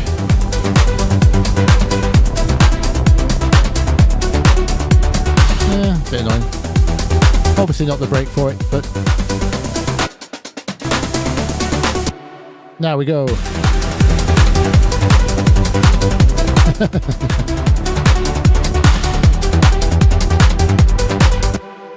Jungle techno, right? Or was that hardcore? I don't remember. Favorite saturation distortions? I don't have any, because I just, the thing with distortion is, as I discussed in the Union Jack video, it's so transformative as an effect. Most of them have their own flavor. So I just, every time someone, like if someone releases a new EQ, I just roll my eyes and close the web page. Like, I'm not interested if someone releases an EQ, but if someone releases a new distortion, I am instantly interested, because they're all just so different. So the Bedroom Producers Blog Saturator is great. It can be extreme, it can be subtle. It's just very easy to dial in. Now, if you want to get super nerdy, Build Your Own Distortion by Chow DSP, Chowdhury, is fantastic, because it's got all these modeled drives in there, like the old guitar pedals and things. And you can just link them up into any kind of fashion you want. I'm not saying this is going to sound good, by the way.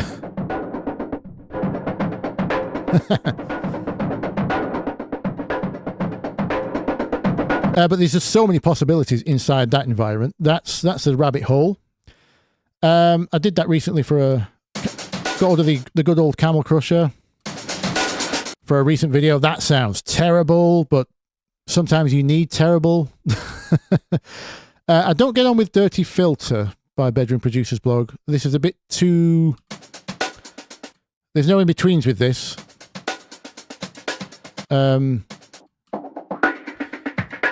Everything sounds over the top. And you don't really have a direct control over your resonance. The distortion amount chooses the resonance of the filter, and I don't like that. I'd rather have separate control over resonance and separate control over distortion. Free clip, I don't use, but it's good to know what different soft saturation curves sound like. I don't really use it. Grind is one of my favorites. Grind is basically a wave shaper, but it's a happy accident maker, because you don't get to draw your own wave shapes.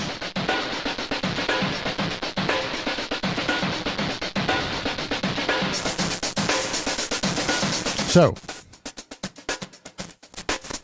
what you do basically is find some shapes, try to get them at a good crossover point,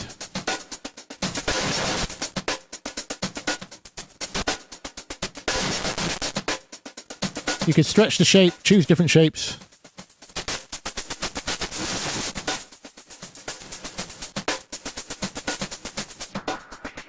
filter and mix in. There's other extra kinds of, you can add straightforward sine wave shaping, tan wave shaping, blah, blah, blah, blah, blah, blah. There's all kinds of other layers you can add here.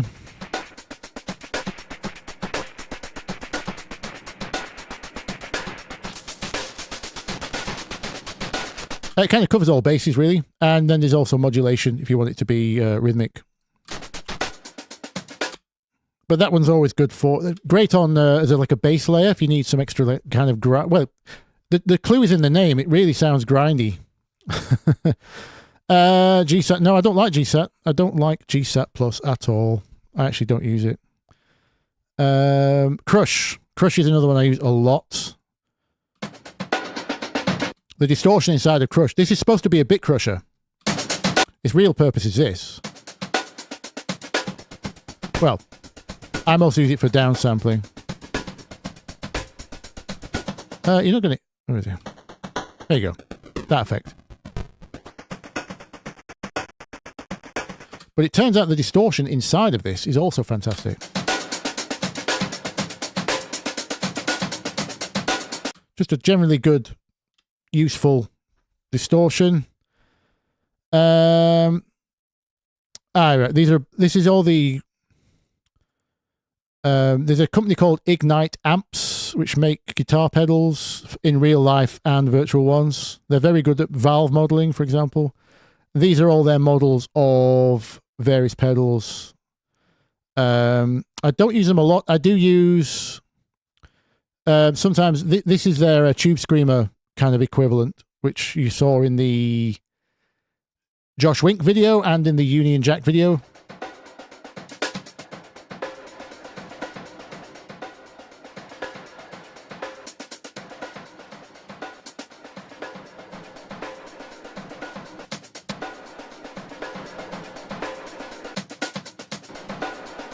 Drum sounds good on basses, not so much on drums, to be honest.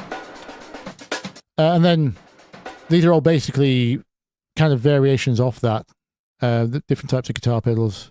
This is a generic tube amp with a nice push-pull stage. Can model different tube sags. If you know about guitar amps, you know.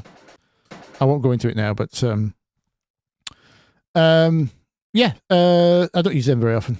But these are all the different flavors. This one is extreme. Like I said, not really made for drums. Guitars are very different. Oh yes, there's another guitar pedal. Famous 70s guitar pedal called the Rat. Again, mostly to try out with 303 style basses. Not for drums, those. But those are the main ones. I use BPB Saturator, Grind, and Crush the most, by far. By far. If you want to get into drawing your own wave shapes, you can use Wolf Shaper. Find out how wave shaping works by ear.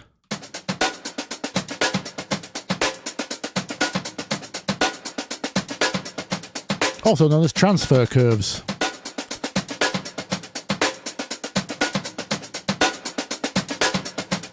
Can we get something? Oh, it's behaving very well. Oh, here we go. Bipolar works.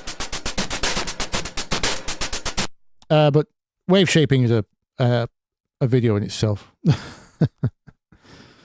It's like a mathematical equation, and what you see isn't what you get with your ears, so it's very hard to explain in a video. But there's hundreds out there of distortions. I would just say try a bunch. There's no, like, the thing with distortion is saturators, there's no like good or bad, or if I want realism, I will I'll go for variety of sound. Sorry, speaking of saturators, I completely in the special section here, because these aren't, I don't treat these as obvious distortion. If you want subtle magical distortion, then any of the variety of sound stuff. So his tape emulation called Ferric is gorgeous. In fact, let's just show you that on the mix. Not that I would use it for dance music.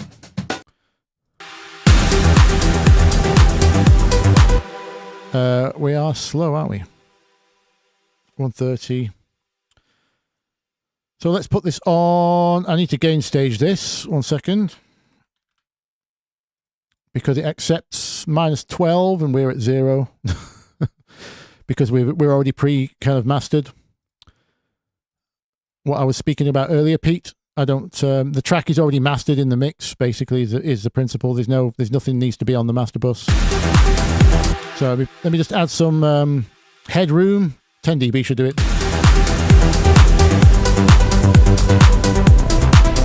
You'll hear the magic of these. Well, hopefully, I don't know how the live stream audio quality is. You might hear this, you might not. It's very subtle.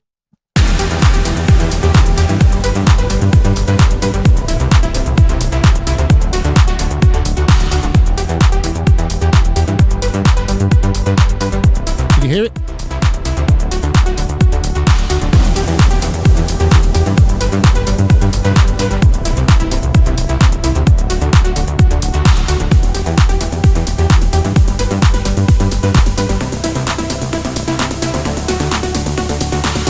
Can you guys hear that difference?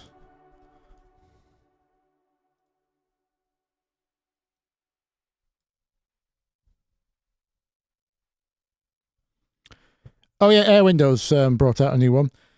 I left a comment on Chris's videos. I wanted to know if he wanted... I really want to add a UI to Chris's plugins, because I think the only problem with Air Windows is the way he demos them with his kind of little bedroom guitar recordings.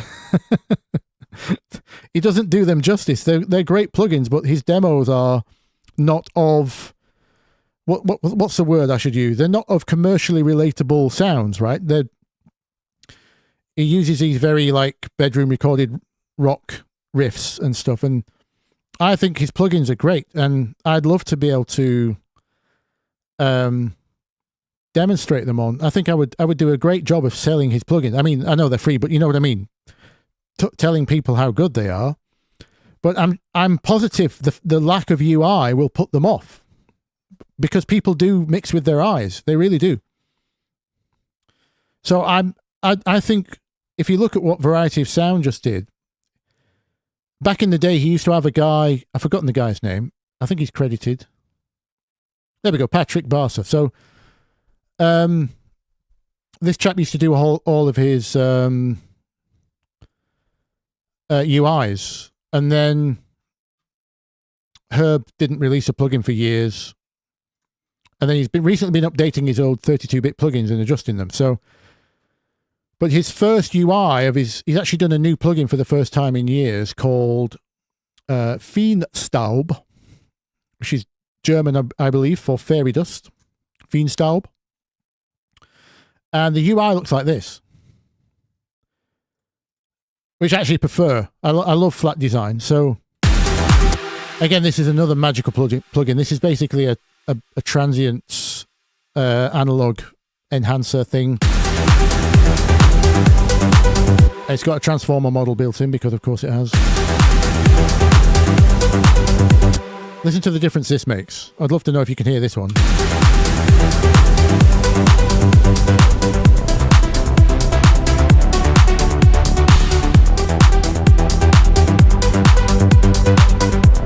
Even if we compensate the output by... It sounds like it's about a dB louder.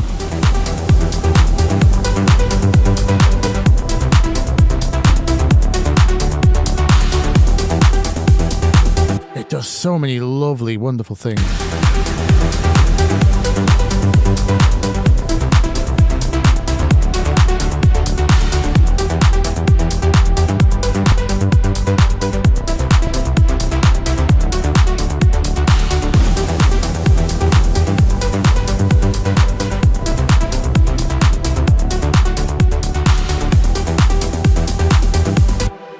Kind of rounds off the bottom end in a really nice way, but adds some punch back as well.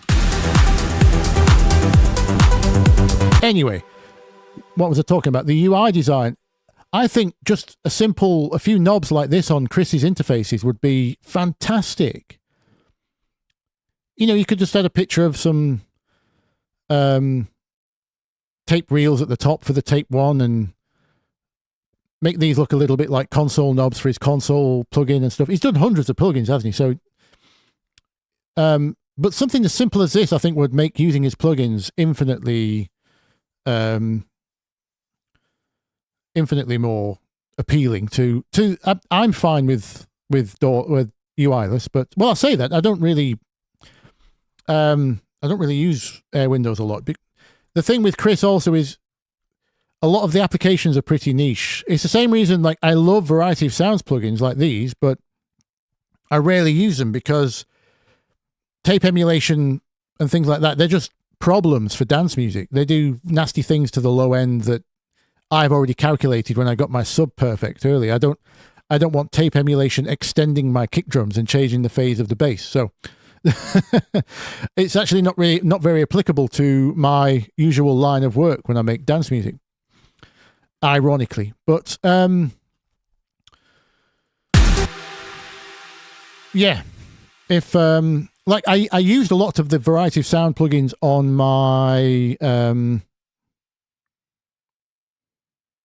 what was the track? I did a really dirty kind of Benny Benassi, Dr. Wazzo. Oh, was it Mr. Wazzo? Sorry. I forgot what I called it. Would they be under tributes? I've done a few tributes too. So that's the LCD. Yeah, so for example, this one doesn't have this one didn't have a bass. It really doesn't have a bass sound. It's just one synth and drum loops. That's all this is. So I just went to town making the synth sound as fat as possible.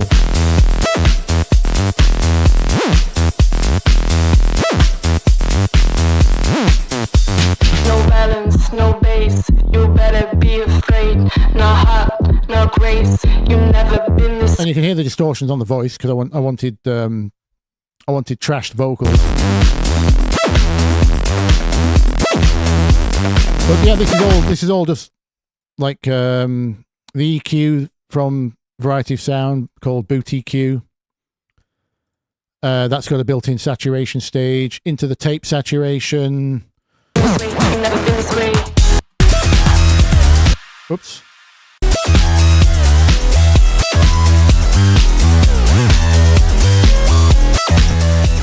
So it's got this on it.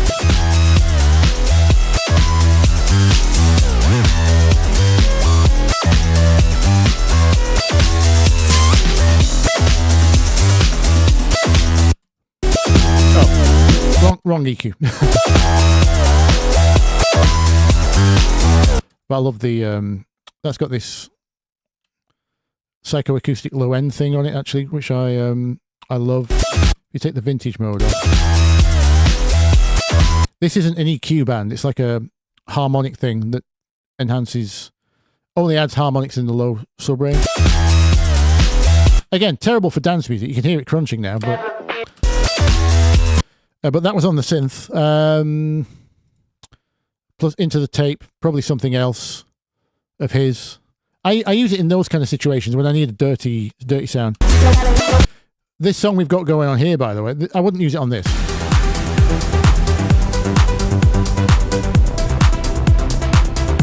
I may use it on the rattlers, these. What have I used on this? No, I didn't. I just added white noise to it, did I? Oh, I laid it with a sample. Yeah. Yeah, I needed the poke. And then what did I do with this one?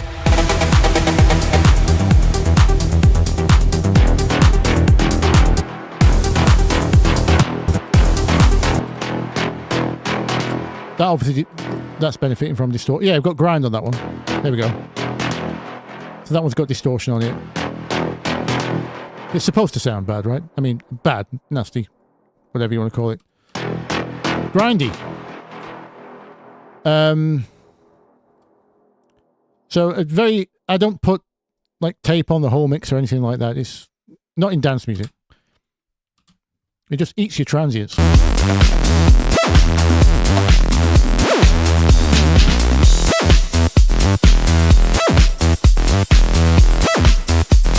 What was the other tributes?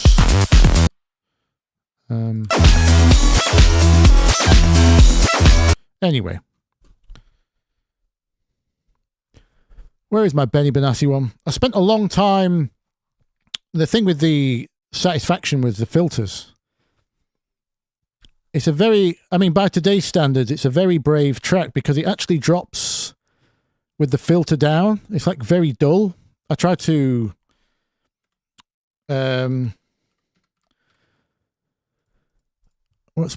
it was another tribute track, I'm sure.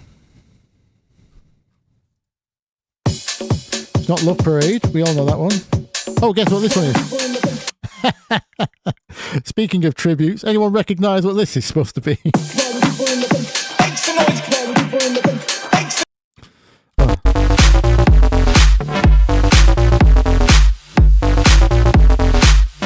That's very old, that one. I made that to show what swing is in a very old video. So that's the LCD.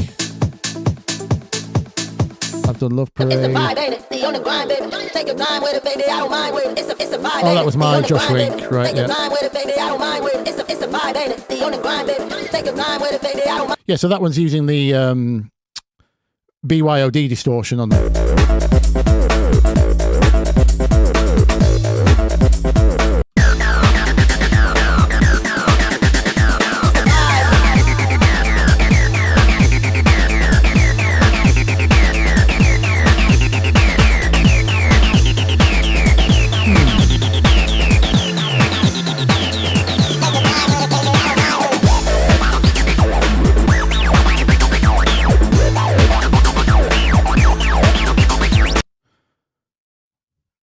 There we go, yeah.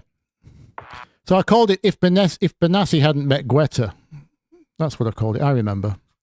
I should have labelled it Tribute. Because I didn't like what Guetta did with Satisfaction. But, Guetta. So, obviously, big part of the sound is that, like, it's actually a very high-pitched kick drum that's got a lot of ring to it. It's actually got a note to it. So the kick is part of the sub here.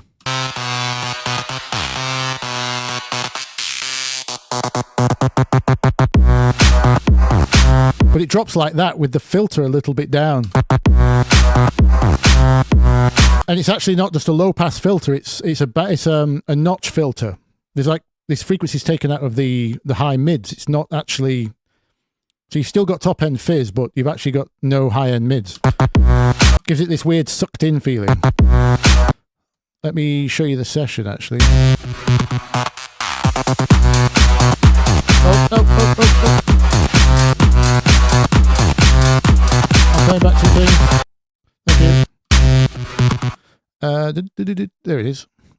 Look at the session. It's got kick, drums, and lead. That's all that's in the session. Let's bring the lead in. Let's see what I used. I'm presuming there's lots of variety of sound on this one. Again, just need a fat lead. The reverb treatment was important as well. Compression post reverb. Yeah, so here we go. I've got the transformer, the vintage limiter. Told you it was a thickener. Into the tape machine. Crush is on. The full. I told you I use these a lot. Let's turn those off.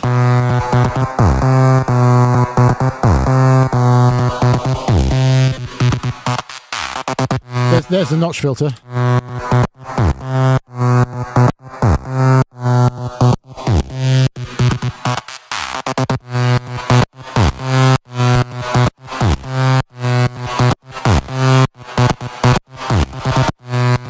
So just taking a little bit of that digital fizz off. But the way the filters behave into them is also very interesting, because when the filter's off, they're not actually that different.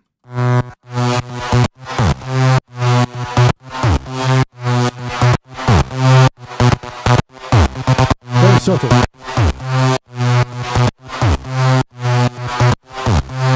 So yeah, boot EQ's doing its thing.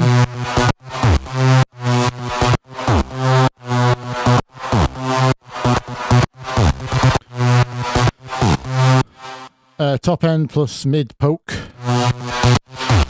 High mid poke. Obviously needed some bite compared to the drums. This is the mid poke, is it? There we go. I don't use this EQ often, but it does have some very, very... it's got lots of filter choices, as you can see there. So you could experiment with lots of flavors in that EQ. The free tone boosters Fix 4. You have to get it as part of the Legacy bundle. Again, it is free though.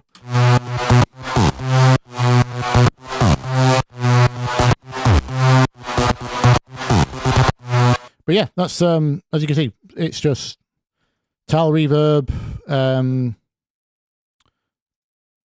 Sidechain is a big part of it as well. That the original shape of the sidechain is very sucky. Oh, here we go. We've got more tape. I must have forgotten I had some on the channel and then added again because I wanted even more thickener. And then this is the sidechain I ended up with because a symmetrical sidechain wasn't working.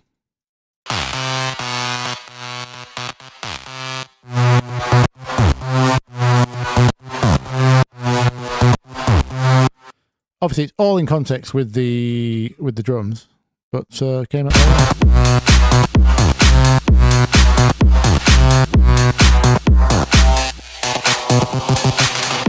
Sidechain post reverb, very important because you want that. The Benassi had that. You could hear the note before the sidechain opens, kind of, because of the even though the note had finished, the reverb carried on. If that makes sense. Thank you, Relax Max. Thank you for the 10. Very kind of you. Thank you. Yes, Sven, I do use widening tools. You can see on here, I've got my own. This I call it the stereo faker. You could download it. It's on my free racks video if you want. But all it is a slightly. Oh, what have I done? What have I pressed? Okay. It's just a slightly more convenient version of Voxengo's Stereo Touch, which I'll show you now. That one. I'll show you the sound with and without the widener. It's not. This isn't a deal breaker, by the way. I only do this for headphone users. Sorry. Can you hear it? Obviously, the reverb's doing most of the width. This is just on the dry signal. So let me just take. Oh, by the way, if you want to look at what the synth's doing, just basically saw waves. I found this Moog one from the free Echo Soundworks pack. You hear me mention that one a lot. It's got lots of. It's just got some slightly nasty interference, which sounded. But most of the characters coming from. You could. Oh, you can hear. Let me swap it with the normal saw. You'll hear the difference.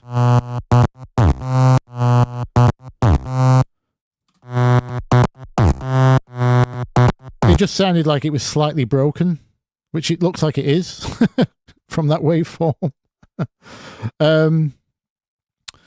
So it's got this weird mid, some of that more of that mid character I liked. Obviously layered with a bit of white noise. But yeah, stereo. I don't normally mix it in more than 6 dB. I'm certainly not going to judge it now while I'm on headphones. Terrible idea. But all this is a very, very slight delay. You see here? Filtered. And then on the other side is the same delay but out of phase, which is how a lot of these stereo widers work, basically. So it's a single delay tap. Let me turn the...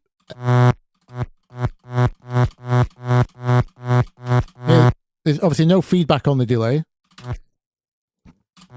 It's a single delay tap in what we call Haas range, which is typically below 30, 40 milliseconds, which means the brain can't distinguish it as a separate echo. It's too quick. So it's within the Haas range. Typically, I like 10-ish. Depends on the pitch of the sound and the character of the sound. You might have to play around with this. Or else it sounds like it's leaning too far left or right, even though it's technically in both. Yeah, it's just one delay tap and then out of phase in each ear. So when you're in mono...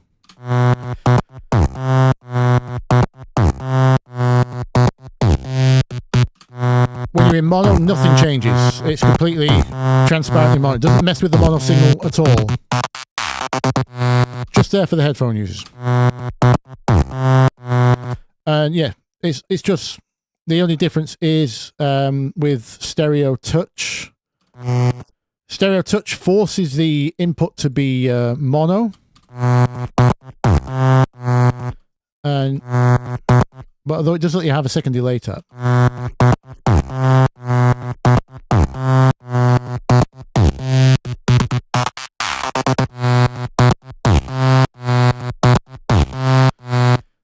And that's still my favorite to do. There is Wider by Infected Mushroom, which does it a different way. This is done with phase distortion. But this one gets too wide too fast for me. There's something about it I don't like.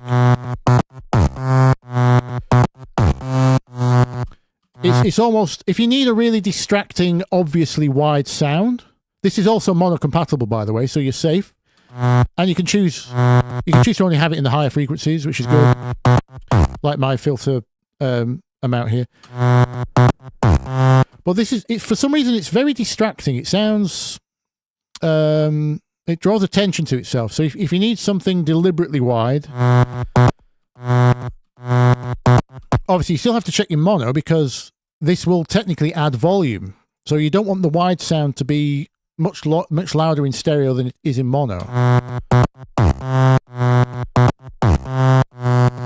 That's not too bad for me. But those are the only two I need, basically. Apparently, Isotope's Imager is also good and free.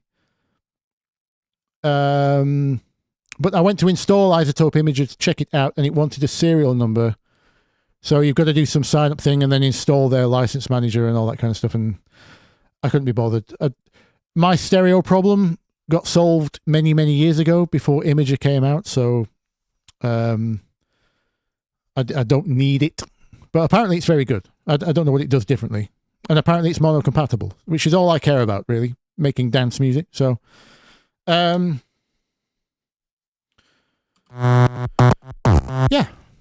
Or you could get your width from the synth, you know. Add a layer, keep this in.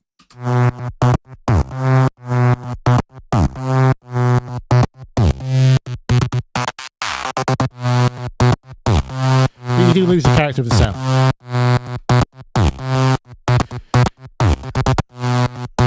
And that the panning on these unison voices is very rarely mono-compatible, by the way, so don't rely on your synths to be wide themselves always. It's fine for big trance leads and stuff.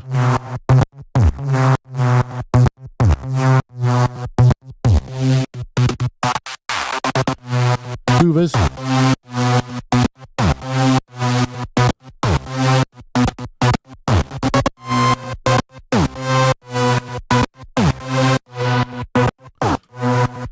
You know, that kind of thing's fine. I'd probably still dial it down to about here. Again, hard to judge on headphones, which I am right now, but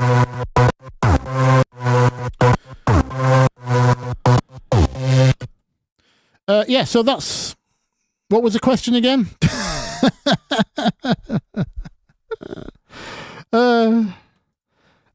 Saturation plugins, yeah, and then widening tools.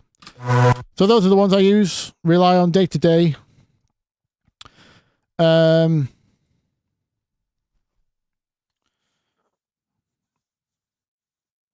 Hendrix, the tone booster's reverb is good, is it? Nice. I'll tell you a reverb I just discovered, which thanks to, I don't know if you follow Ben Jordan, much more famous than me, does great content. Lots of very, very in-depth scientific experiments. The kind of stuff I wish I had time to do, basically, is what Ben Jordan does. He did a reverb kind of shootout, and he mentioned Melder's Charm reverb, and I was like, I'd never heard of it. And it turns out I was using an old version of the free bundle, like version 12, and they added this in, I think, version 14 or 15. I think they're on version 16 now, but Ben Jordan's got very good ears. I trust Ben Jordan very, very much, and he said this was one of the best reverbs he'd heard. And I was like, Melder? Really? I mean, if you look at it, you don't think anything of it, do you? But then he showed it, and I was like, oh my God, I'm downloading that straight away, because it's very... Actually, this isn't the best sound to probably do it on, but it's extremely clean in the tail.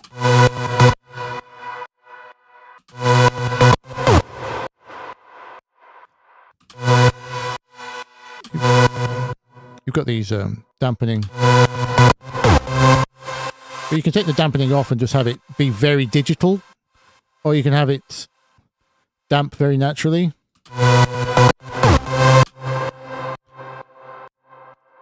It doesn't sound great on this sound, to be honest, but everything else I've ever tried it on sounded absolutely clinical. Let's put it on the vocal. It's probably because my sound's nasty to begin with. Vocal. Please stop playing. Right, let me just undo these. So is that my current reverb? Yeah, I think that's it. Living in the present. Living in the present. Listen to that. Living in the present. Never in the past. You give me the spark I need to find. Sounds like a lexicon, almost. Living in the present. It's gorgeous. Living in the present. Yeah, so that was a good recent discovery. I've not tried the Tone Boosters one. Maybe I downloaded it. I'm not sure.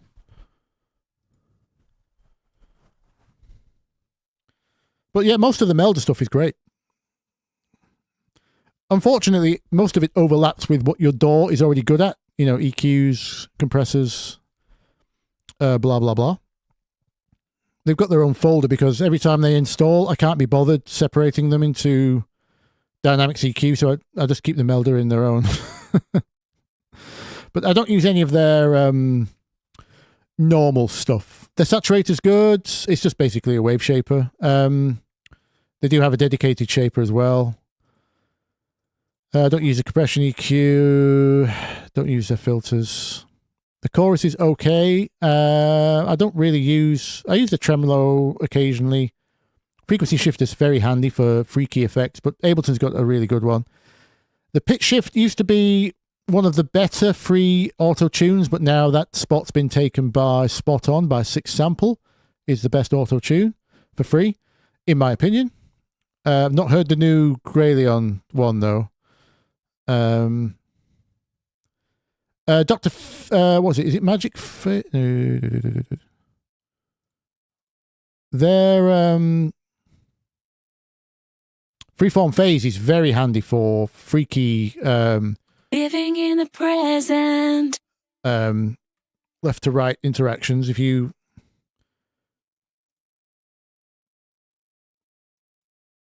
this is the Nine Inch Nails in me. Living in the present. Living in the present. Not monocompatible at all to do this, by the way, but Living in the present. you can get some very interesting happy accidents with 3D effects if you're not bothered about monocompatibility. I've done that in some more creative projects. I use the oscilloscope and the noise generators to test things all the time.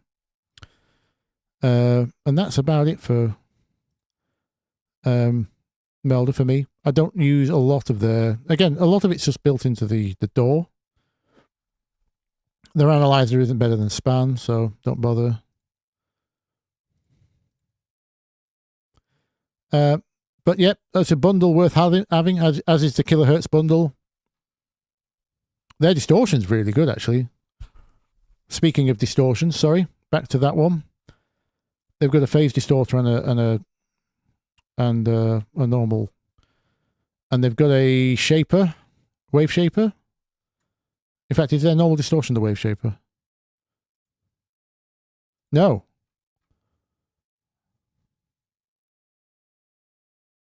Oh, look, they've got a Haas delay. Forgot they had that. Speaking of Haas, that's how you spell it. H-A-S, H-A-A-S. I could have swore they had a dedicated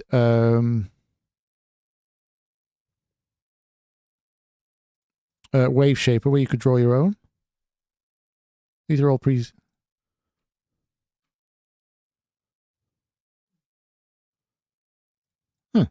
Anyway.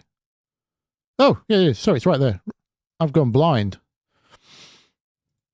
It must be food time. But this has got some very, very, very useful and good sounding presets in there.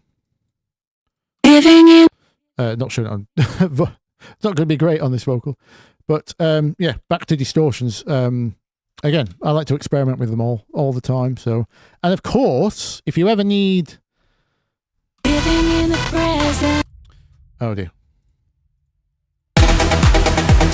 If you ever need...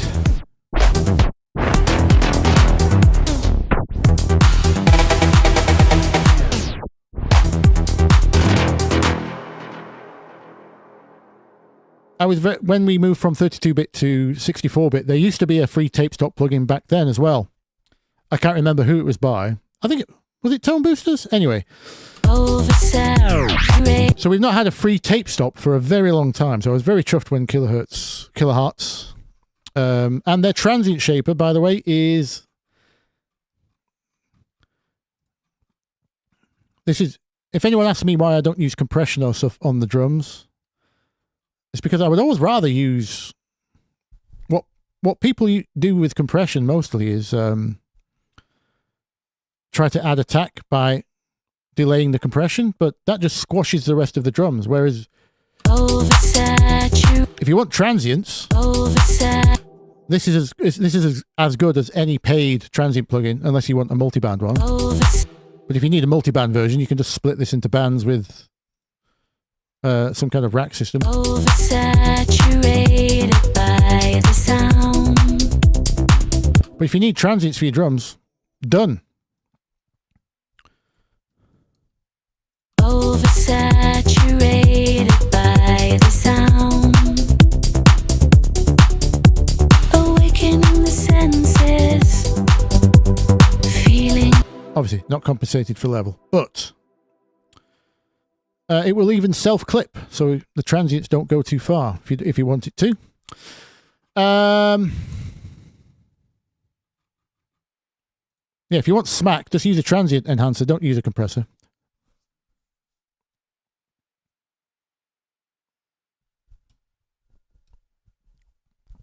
Oh, somebody already wrote it. Yeah, transient shaper.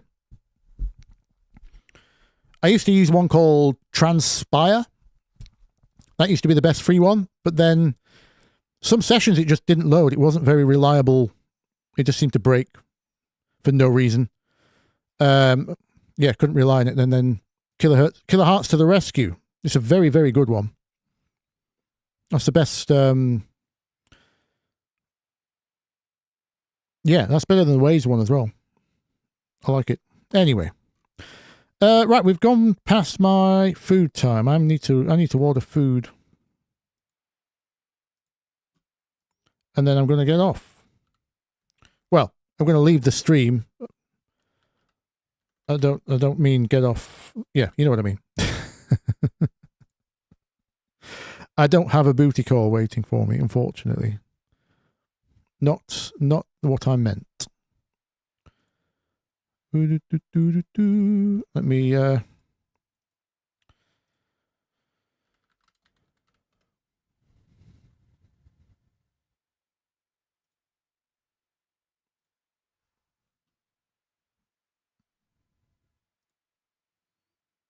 Oh, I was working out how much of the £8,000 I spent on UAD plugins is usable today.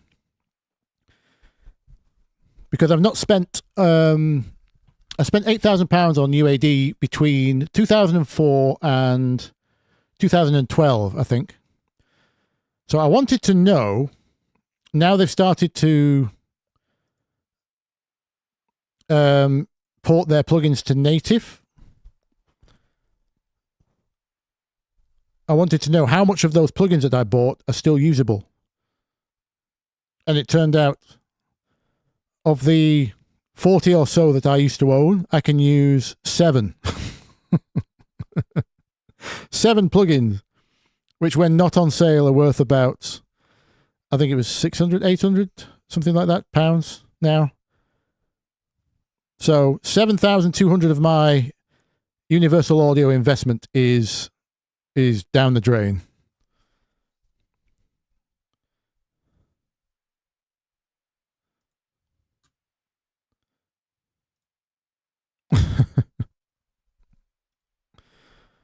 That's another reason I don't use paid plugins.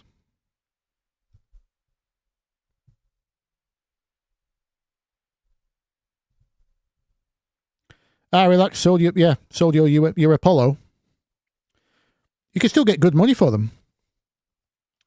I never had the Apollo. I was before they did interfaces, I used their DSP card. So I have, on this shelf behind me, I have a UAD1 and two UAD2s. They were about £800 each.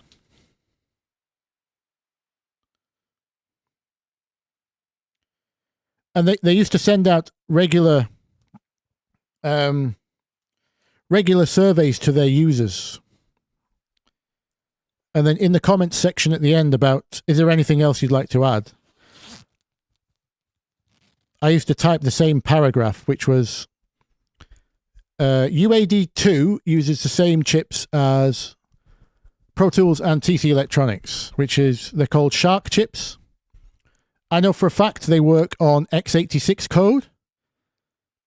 So there's no reason your plugins can't work natively. This was 10 years ago. I said this in every survey, more than 10 years ago. I said, I know your plugins will run natively. And because these Shark chips are so underpowered, I can only run, I spent £800 on a processor, UAD2 processor. It can only run 2 Neve compressors, and the entire chips are used up.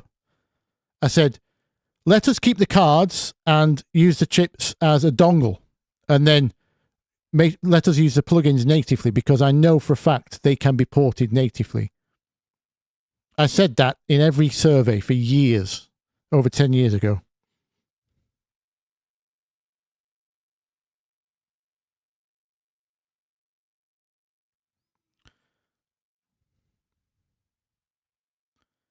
And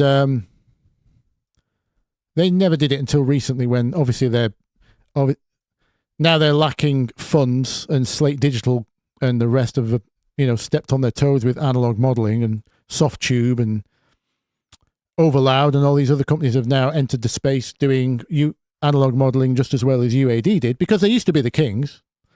I won't deny that. But then, yeah, Slate came and showed them up. Charged a quarter of the price, and now they're suddenly porting native eventually.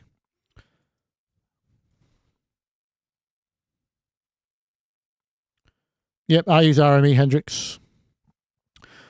Jack wants to know, why do I keep correcting myself when I say the name Kilohertz? Oh, no, it's not the name of the company. They're not called Kilohertz. I keep correcting myself because I want to say kilohertz, because kilohertz is frequencies, but the company is called Kilohertz, as in heartbeat. Kilohertz, Herats. That's the name of the plugin manufacturer. So, yes, hard to say when you're used to saying kilohertz every day, all day for probably the last 15, 20 years. And then a company calls themselves Kilohertz. Yes, I'm going to slip up a lot and say kilohertz. Kilohertz.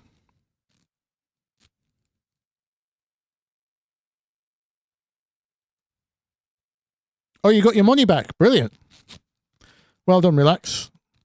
Congrats on getting out of the UAD ecosystem.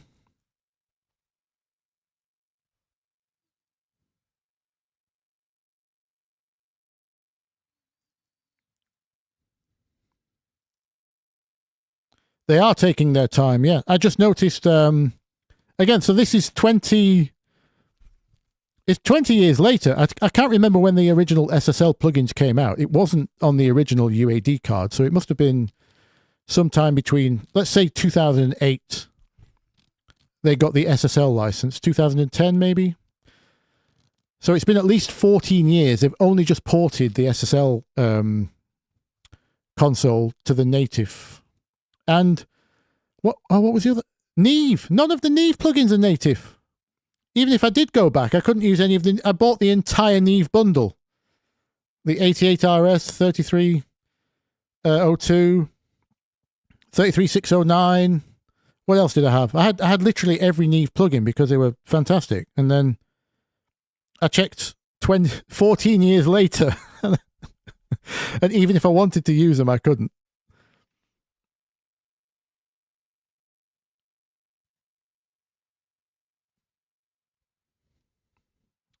Anyway, rant over, sorry. I'm getting hangry. Yeah.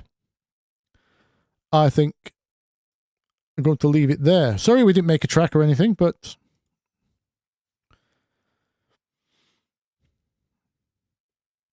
I hope those who asked questions got their answers, and those who didn't managed to learn something. Thanks again to Relax Max for the donation.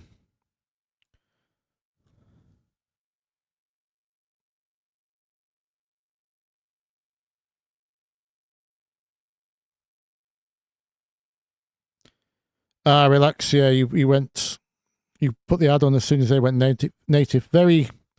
How very organized of you. How very, very organized.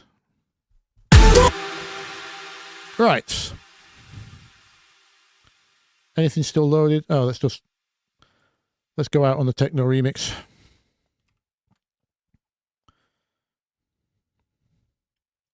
Coming. That's not the techno remix. That will do. Okie dokie. Not every Sunday, it's the last Sunday of the month. I don't have time to do a live stream and make a video. So we decided on one a month. So you won't see a video come out this weekend. This is kind of in place of that. So we chose the last Sunday of the month. Oh, well, I did anyway. Easy to remember. 6 p.m. GMT.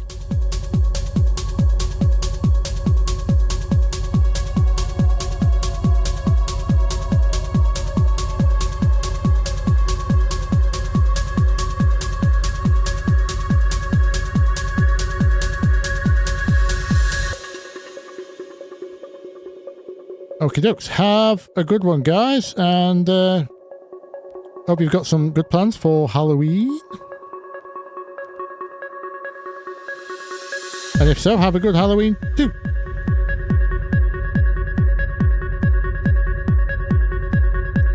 I need to fade to my there we go.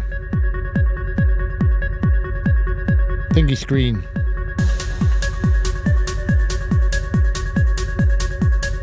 Night night.